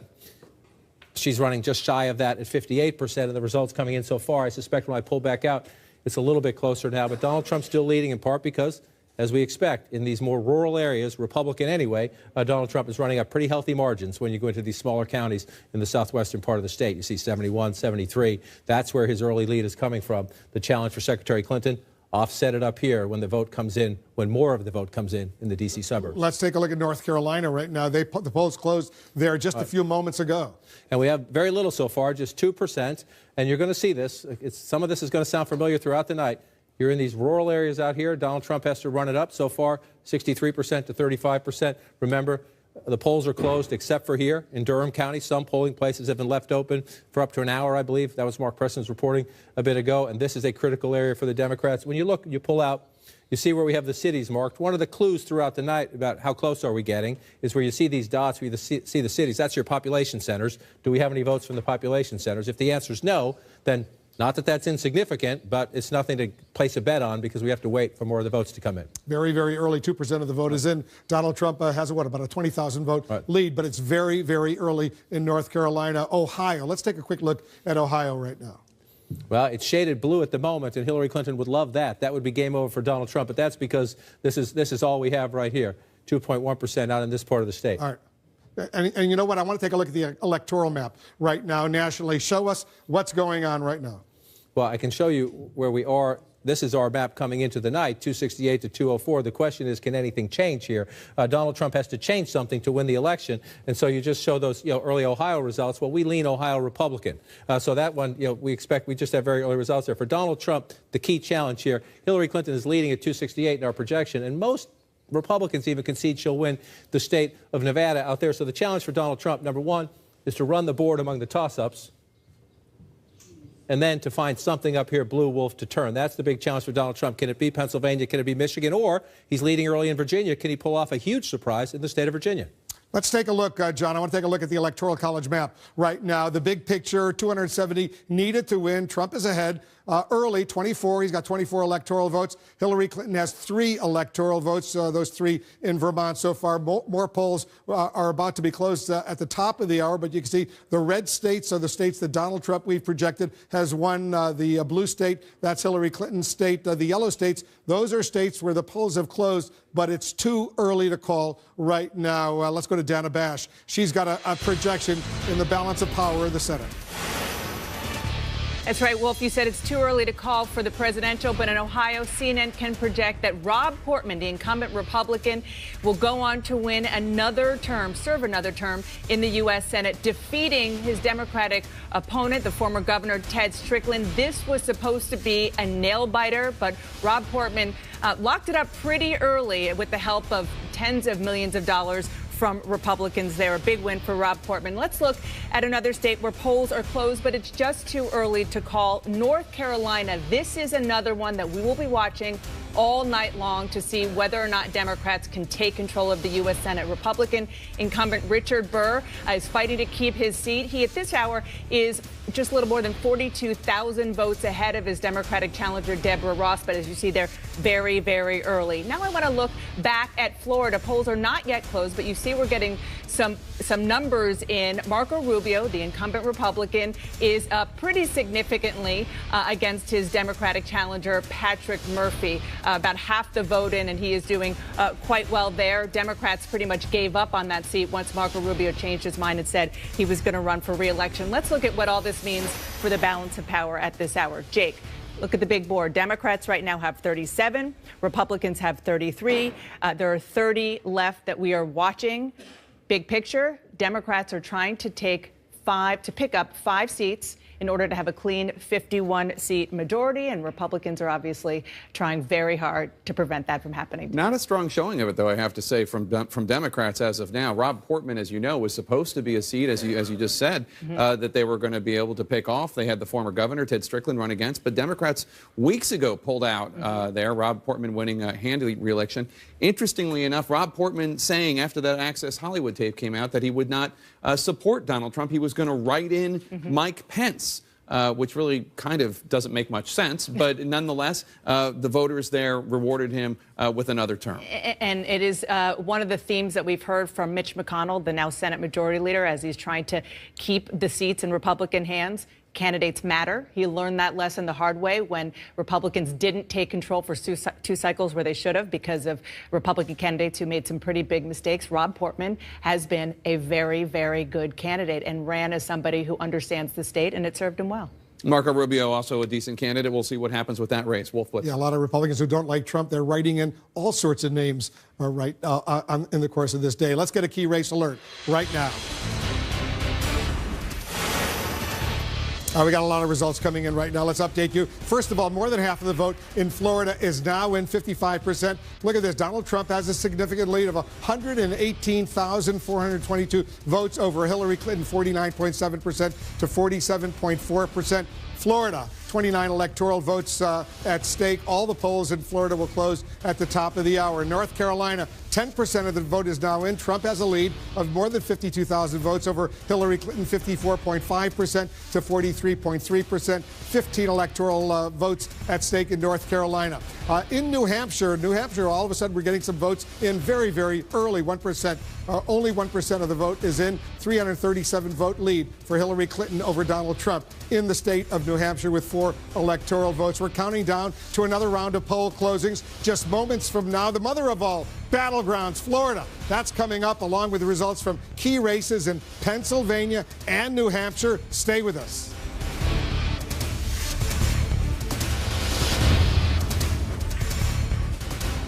Election Night in America is brought to you by CA Technologies. Go to CNNPolitics.com for more about this momentous election and download the CNN Politics app from the App Store, built with CA Technologies.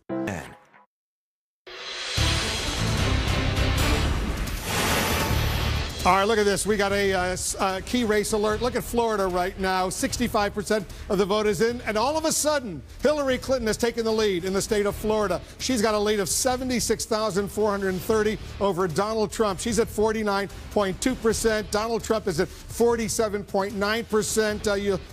Hillary Clinton is now ahead of Donald Trump in Florida with its 29 electoral votes.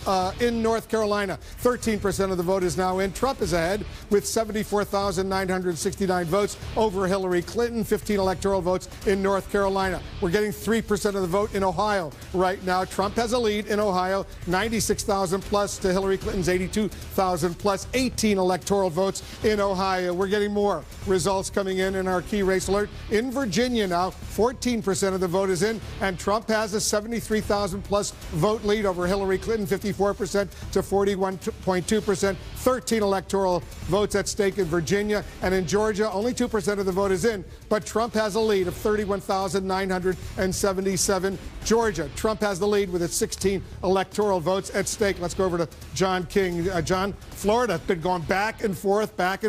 All of a sudden, Hillary Clinton is ahead by, what, 1.5 points or so. And we're up to 65% of the vote, so 2/3 of the vote in. The big question is, how quickly does the rest of it come in? We've spent a lot of long nights in the state of Florida as it gets tight like this, and then sometimes the vote count slows down. What are we looking at? Last time we checked, remember you were here, we had nothing from Broward County. That still says 0%, so it's the early votes dumped in. We'll get more later, but 70% to 28%.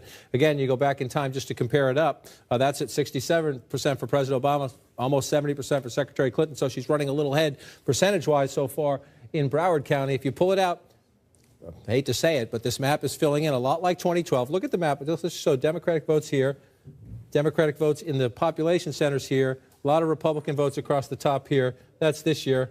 Let's go back in time. Democratic votes here, Democratic votes across here, mostly Republican up here. It was 50 to 49 4 years ago. Get ready. We're at 48.9 to 48.2 as we go through this year. So it's fascinating to watch. And you just start to go through some of the population centers. Orange County is Orlando, the 62% for Secretary Clinton. Then you move out to the west here, the Tampa, the Hillsborough County. This one's a bit closer, 53 to 43. 10 points there. Look at this. 7 points there. So she's running a little bit ahead in Hillsborough County of where President Obama was. But then you move out here to Pinellas County, and you got 49.8% to 46% here as you go out and you look at it here. So it's just remarkably tight as we go through. Both of them over 3 million votes, now up to 71%. So the vote count's coming in very quickly in Florida tonight, Wolf. Hillary Clinton now with a bit of that's the biggest lead we've seen in the state so far. But, Wolf, I'll put the emphasis on so far. We'll keep counting. It's a real battle in Florida right now. We're only moments away from the biggest wave of poll closings in the presidential race. We're counting down to the top of the hour. That would be 8 p.m. Eastern. That's when the last polling places close in the battleground states of Florida, Pennsylvania, and New Hampshire. The polls also will be closing in Alabama, Connecticut, Delaware, the District of Columbia, Illinois, Maine, Maryland, Massachusetts, Mississippi, Missouri, New Jersey, Oklahoma, Rhode Island, and Tennessee together. Those contests have 172 electoral votes. That's a huge chunk of the 270 needed to win. Jake, another presidential race where all eyes right now are on Florida. It's one of the most critical states in this race. Donald Trump himself has said that he doesn't see a path to the presidency for himself without the state of Florida. It has 29 electoral votes. We're following the last-minute mad dash for all these candidates in the battleground states. We're also getting new information from inside the campaigns. First to Sarah Murray, who is with the Trump campaign. And Sarah, the votes are coming in. It is neck and neck in North Carolina, neck and neck in Florida. What are you hearing from the campaign? Well, Jake, as you know, Florida is, of course, always a source of heartburn. But for the Trump campaign, their particular angst is not knowing how these independent voters are going to shake out tonight. If they're going to lean in favor of Donald Trump, if they're going to lean in favor of Hillary Clinton. Now, I've talked to multiple sources who say they really don't have any information about these independent voters. It's been a struggle to get the kind of resources they need in Florida, to get the kind of money that they would need to be able to model this independent electorate. And so even though Donald Trump himself has been personally interested in which way these independent voters are leaning, they're saying they just don't have any way to tell him. They're just waiting to see the results, just like we are. So flying a little bit blind tonight on one of their most important states, Jake.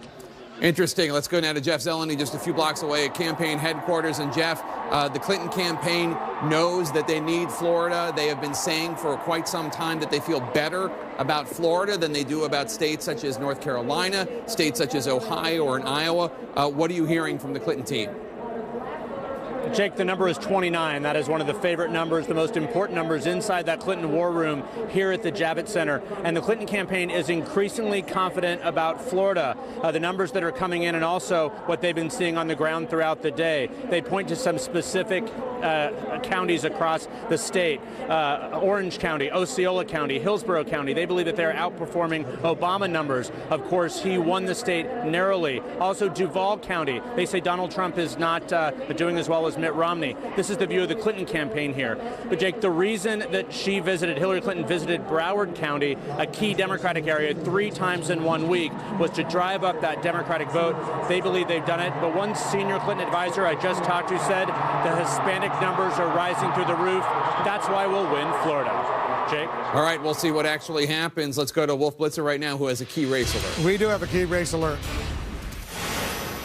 Hillary Clinton has now taken the lead in Florida and North Carolina. Let's take a look at Florida first. 72% of the vote in. That's a big chunk of the vote. Hillary Clinton is now ahead by an impressive almost 172,000 votes over Donald Trump. 49.9%, 47.3%, 29 electoral votes. All the polling in Florida closes at the top of the hour. But 72% is in. She's got 171,000 lead right now over Donald Trump. And look at this. In North Carolina, 28% of the vote is in. She is ahead by 21, almost 22,000 votes over Donald Trump right now, 49.7% to 48%. Donald Trump slightly behind Hillary Clinton in North Carolina. He's also behind in Florida. Let's go over to John King at the Magic Wall. You're looking at North Carolina and Florida right now. I think we're going to spend a lot of time on that tonight. North Carolina, Florida, North Carolina. Other states matter too, but especially when you're looking at does Donald Trump have a path, a comeback path to 270 electoral votes? Florida and North Carolina factor huge. It's almost impossible to get him there without Florida. You can have a variation without North Carolina, but it's a little bit pie in the sky. So let's look at Florida. 49.8 to 47.4. Significantly, the votes come in pretty quick. 72%. We'll see how quickly it comes in from here. But when you look at this map, Wolf, not to sound like repetitive, but this looks a lot like the 2012 map so far. And Hillary Clinton has to be very happy with the margin she's running up down here in the big Democratic strongholds. Palm Beach County, move down. Broward County, she's at just shy of 70% there. Miami-Dade County, 64% there. She has to be very happy with these. The question is, what are the, as the vote totals come in, do they match up to what she needs to offset Donald Trump is doing what the Republican needs to do, especially areas like this. You pull up Collier County. This is where Naples is. He's running at 61%. Let's go back in time just for a check. 65%, so a little bit under Romney there. We still don't have a lot of the votes here, though. We'll keep an eye on these things as we go through. If you come up here, Jeff Zeleny was just talking about the Clinton campaign. These are the swing counties across here that they're looking at. What's their margin in the Tampa area? That's Hillsborough County. You see it 10 points right there. You go back in time, 7 points there. So she's overperforming the president there. This one has been closer. Let's see if it stayed that way. This one has been closer, where you have essentially 2 points there. When you look at it through maybe 3. If you look at it in that one a little bit.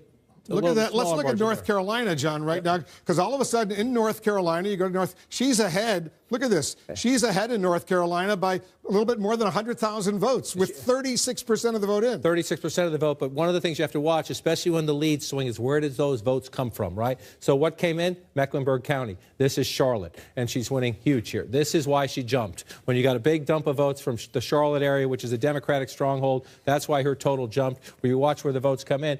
Not saying that's insignificant. This is what she needs to do. So just shy of 67% there. Go back in time. The president was at 61% here, and he lost. Remember, he narrowly lost North Carolina 4 years ago. So if you're the Clinton campaign, you love that number, and you hope that number stays up. This is going to go up. This is a small percentage of the vote still in one of the largest counties of the state. Now we have our first votes in Wake County. This was empty just a few minutes ago. And again, 25% of the vote in. This is of enormous consequence to Secretary Clinton tonight, in the sense that if she wins this county by that margin, she will win the state of North Carolina. But we're only at 25% of the vote. The reason I say that, if you look at that margin there, 20-plus points, you go back to 2012, the president won it by 11, and he lost the state. You go back to 2008, won it by 15. This is almost 10% of the state population. It's an incredibly important area for the Democrats.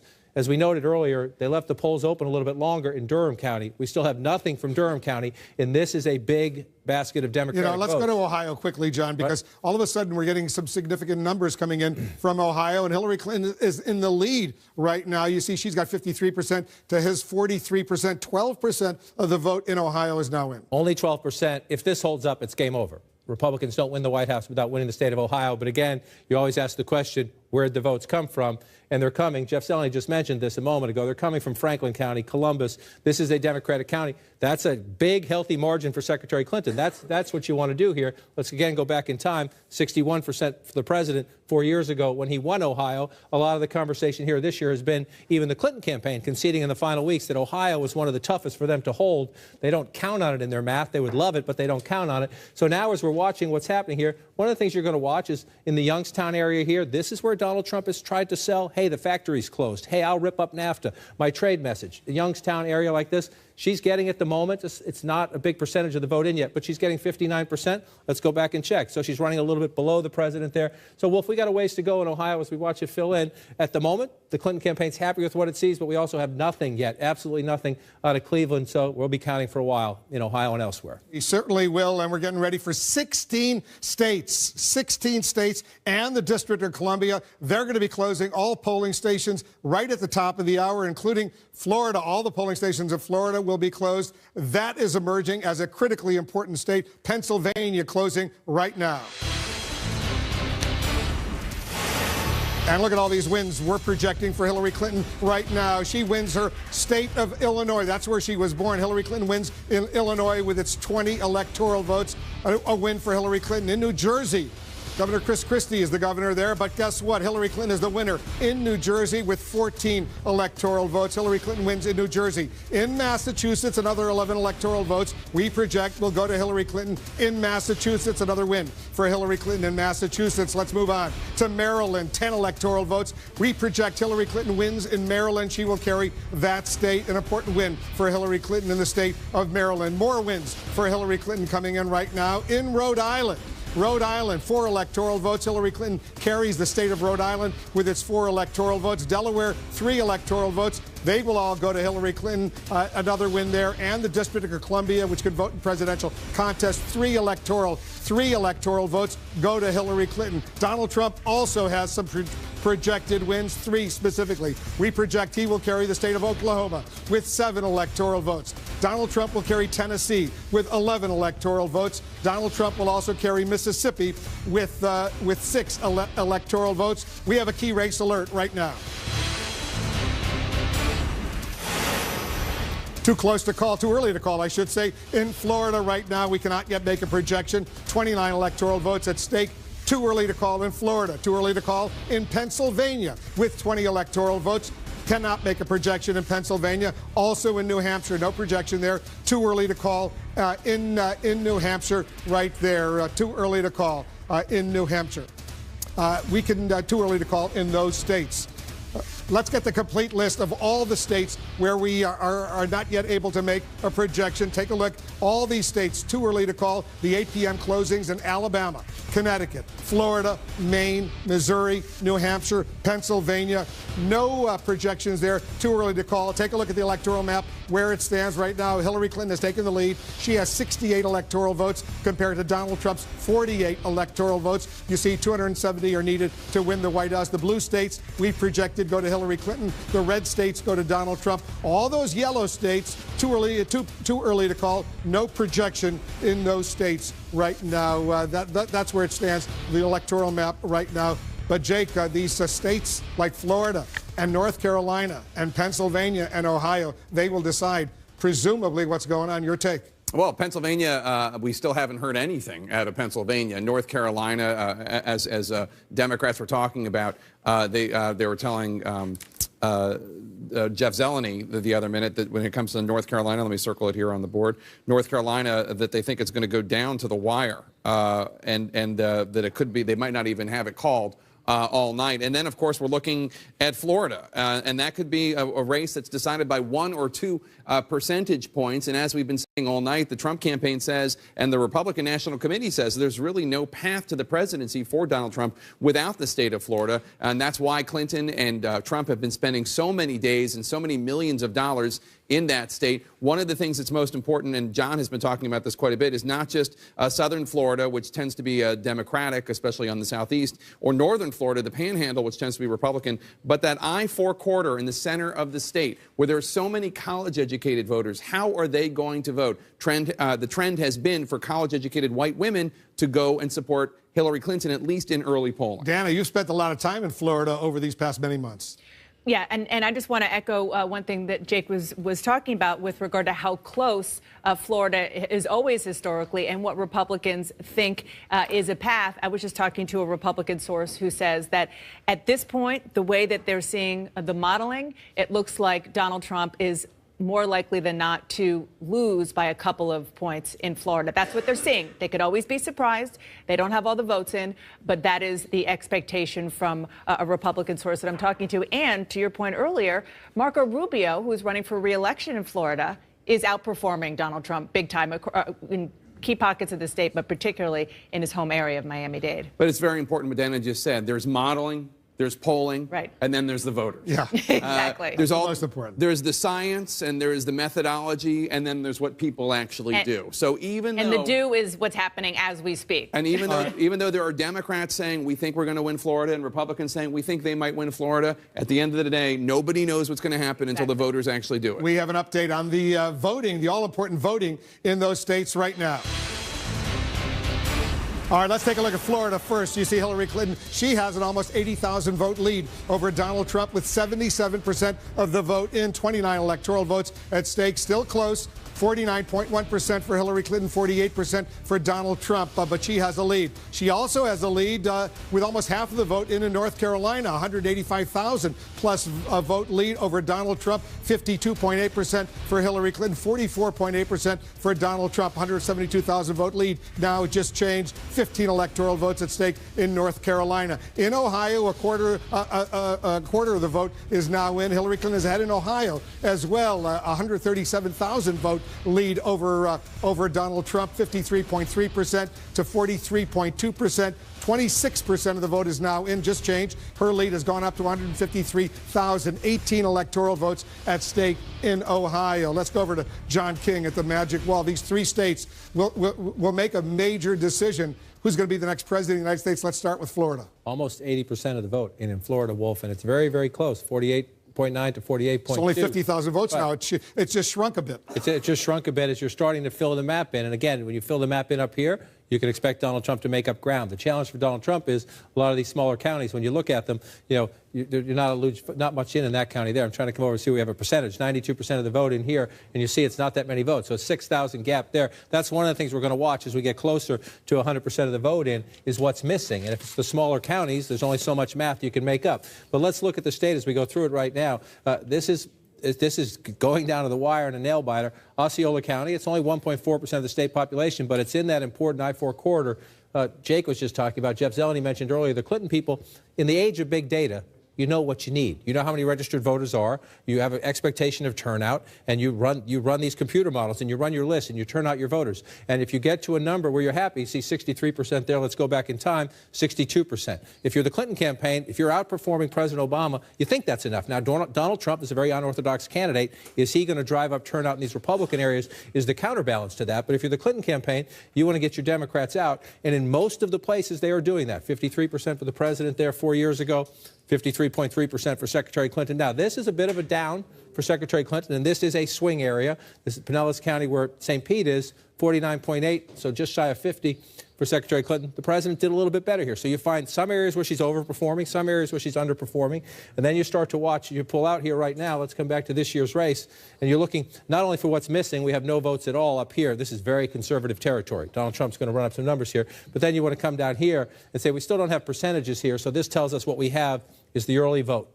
Most of what we have, if not all of what we have here, is the early vote. We haven't, from the precincts, we're not getting percentage reporting yet. And that's a big factor in the sense that what this tells us, we don't know how many, because early voting has become so important, but it tells us there are more votes down here, which is good news for Secretary Clinton. North Carolina, Hillary Clinton has a lead there in North Carolina as well. Half the vote in North Carolina is now in, John. And, right. And as I pull it out, I just want to tell our viewers, as we go through the night like this, when you see me go to the national map, because it's shaded doesn't mean it's over there. That's leading. On this map, it's live data feed. So you'll see states switch back and forth. Just a moment ago, Hillary Clinton was leading in Alabama, and Alabama 51% of the vote in North Carolina now in. Right. She has a lead, 51.9% to 45.7% in North Carolina. And so now you start looking. When you get above the halfway mark, then you start looking at your major population centers, how much of the vote is in. Is it tracking throughout the night repeatedly? We hadn't had any votes in Durham earlier. Again, now we have some Durham votes, but the percentage, this is an early drop of votes in from Durham County, 85%. Remember, 76% for the president 4 years ago. If that percentage holds up, that's what Secretary Clinton needs in a state that is one of the ultimate tug-of-war states in American politics. I want to come back over to Wake County, 9+% of the state population, 2/3 of the vote in there. She's getting close to 60% of the vote to 37%. Again, you match it up to try to do the math compared to 4 years ago, where this was such a close state, carried by Governor Romney 4 years ago. Secretary Clinton's doing what she needs to do here. So you're looking for Donald Trump, and you're saying, where can he pull up the vote? Let's go back and look at the Romney win, and you see all this red down here, right? So Donald Trump needs to run it up along the coast all the way down. Let's come back in it here. Mitt Romney carried here.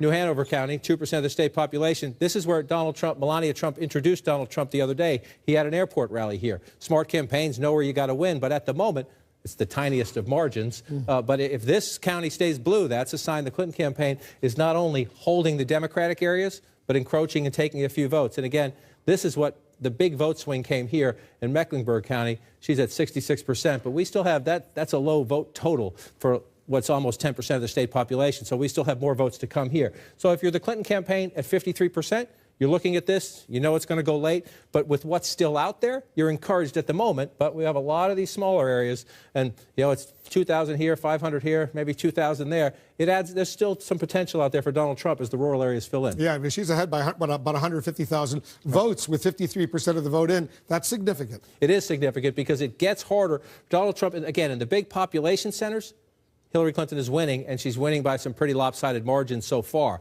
So for Donald Trump, number one, shrink the margins in these major population centers. As the later vote comes in, you're hoping they're coming in maybe from, this is for the city. You're hoping they come in from the suburban areas, the farther out areas, and you run up the vote a little bit. Number two, in the smaller rural areas that are still out, Donald Trump has to hope for very healthy margins. And you go through some of these, you see what I'm talking about. Only 5% of the vote in Stokes County, he's getting 73%. So, it's a couple thousand votes here. We have no votes over here yet. So it's out there, but if she keeps running up impressive numbers in the big population centers, simple math, it gets you over the top because the Democrats are winning where more people live. It's, again, arithmetic in the end. But at the moment, That's a healthy lead. It's 53% of the vote in North Carolina. The question is, how fast is the And they're rest of it keeping the come polls in? open in Durham at least an extra hour because there were some problems there. Let's take a look at Ohio. Blue at the moment. If that one stays blue at the end of the night, if we can call it. Remember, it was the day after in 2004. By the way, I want to show our viewers Texas. We showed as blue. That's only because the votes that have been released so far, they haven't closed the votes there. But she's leading right now in Texas, but barely. But that doesn't necessarily mean much. Barely, because it's San Antonio. Yeah. You have one place report early. Again, watch us throughout the night. Remember, we haven't called these races. We have different maps and different graphics. If you're looking at this, you're looking at a live data feed. Same for Ohio.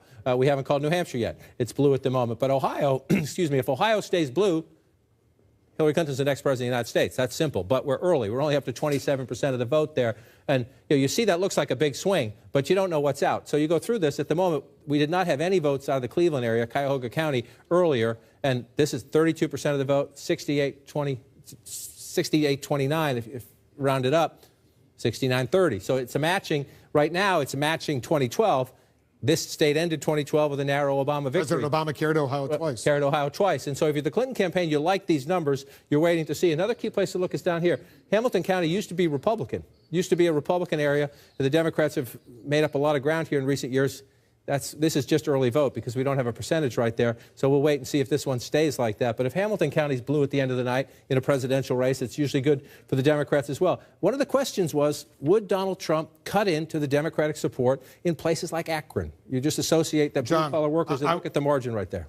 I want to go to Florida right now because 85% of the vote in Florida is in, look at this, 3,876,000, 3,860,000, only about 15 or 16,000 votes separate these two candidates in Florida with 85% of the vote in. Her lead, once again, has shrunk. Has shrunk, and again, what filled in? Some more areas up here filled in. Well, last time we were here, we had a big opening up here. Now we have a smaller opening up here, and you get just changed here. Again. It's only 11,000 vote lead just now. It changed. Math on your feet. I like this. Wolf, we have a living abacus right here as we go through. But as you watch it fill in, it gets important to start going up to these counties and say, we don't have a lot of vote here still. So there's votes to be made up for Donald Trump as you do this. And as you go through, that's what I mean about this. You're seeing a live data feed into the wall, so it will change as we're talking sometimes. Trump is doing what he needs to do in the rural areas. All right, take a look at Florida, because all of a sudden, take a look at Florida right now. You see with 85% of the vote in, Hillary Clinton is now in second place. Donald Trump has taken the lead in Florida. He's got 3,900,000, 3,900,029. Look at how close it is. Look at how 700 votes or so separate these two candidates. Donald Trump, all of a sudden, has taken the lead in Florida. 740 votes there. You remember a campaign long ago, 537 votes. That would be 2,000. Yeah, that's what Florida is. I mean, Florida and North Carolina are these two states that are just 50-50 battleground states, and why we're going to have to count deep into the night. 86% right now. So you start asking yourself, what am I missing? And significantly, remember last time I went to Pinellas County here, Hillary Clinton was leading. Donald Trump has pulled ahead. Now you think 48.3, 47.9, does that make a difference? Well, it sure does when the margin in the state is inside of 1,000 votes. Winning a county like this where you have a population center, it sure does. And so you have a tug of war here. This is interesting because earlier today, a Democrat who was organizing down here said they got out on their early vote. They felt very encouraged, but then they saw the lines at the polls this morning. Trump right now is 918 votes ahead. 918 votes. Almost 8 million people have already, their ballots have been counted, and he's got a lead of just under 1,000 votes. 86%. So we're going to look here. Let's go down again. I just want to go down and look Collier County, 92%. This is where you start looking when the race is this close. What are we missing? So you're missing 8% here, but they're getting there, right? So you got most of the vote counted there. So then you come over here and you get 80% here. So if this margin take a look at this. We'll just change it. Yeah. She has now taken the lead once again. Hillary Clinton is now in the lead. It's going to update in a second. We're watching this very closely. You can see right there. Hillary Clinton is the lead. She's got 3,972,000. 3,968,000, 4,000 vote lead. And that's, look, we're going to rock and roll with this for a while here. So let's go through. Here's an encouraging sign for Secretary Clinton. You say she just pulled into the lead. We've had a seesaw in the 2 or 3 minutes we've been having this conversation here. We may have another one as we have it. Now 3,000 votes. But there are votes. There are only 25% of the vote in Palm Beach County. She's winning 60-40, 59-39 there. So if you're the Clinton campaign, you're watching this seesaw, you know there's a lot of votes missing from here. Let's go down to Broward County. We don't have the percentages here yet, so that tells me this is early vote, and we're not getting live votes yet. We'll see. We'll get some more votes, and that percentage will jump up very quickly. Doesn't mean 0%, obviously. It just means when they dump in the early votes, they don't give us a percentage. Miami-Dade up to 80%. So there's more votes here. She's winning big. She's 1,600 votes ahead right now. Reasonable to expect she'll get more votes out of here. The challenge for Donald Trump is in the areas that are red, what's missing. This is an interesting one for me. I've been watching this all night because Duval County, this is where Donald Trump had a rally the other day. The President of the United States came in after him. Duval County is a Republican area. Trump is up right now, 49-47. But when President Obama won narrowly 4 years ago, he lost this county by 3 points. Sometimes it's about the margins. You see the blue and the red, you think Democrat, Republican, but the margins within these large counties can make a big difference. And President Obama came within 3 points in Duval County. They were happy with that 4 years ago because they knew they were going to get the votes in Miami-Dade and the others. So if Hillary Clinton is this close in Duval County, that's actually, she can lose this. If she's losing this county by that, she's fine with that. The question is, can she keep the margin from getting any bigger? And that's the math you start to get into when you get up to 87% like this and you are in a seesaw of less than 1,000 votes there. Stand by. We're watching Florida, North Carolina, Ohio, other battleground states throughout this election night in America. We're going to show you the results in a very unique way on one of the world's most famous landmarks, the Empire State Building in New York City. Take a look at our running tally of the electoral vote built with CA Technologies. Right now, Hillary Clinton has 68 of the 270 electoral votes needed to win the White House. Donald Trump has 48. This night is all about your vote. You're looking at pictures from many of the millions of Americans who already have made their choice for president. They posted these photos on Instagram with the hashtag #MyVote. Right now, we're counting down to the next round of poll closings, including results from New York, the home base of both Hillary Clinton and Donald Trump. We'll have much more results right after the break.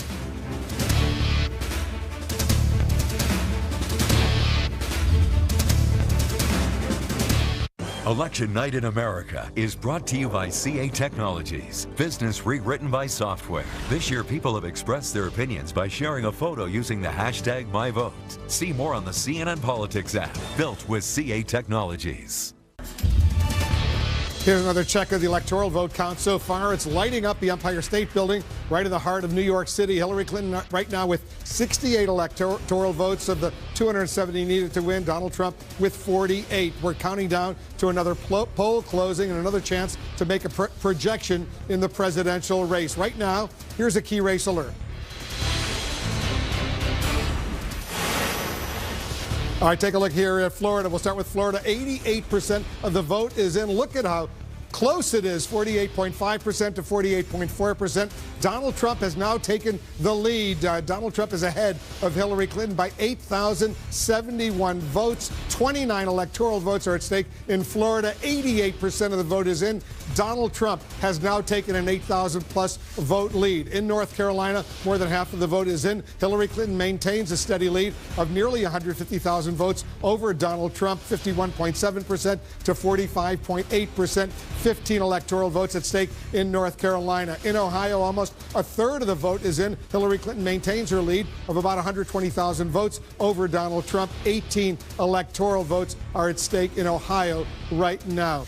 Let's take a look at the electoral map count as we know it right now. Take a look at this. You see Hillary Clinton with 68 electoral votes to Donald Trump's 48. You need 270 to win the White House. Remember, the blue states, those are states we've projected that Hillary Clinton will win. The red states, those are states we've projected Donald Trump will win. You see all those yellow states over there? Those are states where it's too early to call. We have not yet been able to make a projection in those states. And you see all of those states, including Florida, where Donald Trump has just pulled ahead. Let's go and show the votes right now. Look at this. Florida, 88% of the vote is in. Donald Trump's lead has grown almost 14,000 over Hillary Clinton, 48.6% to 48.4%.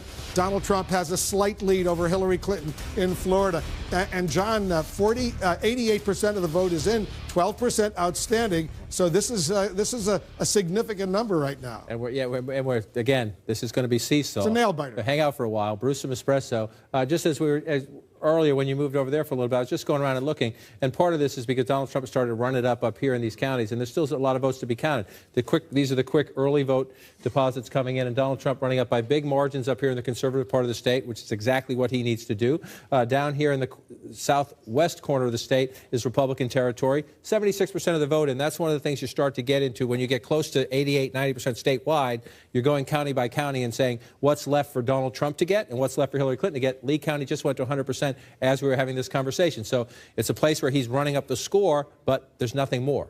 And so that's when you get trying to get from 88 to 100. Now we're at 89%. If you're in the Clinton campaign, you're down a little bit right now, but here's what's encouraging to you. If you look at Palm Beach County, she's running it up quite big right here, and they still have 75% Only 25% of the vote. of the vote is in. Right. So if the margin stays anything like that, there's a lot more math to be added in the Hillary Clinton column. Move down to Broward County, as we come in here in the middle, we still post a 0 here. It's obviously not 0. We have a lot of votes in here. You get the early vote count released, and only when they start counting the live votes do we get a sense of what the percentage is. So we don't know. We assume there are more votes here, but we don't know the answer to that question in Broward County. Miami-Dade, they're almost done, but there's 20% more in a major population center. So that's a big chunk of votes. If that margin stays the same, this 20% comes in. Those three counties alone, those three counties, Miami-Dade, Broward, Palm Beach County, they have, more than 30% of the population of the entire state. That's right. You just go through right here and look. 7% in Palm Beach County, almost 10%, 9% there, so you're up to 16 plus. Miami-Dade, 13 plus. So there you go. You're above 20%, 30%, I'm sorry, right there as you go. And they're big Democratic areas. And again, there's still some votes out. So you start looking at other areas. I looked up here a little bit. Discouraged in terms of Clinton has what she's going to get out of Orange County up here at 97% of the vote counted there. So as you go through matching up these counties, what's left to count? You come in. I stand by for a second. I want to quickly go to Dana. You've got two major projections in the balance of power in the U.S. Senate. That's right. Well, the first Democratic pickup in the Senate of the evening. You see there Tammy Duckworth, the Democratic challenger. CNN can project that she will beat the incumbent Republican Mark Kirk. This is a seat that Republicans, frankly, gave up on a while ago. They knew that Tammy Duckworth, especially in a presidential year in a blue state, was very likely to win, and CNN can project that that has happened. Now let's go to the state of Florida. Very close on the presidential level, but on the Senate level, CNN can project that Marco Rubio will go on to win another term in the U.S. Senate, defeating his Democratic challenger, Patrick Murphy. This was not a seat that Rubio wanted. He said he was going to retire until a lot of bigwigs came in and convinced him to reconsider. He did, and now he looks like he will go on to win re-election. Now let's look at some other pickups for, other wins that CNN can project this evening. Richard Blumenthal, the incumbent Democrat in Connecticut, CNN can project that he will win another term, defeating his Republican challenger, Dan Carter. Now in the state of Maryland, CNN can project that Chris Van Hollen will will beat his Republican challenger, Kathy Schlega. This was an open Democratic seat, so it stays in the blue column. Then in Oklahoma, James Lankford, the incumbent Republican, CNN can project there he will win re-election, defeating his Democratic challenger, Mike Workman. Now let's look at some of the key races that we're watching that will determine the balance of power. New Hampshire, the polls have closed there within the last hour. The Democratic challenger right now is ahead of the incumbent Republican, Maggie Hassan, just a little under 6,000 votes ahead of Kelly Ayotte, but not very many votes in, so we're going to be watching that closely. And then also North Carolina. Deborah Ross is the Democratic challenger. She has a significant lead right now against the incumbent Republican Richard Burr. She is hoping to unseat him, and Democrats are hoping that will be another one in their column in their quest to take back the Senate. Now let's look at what all of this means, Jake, for the balance of power. At this hour, you see there on the big board, Democrats have 40 seats. Republicans have 35, 25 left to call. But the big news during this hour is the fact that Democrats have their very first pickup in the state of Illinois. So what that means is they would need 4 more pickups, holding all the rest, in order to become the majority again in the U.S. Senate. This was the one that we knew the Democrats would get in Illinois, and then we also suspected that Rubio in Florida and Portman in Ohio would be able to hold on to their seats. Now we look at the real races and find out what happens in these ones that we have no idea what's going to happen with. Yeah, but it could be very, very close in some of those key battleground states, and we're going to see what happens. As you point out, the Democrats need a net gain of 5. Unless they win the White House, then they need a net gain of 4. We have a key race alert right now. All right, let's show you what's going on in Florida right now. 29 electoral votes are at stake. 91% of the vote is in, and Donald Trump is building up a sort of impressive lead, 63,297 votes. Donald Trump has a lead over Hillary Clinton in Florida with 91% of the vote in, 48.8% to 48.1%. 56% of the vote in North Carolina is in. Hillary Clinton has an impressive lead of 131,000 over Donald Trump. 15 electoral votes at stake in North Carolina. In Ohio, 31% of the vote is in. Hillary Clinton has a lead of almost 100,000 votes over Donald Trump in Ohio. 18 electoral votes at stake in Ohio right now. We've got more. In Virginia, 45%, almost half of the vote is in. Donald Trump has an impressive lead over Hillary Clinton in Virginia, 130,000 vote lead, in fact, over Hillary Clinton. 13 electoral votes are at stake in Virginia. More numbers coming in, more results coming in. 9% of the vote in Georgia is in. Donald Trump has an impressive lead of 169,000 plus over Hillary Clinton. In New Hampshire, only 7% of the vote is in, but Hillary Clinton's lead is 5,700 over Donald Trump, 53% to 41.8%. Michigan, they're going to be closing the polls, but we've got some numbers so far. Hillary Clinton has a 20,000 vote lead over Donald Trump. 6% of the vote is in Michigan. And in Texas, they'll be closing the polls soon, but 46% of the vote has been released. Hillary Clinton, look at this, has a 56,000 vote lead over Donald Trump with almost half of the vote in Texas right now. There you see right now. We have more projections to make right now. 2 more wins for Donald Trump. CNN projects Donald Trump will win the state of South Carolina with its 9 electoral votes. Another win for Donald Trump in South Carolina.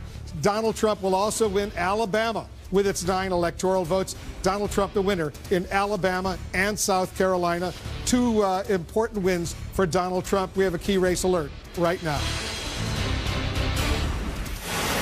The polls in Arkansas have just closed. Too early to call in the state of Arkansas, Bill Clinton's home state. Hillary Clinton was the first lady of Arkansas. Too early to call in Arkansas. 6 electoral votes right now. Let's take a look at the Electoral College map, see where it stands right now with these latest wins. Look at how close it is. 68 electoral votes for Hillary Clinton, 66 for Donald Trump. You need 270 to win the White House. Let me remind you, the red states we've projected Donald Trump will win. The blue states we've projected Hillary Clinton will win. The yellow states, too early to call. No projection yet in those states. Jake, this is a nail biter in several of these states. It's been going back and forth, up and down. In Florida, especially Donald Trump with something like a 60,000 vote lead right now. But there are still lots of outstanding votes in Broward County and in Palm Beach County, the southeastern part of Florida, where there are a lot of Democratic votes. And still, it's as we always said, this was going to be a very tight race in some of these states. And in Florida, really, I have no idea what's going to happen. Republicans and Democrats still anticipate Hillary Clinton could edge it out. But at the end of the day, who knows?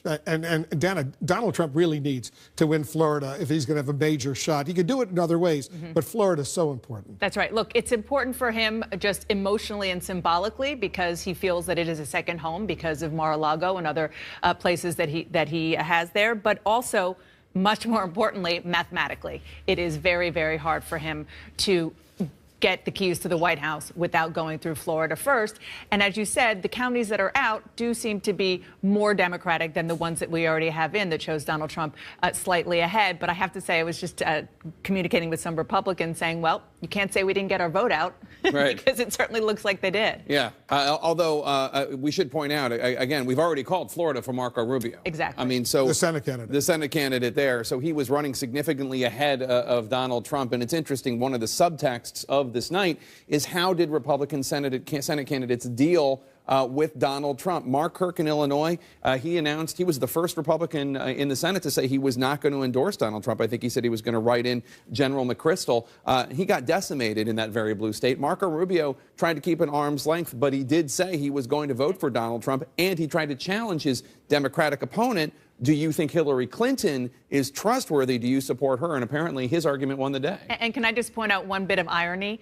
Marco Rubio's presidential race ended because Donald Trump trounced him. Killed him. In Florida during the presidential primary. And now here we have Marco Rubio being convinced to run for re-election. We project that he's winning, and Donald Trump is fighting for the broader electorate. Originally said he wasn't going to run for re-election. He decided to run for re-election. It was only 4 months ago that he changed his mind. Let's take a look at the state of Florida right now, because Hillary Clinton was ahead, Donald Trump was ahead. They're going back and forth. There's still votes outstanding. But take a look at this. 91% of the vote has now been counted. I must say I'm impressed that Florida counts its vote so quickly, almost 10 million, 9 million votes. Look at this. Look at this. 48.9%, 48.1%. Look at a small lead over there for Donald Trump over Hillary Clinton. He's ahead by only, what 77,000 votes. That's a significant number. That's a significant number. And then again, as I said earlier, we're going to keep looking. I was just emailing when you were walking over with some Democrats and Republicans in Florida, asking them what they know on the ground, and they're where we are now. They're just counting votes, except you start going through this. When you get up this far, you start saying what's missing.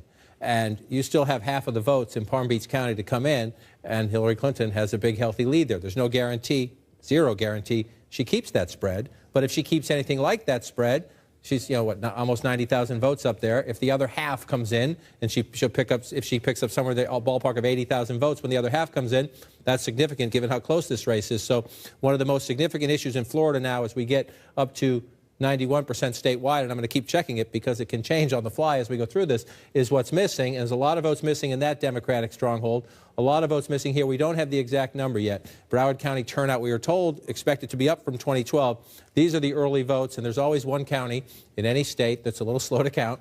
And we'll wait to see if we get more votes. This bodes well for Hillary Clinton. The expectation is, we don't have the exact percentage, but the expectation is she's winning big, and unless there's a dramatic change in the results, she's going to get more votes there. And we come down to Miami-Dade. They're almost done here, but in a big populous county like this, 9% or 10% of the vote can make a difference. So if you're looking at the map right now, you're trying to think, are there places on this map where Donald Trump can make up what's still to come? And again, he's ahead by a very slight margin at the moment. There's every reason to expect Hillary Clinton will make up that margin and more down here. And so then the question is, where do you look for Donald Trump? So let's just go through. I'm picking these counties randomly. Well, here's one. Only at 32% of the vote. Again, it's not a lot of votes. It's less populated, but that's the key in these states. In just about every state we're going to go through in these battleground states, you see a lot of red. Those are smaller rural counties. So the question is, how many can you get? They're at 100% here, Citrus County. That's bad for Donald Trump. You come over here, they're only at 32% in Marion County, so there are more votes to get. Are there enough? Are there enough of these rural counties? This one's at 100%. You come through here, they're at 96%.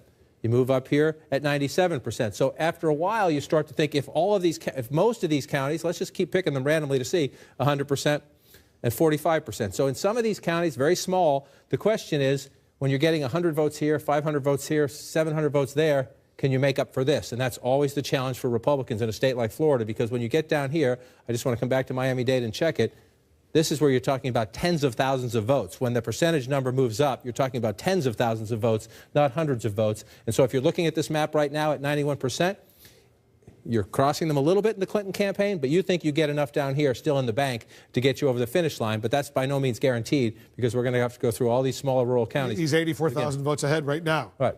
But as you point out, ahead those right Democratic counties in the South, there's still a lot of votes outstanding. You could get those right here. You could get those right here in Palm Beach County.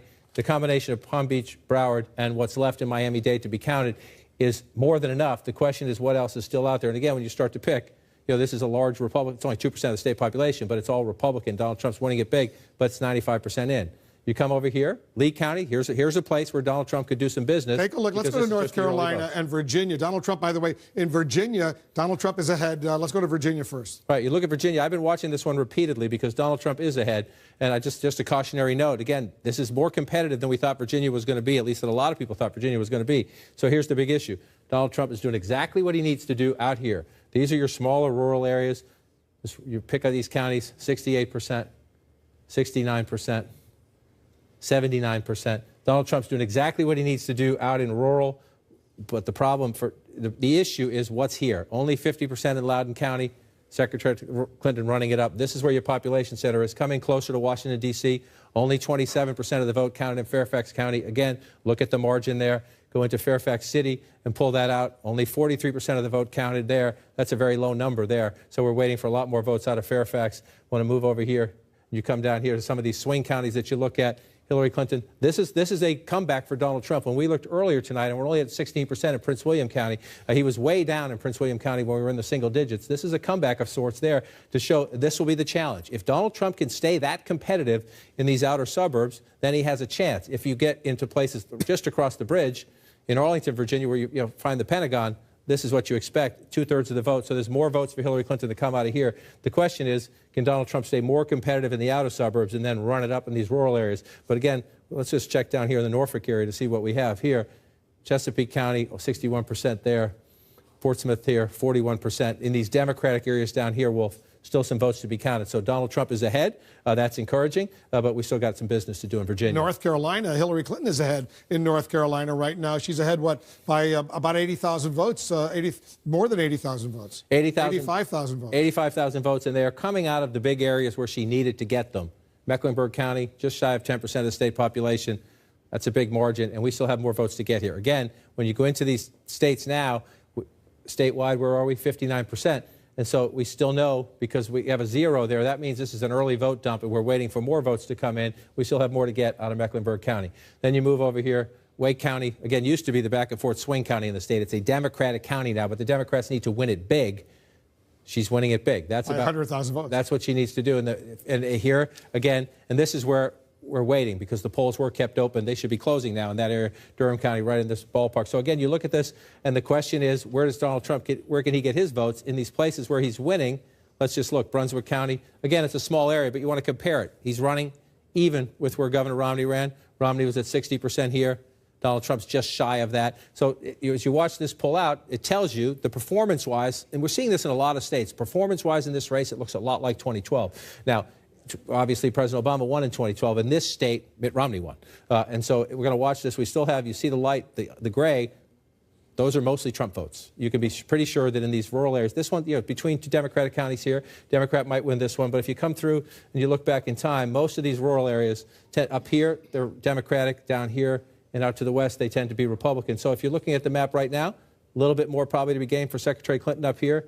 Trump has to run it up here. And then the population centers, we haven't looked at Winston-Salem all night. Again, we have a 0. This means this is early votes to come in. So if you're the Clinton campaign, you're looking at the map, you still have some, in these population centers. You know that 59% of the vote is in, so there's still lots of votes out there. Let's go to Ohio right now. Hillary Clinton is ahead in Ohio. No Republican has ever won the White House without Ohio. Right, and a quick footnote again as we go through this, if you're just joining us. These are states we're still counting the votes in. This one here, I just want to show you. We don't think Hillary Clinton's going to win Mississippi tonight. If she does, that would be a stunner. But these are live data feeds, so it's 1 or 2 precincts, 1 or 2 counties coming in. So bear with us as we go through the night. You wanted to go to Ohio right there, 49 to 46. Again, if you're the Clinton campaign, you're encouraged. The map is filling in. I just want to show you. This is third of the vote is in. Right. So look at the map. Remember, it's mostly red. Remember where the blues are? It's pretty typical. A little more red up here for Donald Trump so far up here. If you look up along the northern part of the state. She's ahead now by 50,000. But she's ahead by 50,000 votes. And so the question is, this is your biggest vote center, Cuyahoga County, where Cleveland is. 32% of the vote. She's running it up pretty big. It's a reasonable expectation. There's more in the bank here for Secretary Clinton. So then you want to pull out and you say, here's the issue. It's a lot of red, right? They're smaller, but this is only 24% of the vote. Only 17% of the vote. Only 18% of the vote. 60% of the vote here, but still some more votes to come in to Trump. So Trump is winning all this red, and if you're Donald Trump, be patient. Republicans should not give up on Ohio. There's a lot of places here that have not counted the votes. And again, you're talking, it's not as big a margin, but if it's 2,000 here, 2,000 here, 1,000 or so here, over time you can make it up. So there's still a lot to be counted in Ohio. We're up to a third of the vote, but if you look what you're looking for in the Republican areas, are you getting to 100%? Then if you're the Trump campaign, you'd start to get worried. We have a lot of counting to do still in Ohio. She's ahead at the moment, but there's a lot of business to be done. As you see, most of these counties are still in the 20s or the 30% wise. Let's go back to North Carolina, because Hillary Clinton's lead in North Carolina, critically important state, has just narrowed to about 66,000 votes with 61% of the vote in. 66,000 votes, and so you're seeing what's happening. I just want to go out here to the Democratic area where she's getting 57%. You start to watch and see where Donald Trump is starting to pull in. He's got votes to be counted out here too. 33% of the vote here.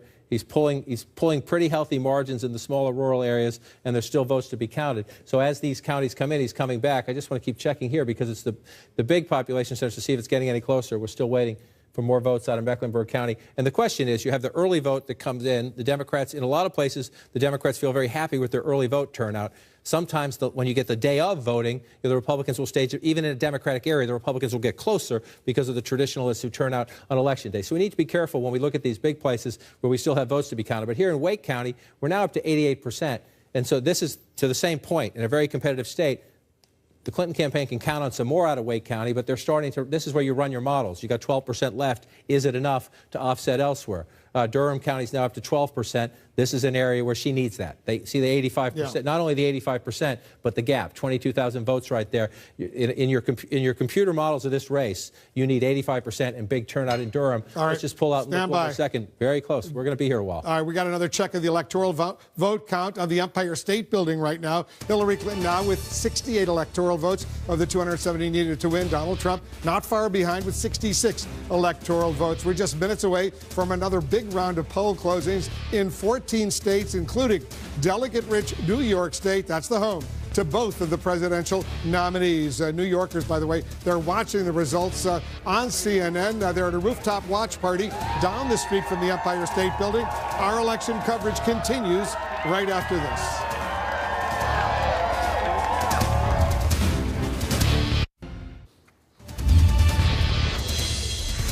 It's a close race to 270 electoral votes right now. You can see our running tally on the Empire State Building. Hillary Clinton now with 68 electoral votes. Donald Trump with 66. And just down the street from the world-famous landmark, New Yorkers are watching election results on CNN as we get ready for the polls to close in New York State. That's the home turf for both Clinton and Trump. We're getting new numbers coming in right now. Here's a key race alert. All right, Donald Trump is ahead in two important states in Florida and Virginia. In Florida right now, 91% of the vote has been counted. Donald Trump has a 110,000 vote lead over Hillary Clinton, 49.1% to 47.8%. 29 electoral votes are at stake in Florida. In Virginia, almost 60% of the vote is now in. Donald Trump is ahead by 128,000 votes over Hillary Clinton, 50% to 44.8%. 13 electoral votes in Virginia. Two important battleground states where Hillary Clinton is ahead. In Ohio, more than a third of the vote is in. Hillary Clinton has a lead of 36,500 votes over Donald Trump, 49% to 47.2%, 18 electoral votes in Ohio. And in North Carolina, 61% of the vote is in. Hillary Clinton's lead is 62,000 over Donald Trump. 15 electoral votes at stake in North Carolina. So she's ahead in North Carolina and Ohio right now. Let's go over to Jake and Dana. We're watching Florida. Right now, let's say Florida, more than 90%, Jake, of the vote is now in. And it's surprising how close it is, given the fact that both Democrats and Republicans in the state had thought that Hillary Clinton had a slight edge.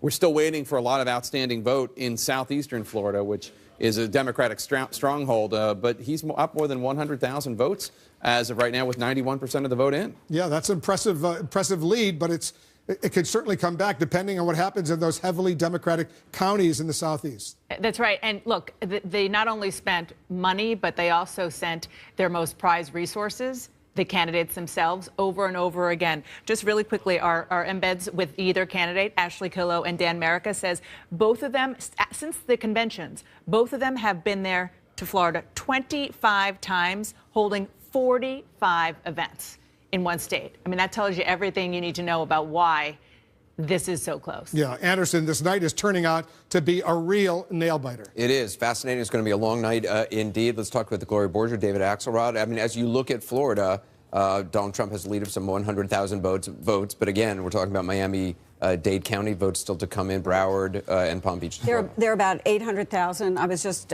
speaking with a Republican in the state, 800,000 to a million votes still out.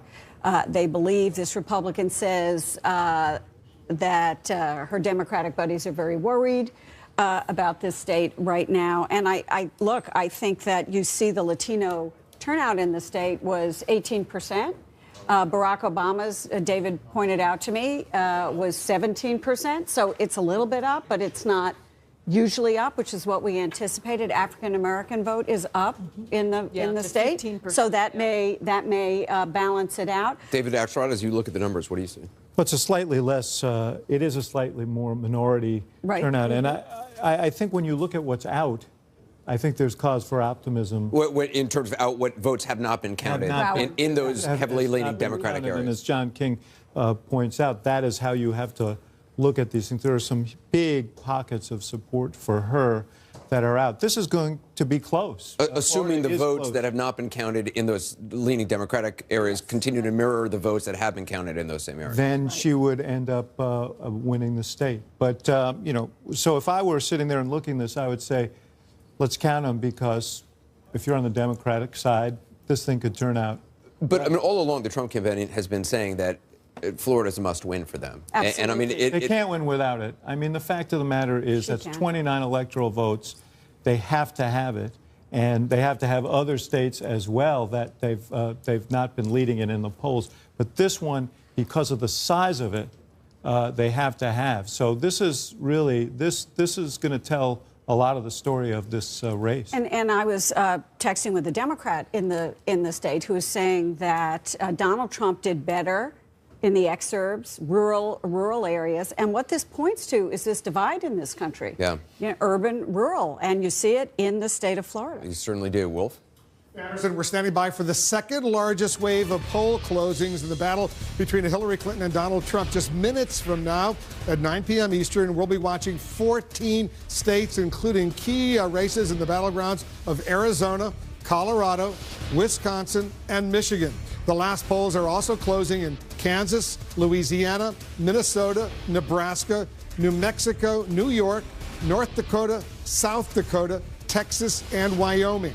156 electoral votes are at stake in this coming hour. Remember, 270 are needed to win the presidency. Jake, we're heading into battlegrounds where the candidates have tried to clearly shake up the electoral map. That's right. As we move west, we're looking at some states now where they've been trying to change the color of states. We've seen Hillary Clinton trying to make a play to turn Arizona from red to blue, while Donald Trump would like to flip Democratic-leading Michigan or Wisconsin or Colorado from blue to red. Let's check in with our correspondents who are at the major presidential candidates' campaign headquarters. They're both in New York City.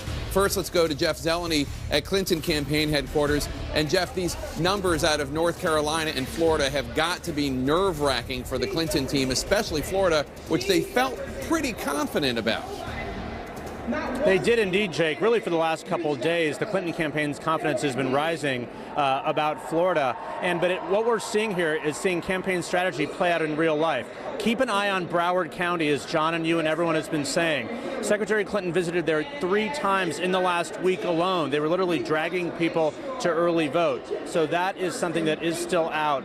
That's why one top advisor tells me just a few moments ago there is no panic because of Broward County. But I can tell you, Jake, much closer than they thought. They're also watching Pennsylvania very carefully, but one advisor tells me we're flying almost blind there. This is old school, no early voting. They're frankly not sure what's happening in Philadelphia as much, but first things first. And first for the Clinton campaign is watching Broward County and watching South Florida. Jake. All right, let's go to Sarah Murray, who's with the Trump campaign just a few blocks away in Manhattan. And Sarah, the Trump campaign, while who knows what's going to happen, they've got to feel pretty good. They're really turning some of these states into very competitive battlegrounds.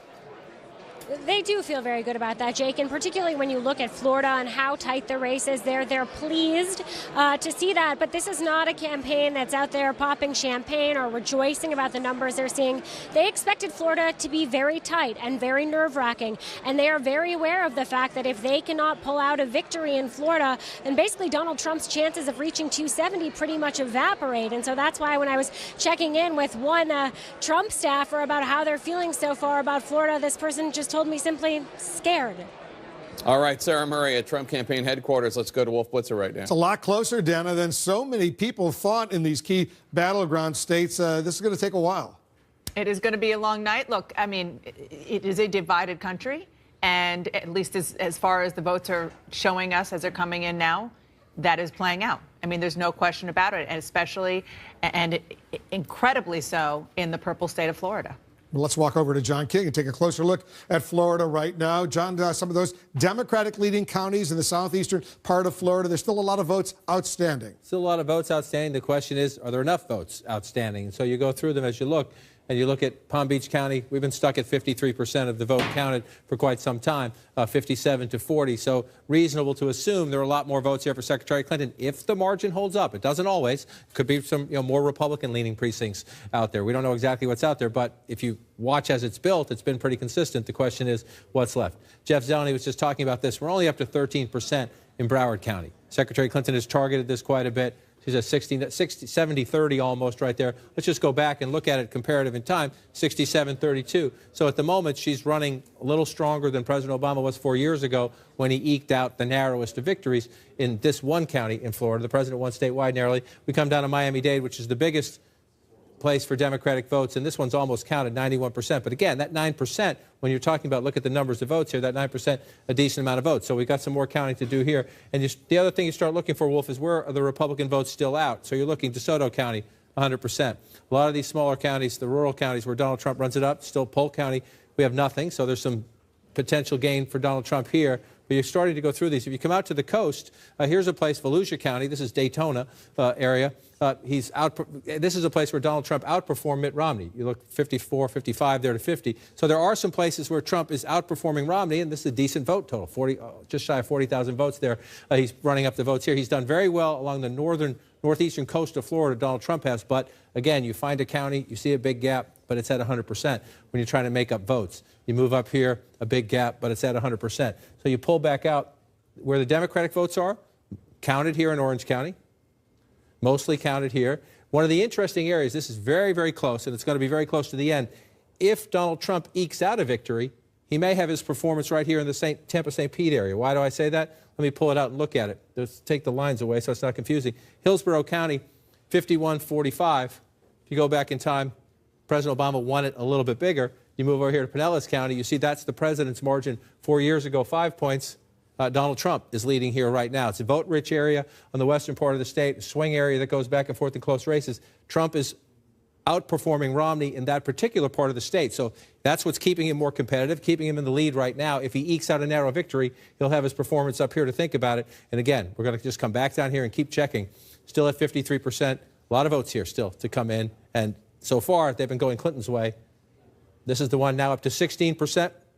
We'll check her lead in just a second as this vote comes in. But you want to watch as we start going from 13 to 16 to 20 to 30.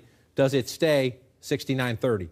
Does it stay in that margin? If it stays in that margin, she's going to make up a lot of votes. That Broward County, where Fort Lauderdale is, 9.3% of the whole population of the state. And so as you move up, if you're looking at that big of a population center, as you move up through the count, Miami-Dade's still stuck at 93. But this is the big one we're waiting on. I mean, there'll be some adjustments in the margins, but when we get more of this, when we get from 16 to 30 to 40, we'll see if this holds up, and we'll see that we'll get to a better sense of the turnout. We'll see how much of the math. But if you look at just imagine at 16%, you're talking about 260, 280,000 votes right there. If that continues, there are still votes to be had. But we've got some counting to do. I'm just looking at other places as we go through this. 76% here, Clinton with a big lead, so maybe some more votes for her there. Most of these other places. Let's do Virginia for a moment. Quickly with Virginia. Let's pull back out to the map. Again, these are states where the early votes are being counted. These are not states that have been tossed. But Virginia has stayed Donald Trump lead for quite some time, and we're up to 65%. This is a state, remember, Hillary Clinton's running mate, Senator Tim Kaine, former Governor Tim Kaine, is from here. You see the lead right here, 50% to 45%. That's a pretty healthy lead for Donald Trump, so let's take a look. Number one, he's doing what he needs to do, running it up out in the small rural counties. And this is incredibly important in these states, 74 to 21. You see how this goes here. The big issue, Wolf, we're still waiting for some votes out of the Washington, D.C. suburbs. See, only half of the votes here counted in, less than half in Fairfax County, 50% in Loudoun County. So Donald Trump leads in Virginia, Wolf, but still a lot of math to be done in the more populated areas just outside of Washington, D.C. 14 states are about to close the polling in 14 states, including two huge ones, Texas and New York. We're watching several other states right now. We're getting ready to make some projections.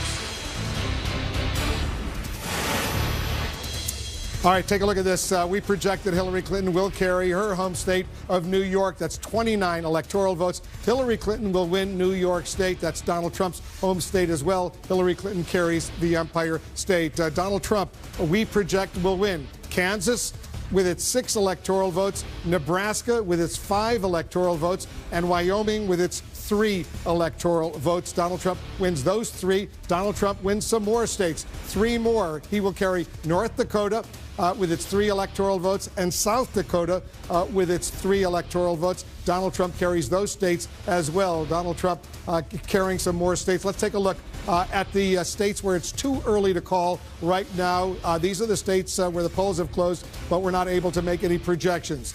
Arizona, Colorado, Louisiana, Michigan, Minnesota, New Mexico, Texas, and Wisconsin.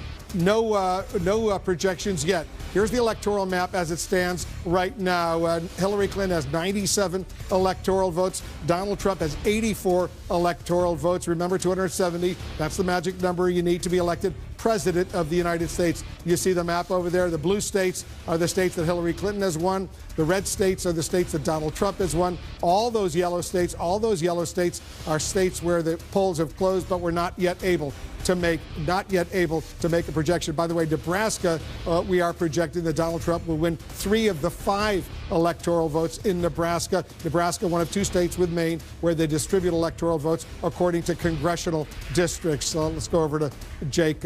This is a big win for Hillary Clinton in New York, because Donald Trump, that's his home state. Originally he thought he would have a shot, not necessarily in Manhattan, but in upstate New York. Yeah, bragging rights at the very least. It's a Democratic state. Let's show some images there of the Empire State Building. If you're watching right now and you sent a photograph of yourself voting with the hashtag #MyVote to Instagram, your images will be making up the mosaic on the Empire State Building as New Yorkers, Democrats celebrate the win of Hillary Clinton of that state, the Empire State. But still, this is just the beginning of what looks like it's going to be a very long night. Yeah, let's get back to the electoral map right now. Take a look over here. You see the electoral map, the projected numbers that we have: 97 electoral votes for Hillary Clinton, 84 right now for Donald Trump. 270 needed to be elected president of the United States. But Florida, that's the big story right now. It is so razor thin. I'm texting back and forth with both Democrats and Republicans. Frankly, both are surprised at how tight it is, and how the Latino vote, at least it looks at this point, certainly it's higher than it was in 2012 and 2008, but not the surge in that particular state that many suspected would come. And at least right now, there are counties where Donald Trump is outperforming every Republican that has run in Florida for president in 16 years. He's doing very, very well, driving up Republican turnout and the Republican vote in some of these right-leaning counties. Yep. And look, this is the story that Donald Trump and his team said that we would be telling in many of these places, that there are people who have been disaffected for many, many years, who see their candidate finally in Donald Trump, that they would come out and vote where they hadn't done so before. And that explains the story of these red-leaning counties where the vote is very high. We have another key race alert right now. All right, let's take a look. Let's start in Florida right now. Donald Trump is ahead impressively with 91% of the vote now in. Look at this. He has a lead of 143,361. That's an impressive lead right now, with so many of the votes already counted. In Ohio, Donald Trump also has a lead of more than 52,000, with 39% of the vote in, 18 electoral votes in Ohio. Donald Trump ahead there. In Virginia right now, Donald Trump still has an impressive lead in Virginia. 66% of the vote is in. Donald Trump is ahead by more than 108,000 votes in Virginia. 13 electoral votes at stake. In Georgia, 29% of the vote is in. Donald Trump has a very impressive lead of more than 340,000 over Hillary Clinton, 62.5% to 35%. There are 16 electoral votes in Georgia, an impressive lead for Donald Trump in Georgia right now. Let's go on to North Carolina right now. 69% of the vote is in. Look at how close it is. Donald Trump has a lead, but of only 689 votes. He just took the lead over Hillary Clinton in North Carolina. Now his lead has grown a little bit as we're speaking. His lead is almost 3,000 votes over Hillary Clinton, 48.8% to 48.7%. 69% of the vote is now in North Carolina. Donald Trump has a slight lead. In New Hampshire, only 13% of the vote is in. Hillary Clinton has a small advantage right now, 4,500 over Donald Trump. 4 electoral votes in New Hampshire. This has been a battleground state. In Michigan, 11% of the vote is in. Hillary Clinton's lead is only 13,771, 48.7% to 46.2%. Michigan has a lot of electoral votes, 16 to be specific. Michigan, it's a close race in Michigan right now. It's a key state. Pennsylvania, only 5% of the vote is in. Hillary Clinton has an impressive lead of more than 106,000 votes over Donald Trump, 65% to 30%. 20 electoral votes are at stake in Pennsylvania. Donald Trump really was hoping for Pennsylvania, but only 5% of the vote is in. Let's take a look at Colorado. Right now, 7% of the vote is in. Hillary Clinton has a 42,000 plus vote lead over Donald Trump, but very early, only 7% of the vote is in. 9 electoral votes are at stake in Colorado right now. Let's take a look at the Electoral College map. Where it stands right now. You can see Hillary Clinton has 97 electoral votes. Donald Trump has 84 electoral votes. Once again, you need 270 to be elected president of the United States. The red states we've projected going to Donald Trump. The blue states we've projected going to Hillary Clinton. All those yellow states you see, too early to call, no projections there. Let's go over to John King. I want to update our viewers on Florida right now because that vote is coming in Florida. Donald Trump building up an impressive lead. He is building up an impressive lead. The question is there enough still out there for Hillary Clinton? And when you go through some of these other counties, Donald Trump running it up in the rural areas, only 57% of the vote counted here, Marion County. It's not insignificant, just shy of 2% of the state population. So, again, there's more votes here for Donald Trump, and you're looking around trying to find out where they are, the 100% there and 100% there. And so the question is, as Trump runs it up in the conservative rural parts of the state, is there enough when you get to 49 point to 47? You see the vote count there. She needs to make it up. Is it there? Potentially. Potentially. Palm Beach here, 83% of the vote in. That lead there. She gets some vote here. This is the big question mark. Let me pull this back up for you here. The big question mark remains Broward County. Are there enough Democratic votes left? We have it at 16%. We're waiting for an update. That's been held solid there for some time. So sometimes you get a vote dump. The percentage total jumps up pretty quickly. Is there enough there? That's really the biggest outstanding question, is how much of a boost will Hillary Clinton get out of Broward County, and is it enough to overcome that Donald Trump lead? Because most of Miami-Dade is in. Again, 7% left in a big populated county like Miami-Dade. There's more there, too. The question is, when you pull it out to statewide, is it enough? What's left down here? Because most of the other Democratic centers are in. You see 100% of the vote counted there. You see 92% of the vote counted there. Again, Donald Trump, she's winning Hillsborough County, Tampa. Donald Trump outperforming Mitt Romney here, keeping it closer. Donald Trump winning Pinellas County, where St. Pete is. President Obama won this county 4 years ago. So you see some strength for Donald Trump in this part of the state that is giving him an advantage as we head into the final count. Now, we've been at this before in past elections where getting from 92 to 99 sometimes takes a very long time. So we'll see if the votes are still out here. One other thing, Wolf, since last time you were here, Ohio was Before blue. we go back to Florida for a second, sure, because I know we have a feature where there's still outstanding votes remaining. We see 92% of the vote is in. Can you isolate the areas where there are still votes outstanding? So you do this here, and you see this tells you where you have a lot of votes still to come in. This is where I put it. You just watch the number right there, where we are below. So let's say we're below 75% of the vote counted, right? You leave that right there. So you see the areas where you're still waiting, right? So we're obviously, this is the biggest vote center. But everywhere else where we're waiting. Because he's ahead right now by about 130,000 votes, 142,000 exactly right now. Are there enough votes outstanding that could, for Hillary Clinton to overcome that Donald Trump advantage? So let's look at it two ways, just based on this. These are places where you're under 75%. So these are Republican places here. You bring it out here, 57% of the vote counted. Again, it's 1.8% of the state population, but that's to be gained for Donald Trump. It's not as big as we're about to go, but again, that's a lot of votes there still for Donald Trump if he keeps those margins. No guarantee, but these places have a vote history, and these are Republican places. This is tiny, pretty small, but again, you're only at 50%. Here, right? So imagine that if 9,000, just shy of 9,000 votes there, if the other 50% comes in the same way, it adds roughly ballpark 9,000 more votes. So there's your advantage for Donald Trump. The only place for the Democrats, a big Democratic area that's under 75. I'm going to move the dial. No, it just went up to almost half. Just up to almost half here. And so the question is, because it's up to almost half, let me just pull this back and come all the way over. And let's just come back out and let's see what that did. It didn't narrow. We're almost up to almost half, and it narrowed it somewhat. So the question is, as we go through this, are there enough votes there that we're almost at half? You see the lead now? It's pulling away. Is there enough there for Hillary Clinton in what's left in Broward and in Miami-Dade to pull it off? If you start to look at it right now, you get more and more skeptical as you move from 93. The question is, as we move that up to 95 and beyond. If you're in the Trump campaign, you're very happy with this right now. And again, you're looking at your performance in some of these, in the rock rural places, the rock conservative places, Donald Trump has performed well. And in some of these swing areas here, he's overperformed. Even where he's losing, he's overperformed Mitt Romney, again, particularly in the Tampa area, which matters because it's a population center. Look at the vote count there. If Hillary Clinton has a bigger lead here, she's got, that's another 8, 10, 20,000 votes, depending on what the size of that lead is. That's a significant in keeping the margins down there. Florida, we're going to try to get from 93 to 98 to 99. But if you're in the Trump campaign, it's 29 electoral votes you have to have. At the moment, if you're in the Trump war room, you're reasonably optimistic, but you're waiting to see, again, up to 48% here. Yeah. We're up to 83% here. So this is where the clock starts to tick against Hillary Clinton. Now that you're up to 83%. Palm Beach County. 83% in Palm Beach County. So there's not that many more votes to come in. What comes in is coming in her favor by a lopsided margin. But then you say, okay, we're up to 83%. Boom. She's getting closer. The question is, do you get close enough with what's still left? So we'll count to the last vote in Florida.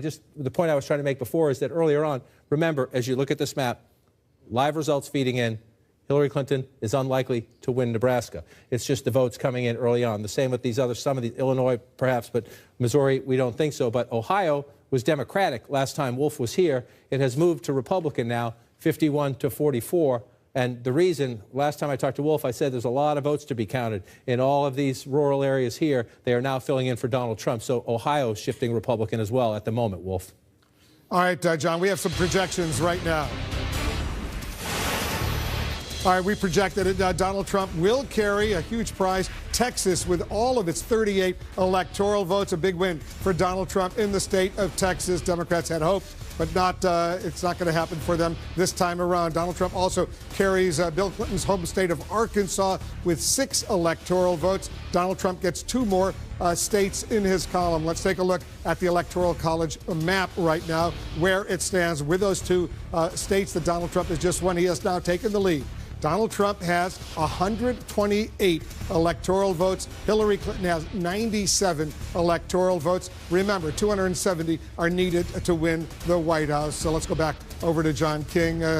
John, he's taken the lead of the Electoral College count, which is significant right now. There's still plenty of other states out there. I was just doing some experimenting while you were over there, just trying to do some math. As you look at this map right now, as you look at the map fill in, and I want to again caution our viewers that I'm sorry for those who've been with us all night. I'm being repetitive, but these are live results feeding in. These are not states that we have called in many cases. You see Nebraska, you see New Mexico, you see Missouri, for example. We haven't called those states, so they're blue at the moment. It's very early results. But as you look at the map right now, if you're Donald Trump, you're leading in Florida. You're leading in Virginia. We've got some votes to be counted there in the D.C. suburbs. But you just pulled ahead in Ohio, Michigan, and Wisconsin. Again, very, very early. But if you're in the Trump war room, you're looking at this, and you're saying, we told you so. We have a path. Now, does that path hold up as we go into the next hour, and the next hour, and I sort of suspect the next hour and the next hour? We'll see. We'll see. But the early results in these places, especially when you're looking, a few moments ago I was looking at Virginia. We're up to 71% now. Yeah. Now, we've seen this before. I have been through many elections where the Republican is leading in Virginia very late. They start to get happy in the Republican war room. Well, zoom into those counties where there's still a lot of votes outstanding. Show them to us. Right. Then these votes come in. So you got Loudoun County, only 85% of the vote in right there if you pull that out. Where's the outstanding vote? Yeah, it's all over the place is what I'm saying. Prince William County, we're only up to 16%. Fairfax City, 57%. So in the Washington, D.C. suburbs, which, as you can see, are filling in predominantly blue, I just want to check Arlington. It's a vote center. They're up to 94% in Arlington, so fewer votes there. Can you do for Virginia what you did in Florida? Sure. Show us where those votes, the outstanding vote, really remains. We're going to slide this back a little bit, pick a number. Let's just go back to 75% again. So here's where you're looking at the places where you have 75% of the vote or less, and you see some small pockets of red. The problem, if you're the Trump campaign, number one, you're leading right now. I'm not saying it's a huge problem, but these are smaller areas. You see down here, Norfolk area down here, I want to pull it out. It's 3% of the state population. Hillary Clinton is winning the 62% of the vote, and she's winning 68 to 26. So there's a potentially, again, it's not guaranteed that the margin stays the same when the rest come in, but potentially a lot of votes for the Democrat there, potentially a fair chunk of votes for the Democrat here in Portsmouth. And then again, the biggest issue always in a close race in Virginia is what happens up here. And I just want to stretch it out a little bit. Let me turn this off and just stretch it out a little bit and look. So here's Washington, D.C., and you're across the river. And so most of the votes are counted in these counties, which are lopsidedly Democratic. No votes in Arlington County? No, they're counted. That means they're already counted. They're past the 70%. So here's where you're still waiting. You're only at 57%. Fairfax County, that's 13% of the state population. Well, if that's a lot of votes to come in, and again, they're coming in at the moment, lopsidedly Democratic. They're coming in here closer. Prince William County, Donald Trump has made a run at this. And again, if Donald Trump ekes out a victory in Virginia, you're going to look at this county, compare it to 4 years ago, and say it's one of the places where in the further out suburbs beginning to get into the exurbs, Donald Trump performed very well. Now, I want to pull this back over just so we get the whole statewide perspective. And you look, the map is filling in as you would expect it to, except for the fact that Donald Trump is running more competitive in some areas, but we're still waiting. I just want to check down here. We're only at 53% Richmond City. This is a Democratic area. She's going to run up some more votes here. You see 75 to 18. So there's more votes for here. But you're up to 72%. Again, we've been through many elections where the Republican is ahead early on, and then this vote comes in, and it changes everything. But if you're the Trump campaign, did you think, flip it. If you're the Democrats, did you think 2 weeks ago on election night we would be looking at Virginia as the count got up above 70%? And we were counting the votes. A state that President Obama carried twice. Carried twice. Now, it used to be a red state, but it has been moving, especially because of the growth in these suburbs and the fast-growing Latino population. So the fact that Trump is so competitive, even if he narrowly loses this state, right now he's winning, and he's in position to potentially win it. Even if he narrowly loses this state, it tells you he is performing in a way that is going to surprise some Democrats, and that's why when you look... Let's go to North Carolina right now. North Carolina, you're just moving just to the south. Do the same thing right for us in North Carolina, because 71% of the vote is now in, and Donald Trump still has a lead. You see a lead of, what, about 20,000 votes. So we move it back again to around 75%. And what are you missing? We got a long way to go here. We got a long way to go here because you've got a lot of places where, and these are largely Democratic areas, so this is, but I'll show you the Republican. The population centers here are Democratic. You see Durham County here, where the Democrats are looking for some votes. You come down here, Cumberland County, Fayetteville, only... This is the absentee vote. This means we don't have a big dump of real, today, election day votes as yet. This is a smaller county, Robeson County, but still, that's more competitive, a 5-point race there in that county. So you're looking at what's left out there. There are some Republican areas. Let's go through them and look. They tend to be a little bit smaller, but this one's not bad. There are some votes for Trump potentially here. We don't know what's coming over here. I want to move over to Wilmington.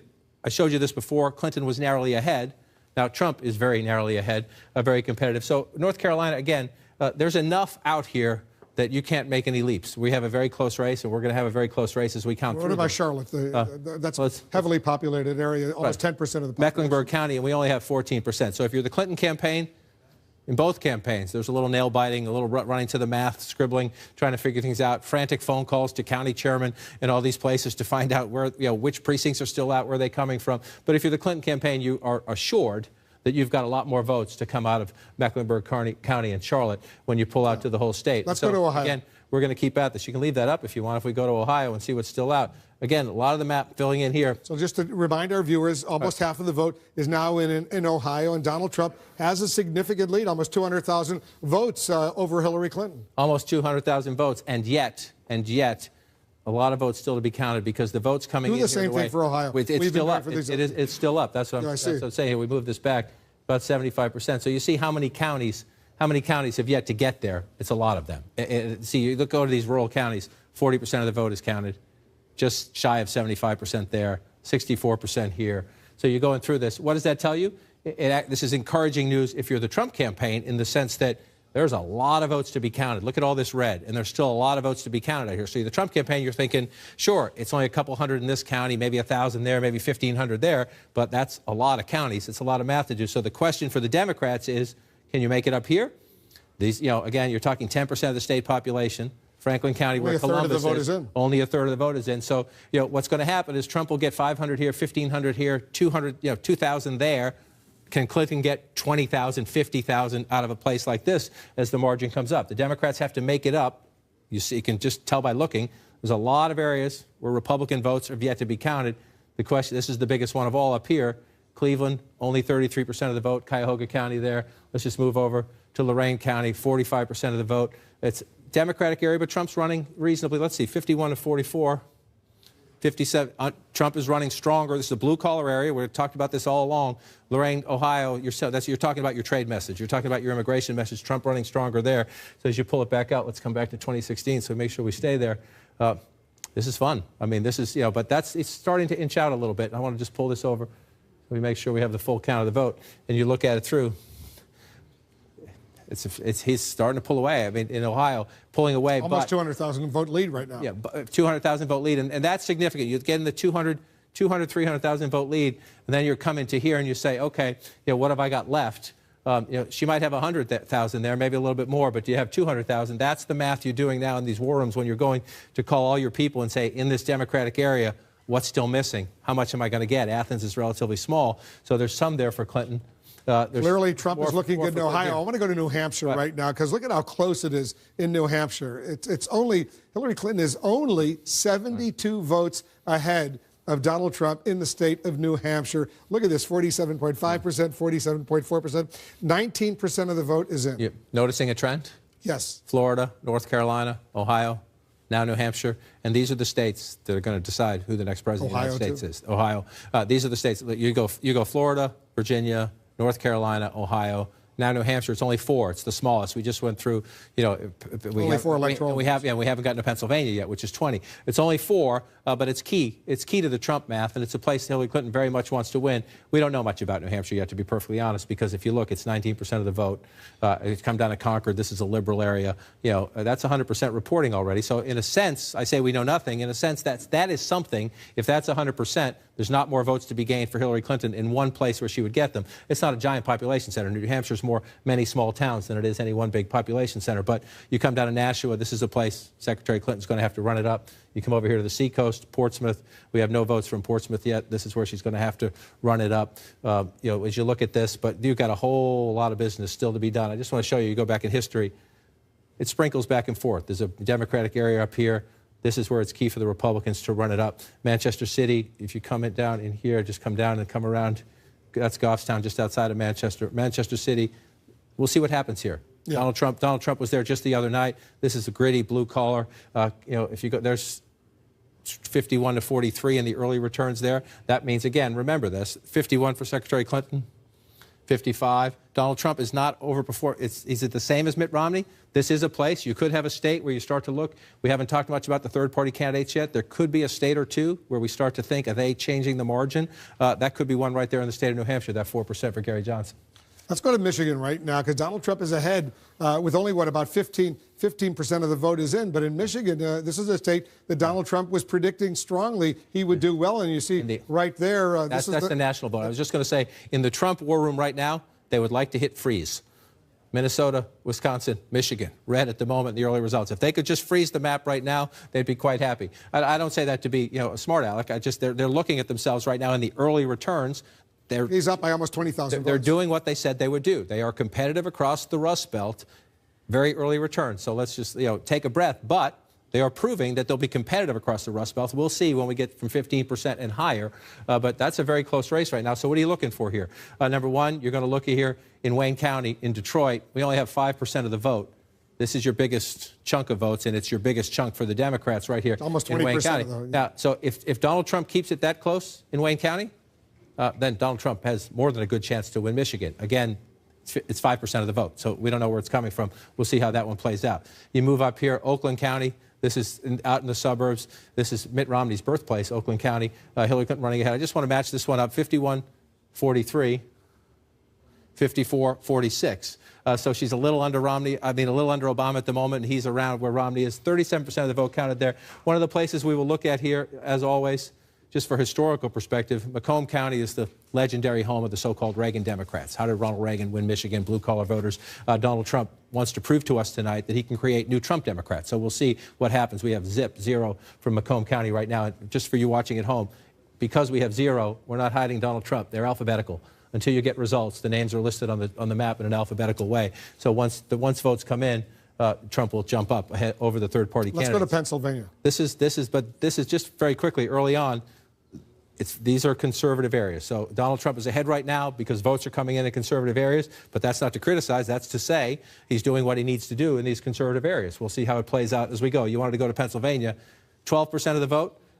Donald Trump is ahead by what, 107? I mean, Hillary Clinton is ahead of Donald Trump by what, about 177,000 votes with 12% of the vote in. She's got 60.2% to 36.4%. That's a healthy lead early on. I suspect this is about the this won't last very long, but Gary Johnson is ahead in one county in Pennsylvania at the moment right now. I just wanted to point out to viewers at home what this color is. You'll see different colors in the map. If there's a tie, you'll see a different color as well. So we'll see if that holds up and pop it. So what are we going to look for here? A couple things. Number one, and I know Jeffrey Lord is in the room tonight, this, what in Pennsylvania they call the T, up from the center and across the top, is very conservative territory with the exception of Erie up here. One of the questions will be, as we were talking about Macomb County in Michigan, how does Donald Trump do in a place like Erie? Well, let's see, a 5-point lead right there. I suspect that's better than it was 4 years ago. And there you go, 57 to 41, 16 points in Erie.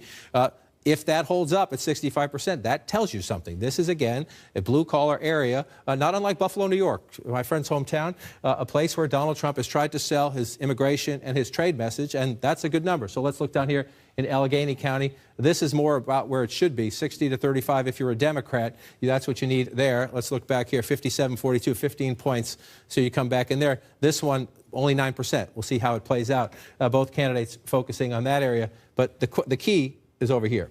We have nothing from the suburbs yet. We have 37% from Center City, Philadelphia. Watch this number right here. In Philadelphia County, in an hour or two, when we're counting Pennsylvania, maybe 3, when we're still counting the votes here, is this margin around 400,000 or more? If it's not, Donald Trump's in play in Pennsylvania. Hillary Clinton has to run it up in Philadelphia by 400,000 votes, even more than that if she can. And then after that, if she can do that, that makes her competitive. And you see all these suburbs right here. This race will be won or lost. She's currently leading by a little bit. This is significant. Again, this is only 1% of the vote. Donald Trump's running about even in Bucks County. The last Republican to win Pennsylvania in a presidential election was George H.W. Bush. He won Bucks County. No Republican has won it since. So can it be close? Mitt Romney kept it close if you go back 50 to 49 in Bucks County 4 years ago. If Donald Trump can keep it there, it keeps him in play.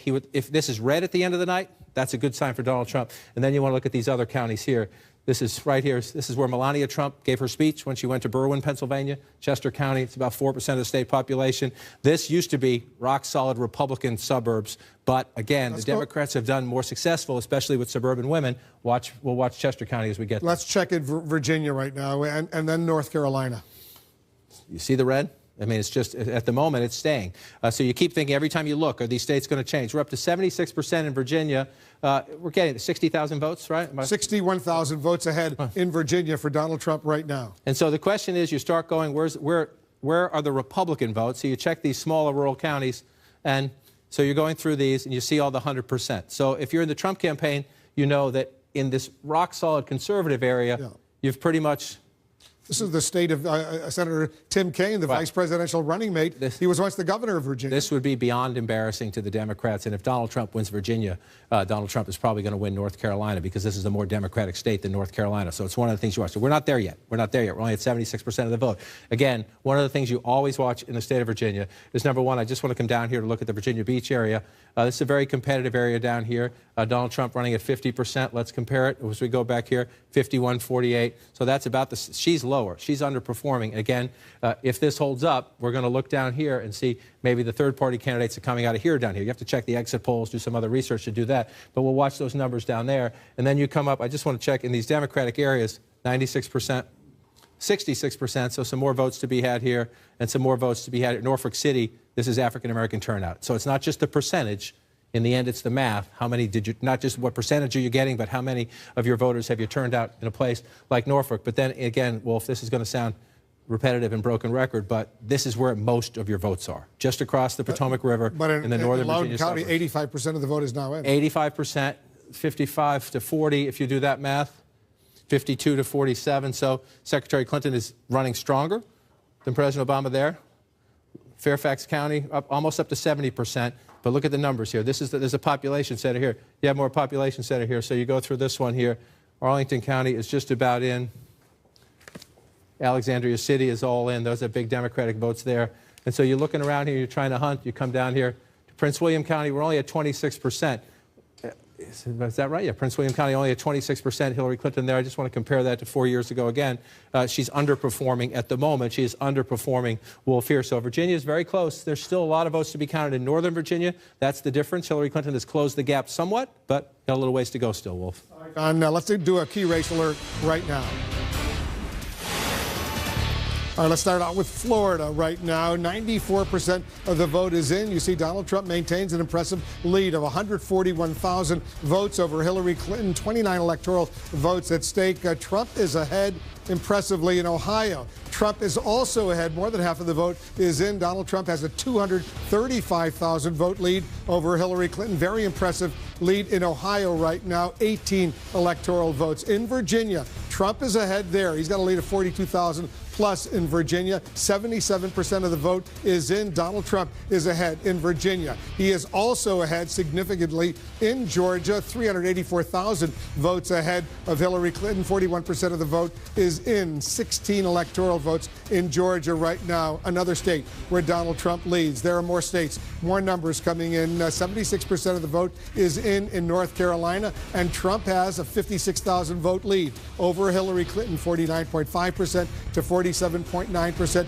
He is ahead in North Carolina right now, 15 electoral votes there. In Michigan, 17% of the vote is in. Look at this. Donald Trump is ahead in Michigan right now as well, 28,000 plus votes over Hillary Clinton, 49% to 45, almost 46% for Hillary Clinton. 16 important electoral votes in Michigan right now. In New Hampshire, 22% of the vote is now in. Trump is ahead in New Hampshire as well. 1,700 vote lead. Now it's just gone down to 900 vote lead. Look at how close it is. 47.7% to 47.2%. A quarter of the vote almost is in New Hampshire. In Wisconsin, 12% of the vote is in. Hillary Clinton has a 25,000 vote lead over Donald Trump. 10 electoral votes in Wisconsin, but this is very early. Only 12% of the vote in Wisconsin is in right now.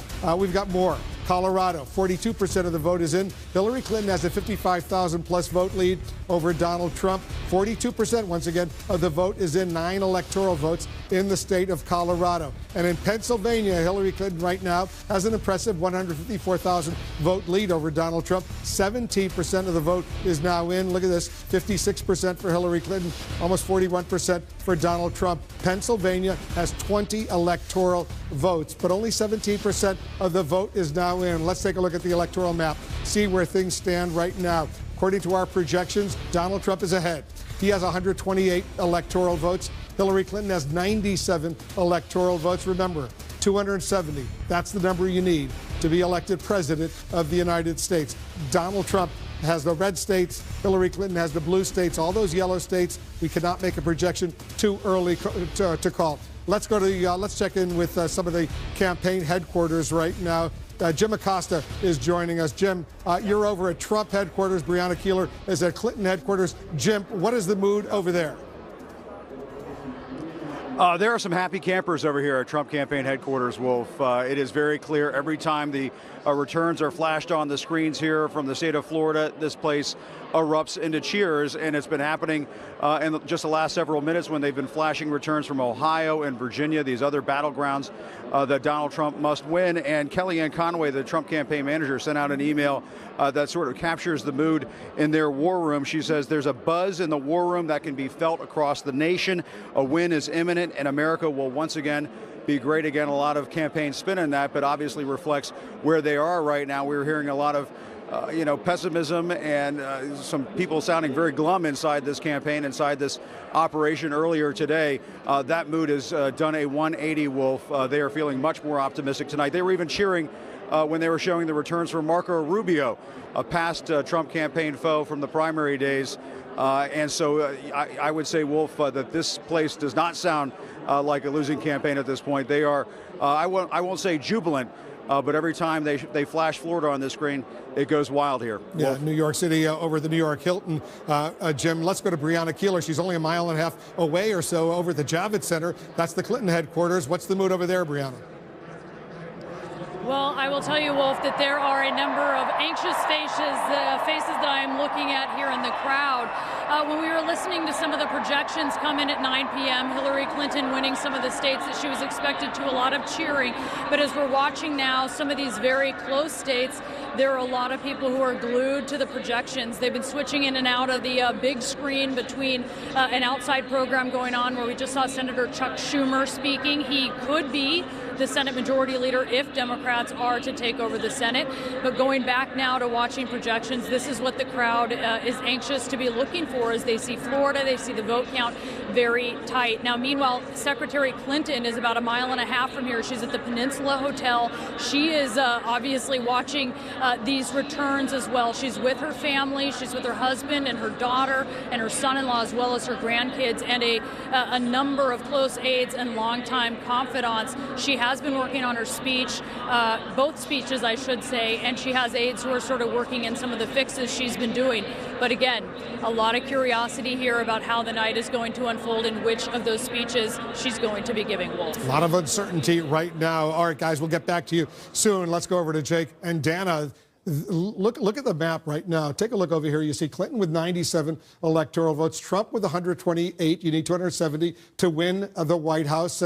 And you see what's going on. Trump is doing remarkably well. We have said from the beginning that for Donald Trump to win, he would need to run the table. And right now we are seeing that there is a path, a very clear path for Donald Trump. He is very competitive in all the key states, including Virginia, which could possibly be, there could be the crack in the blue wall, the firewall that Hillary Clinton had. We're seeing very tight races in the Midwest. The numbers are still coming in. A very nail-biters, not just in North Carolina, but Florida. It seems entirely possible that Donald Trump could end up having a very strong night, even the night that he's been dreaming of. We have a picture, I think, of Donald Trump with his running mate, Mike Pence, watching the returns coming in. This is a much stronger night than a lot of Republican officials thought was going to happen. We still don't know what's going to happen, and obviously the key states that we really need, that Hillary Clinton really needs to maintain. Let's just put this on the board.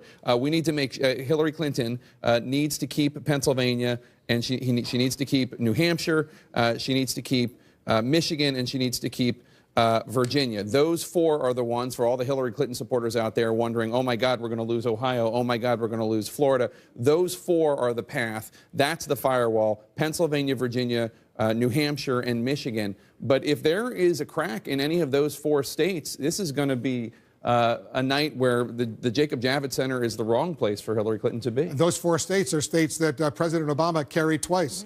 That's right. And look, of all those four states, Virginia is the biggest surprise for, really mostly for Democrats. I will say that Republicans outside of the Trump campaign told the Trump campaign long ago, forget it, Virginia's gone, even before Tim Kaine became. Take a look at this. Take a look at this, Dana. You see these four states right there. And you see the states that Jake just circled: Virginia, Pennsylvania, New Hampshire. Let's start with Virginia. Donald Trump is ahead there by 20,000 plus votes in Virginia. In Pennsylvania, Hillary Clinton is ahead, 221,506 votes.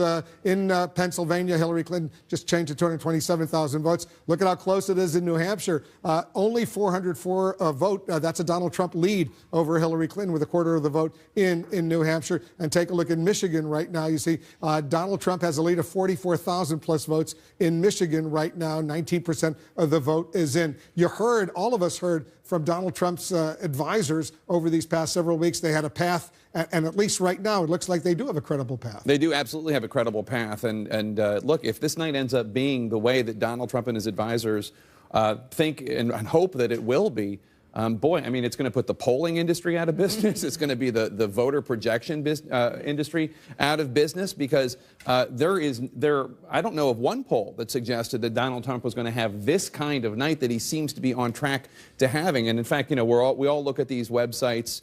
I don't need to name them, but that prognosticate the odds. Hillary Clinton has this percentage odds that she's going to win. And most of them had Hillary Clinton, the odds of her becoming the president, at over 65%. Well, I just logged on to one of them, and it has Donald Trump at 54%. Now, this is not science. This is prognostication based on data coming in and polls and the like. But really, we're seeing, first of all, this is not the repudiation of Donald Trump Trumpism that I think a lot of Republicans in Washington, D.C. and Democrats hoped. But beyond that, we're seeing, as you say, Wolf, a credible path for Donald Trump to the White House. I'm not saying it's going to happen, but it certainly could. And you know, Jim was talking about the feeling inside the Trump victory party, which of course they always call it before we get the results. It's not just there. It's the photo of Donald Trump and Mike Pence watching the returns with the people who have been working on their campaign in the war room is one thing. And then the people who are closest to Donald Trump are watching in a room right now. And they said that the mood has changed completely. Anna, we have 2 more projections right now.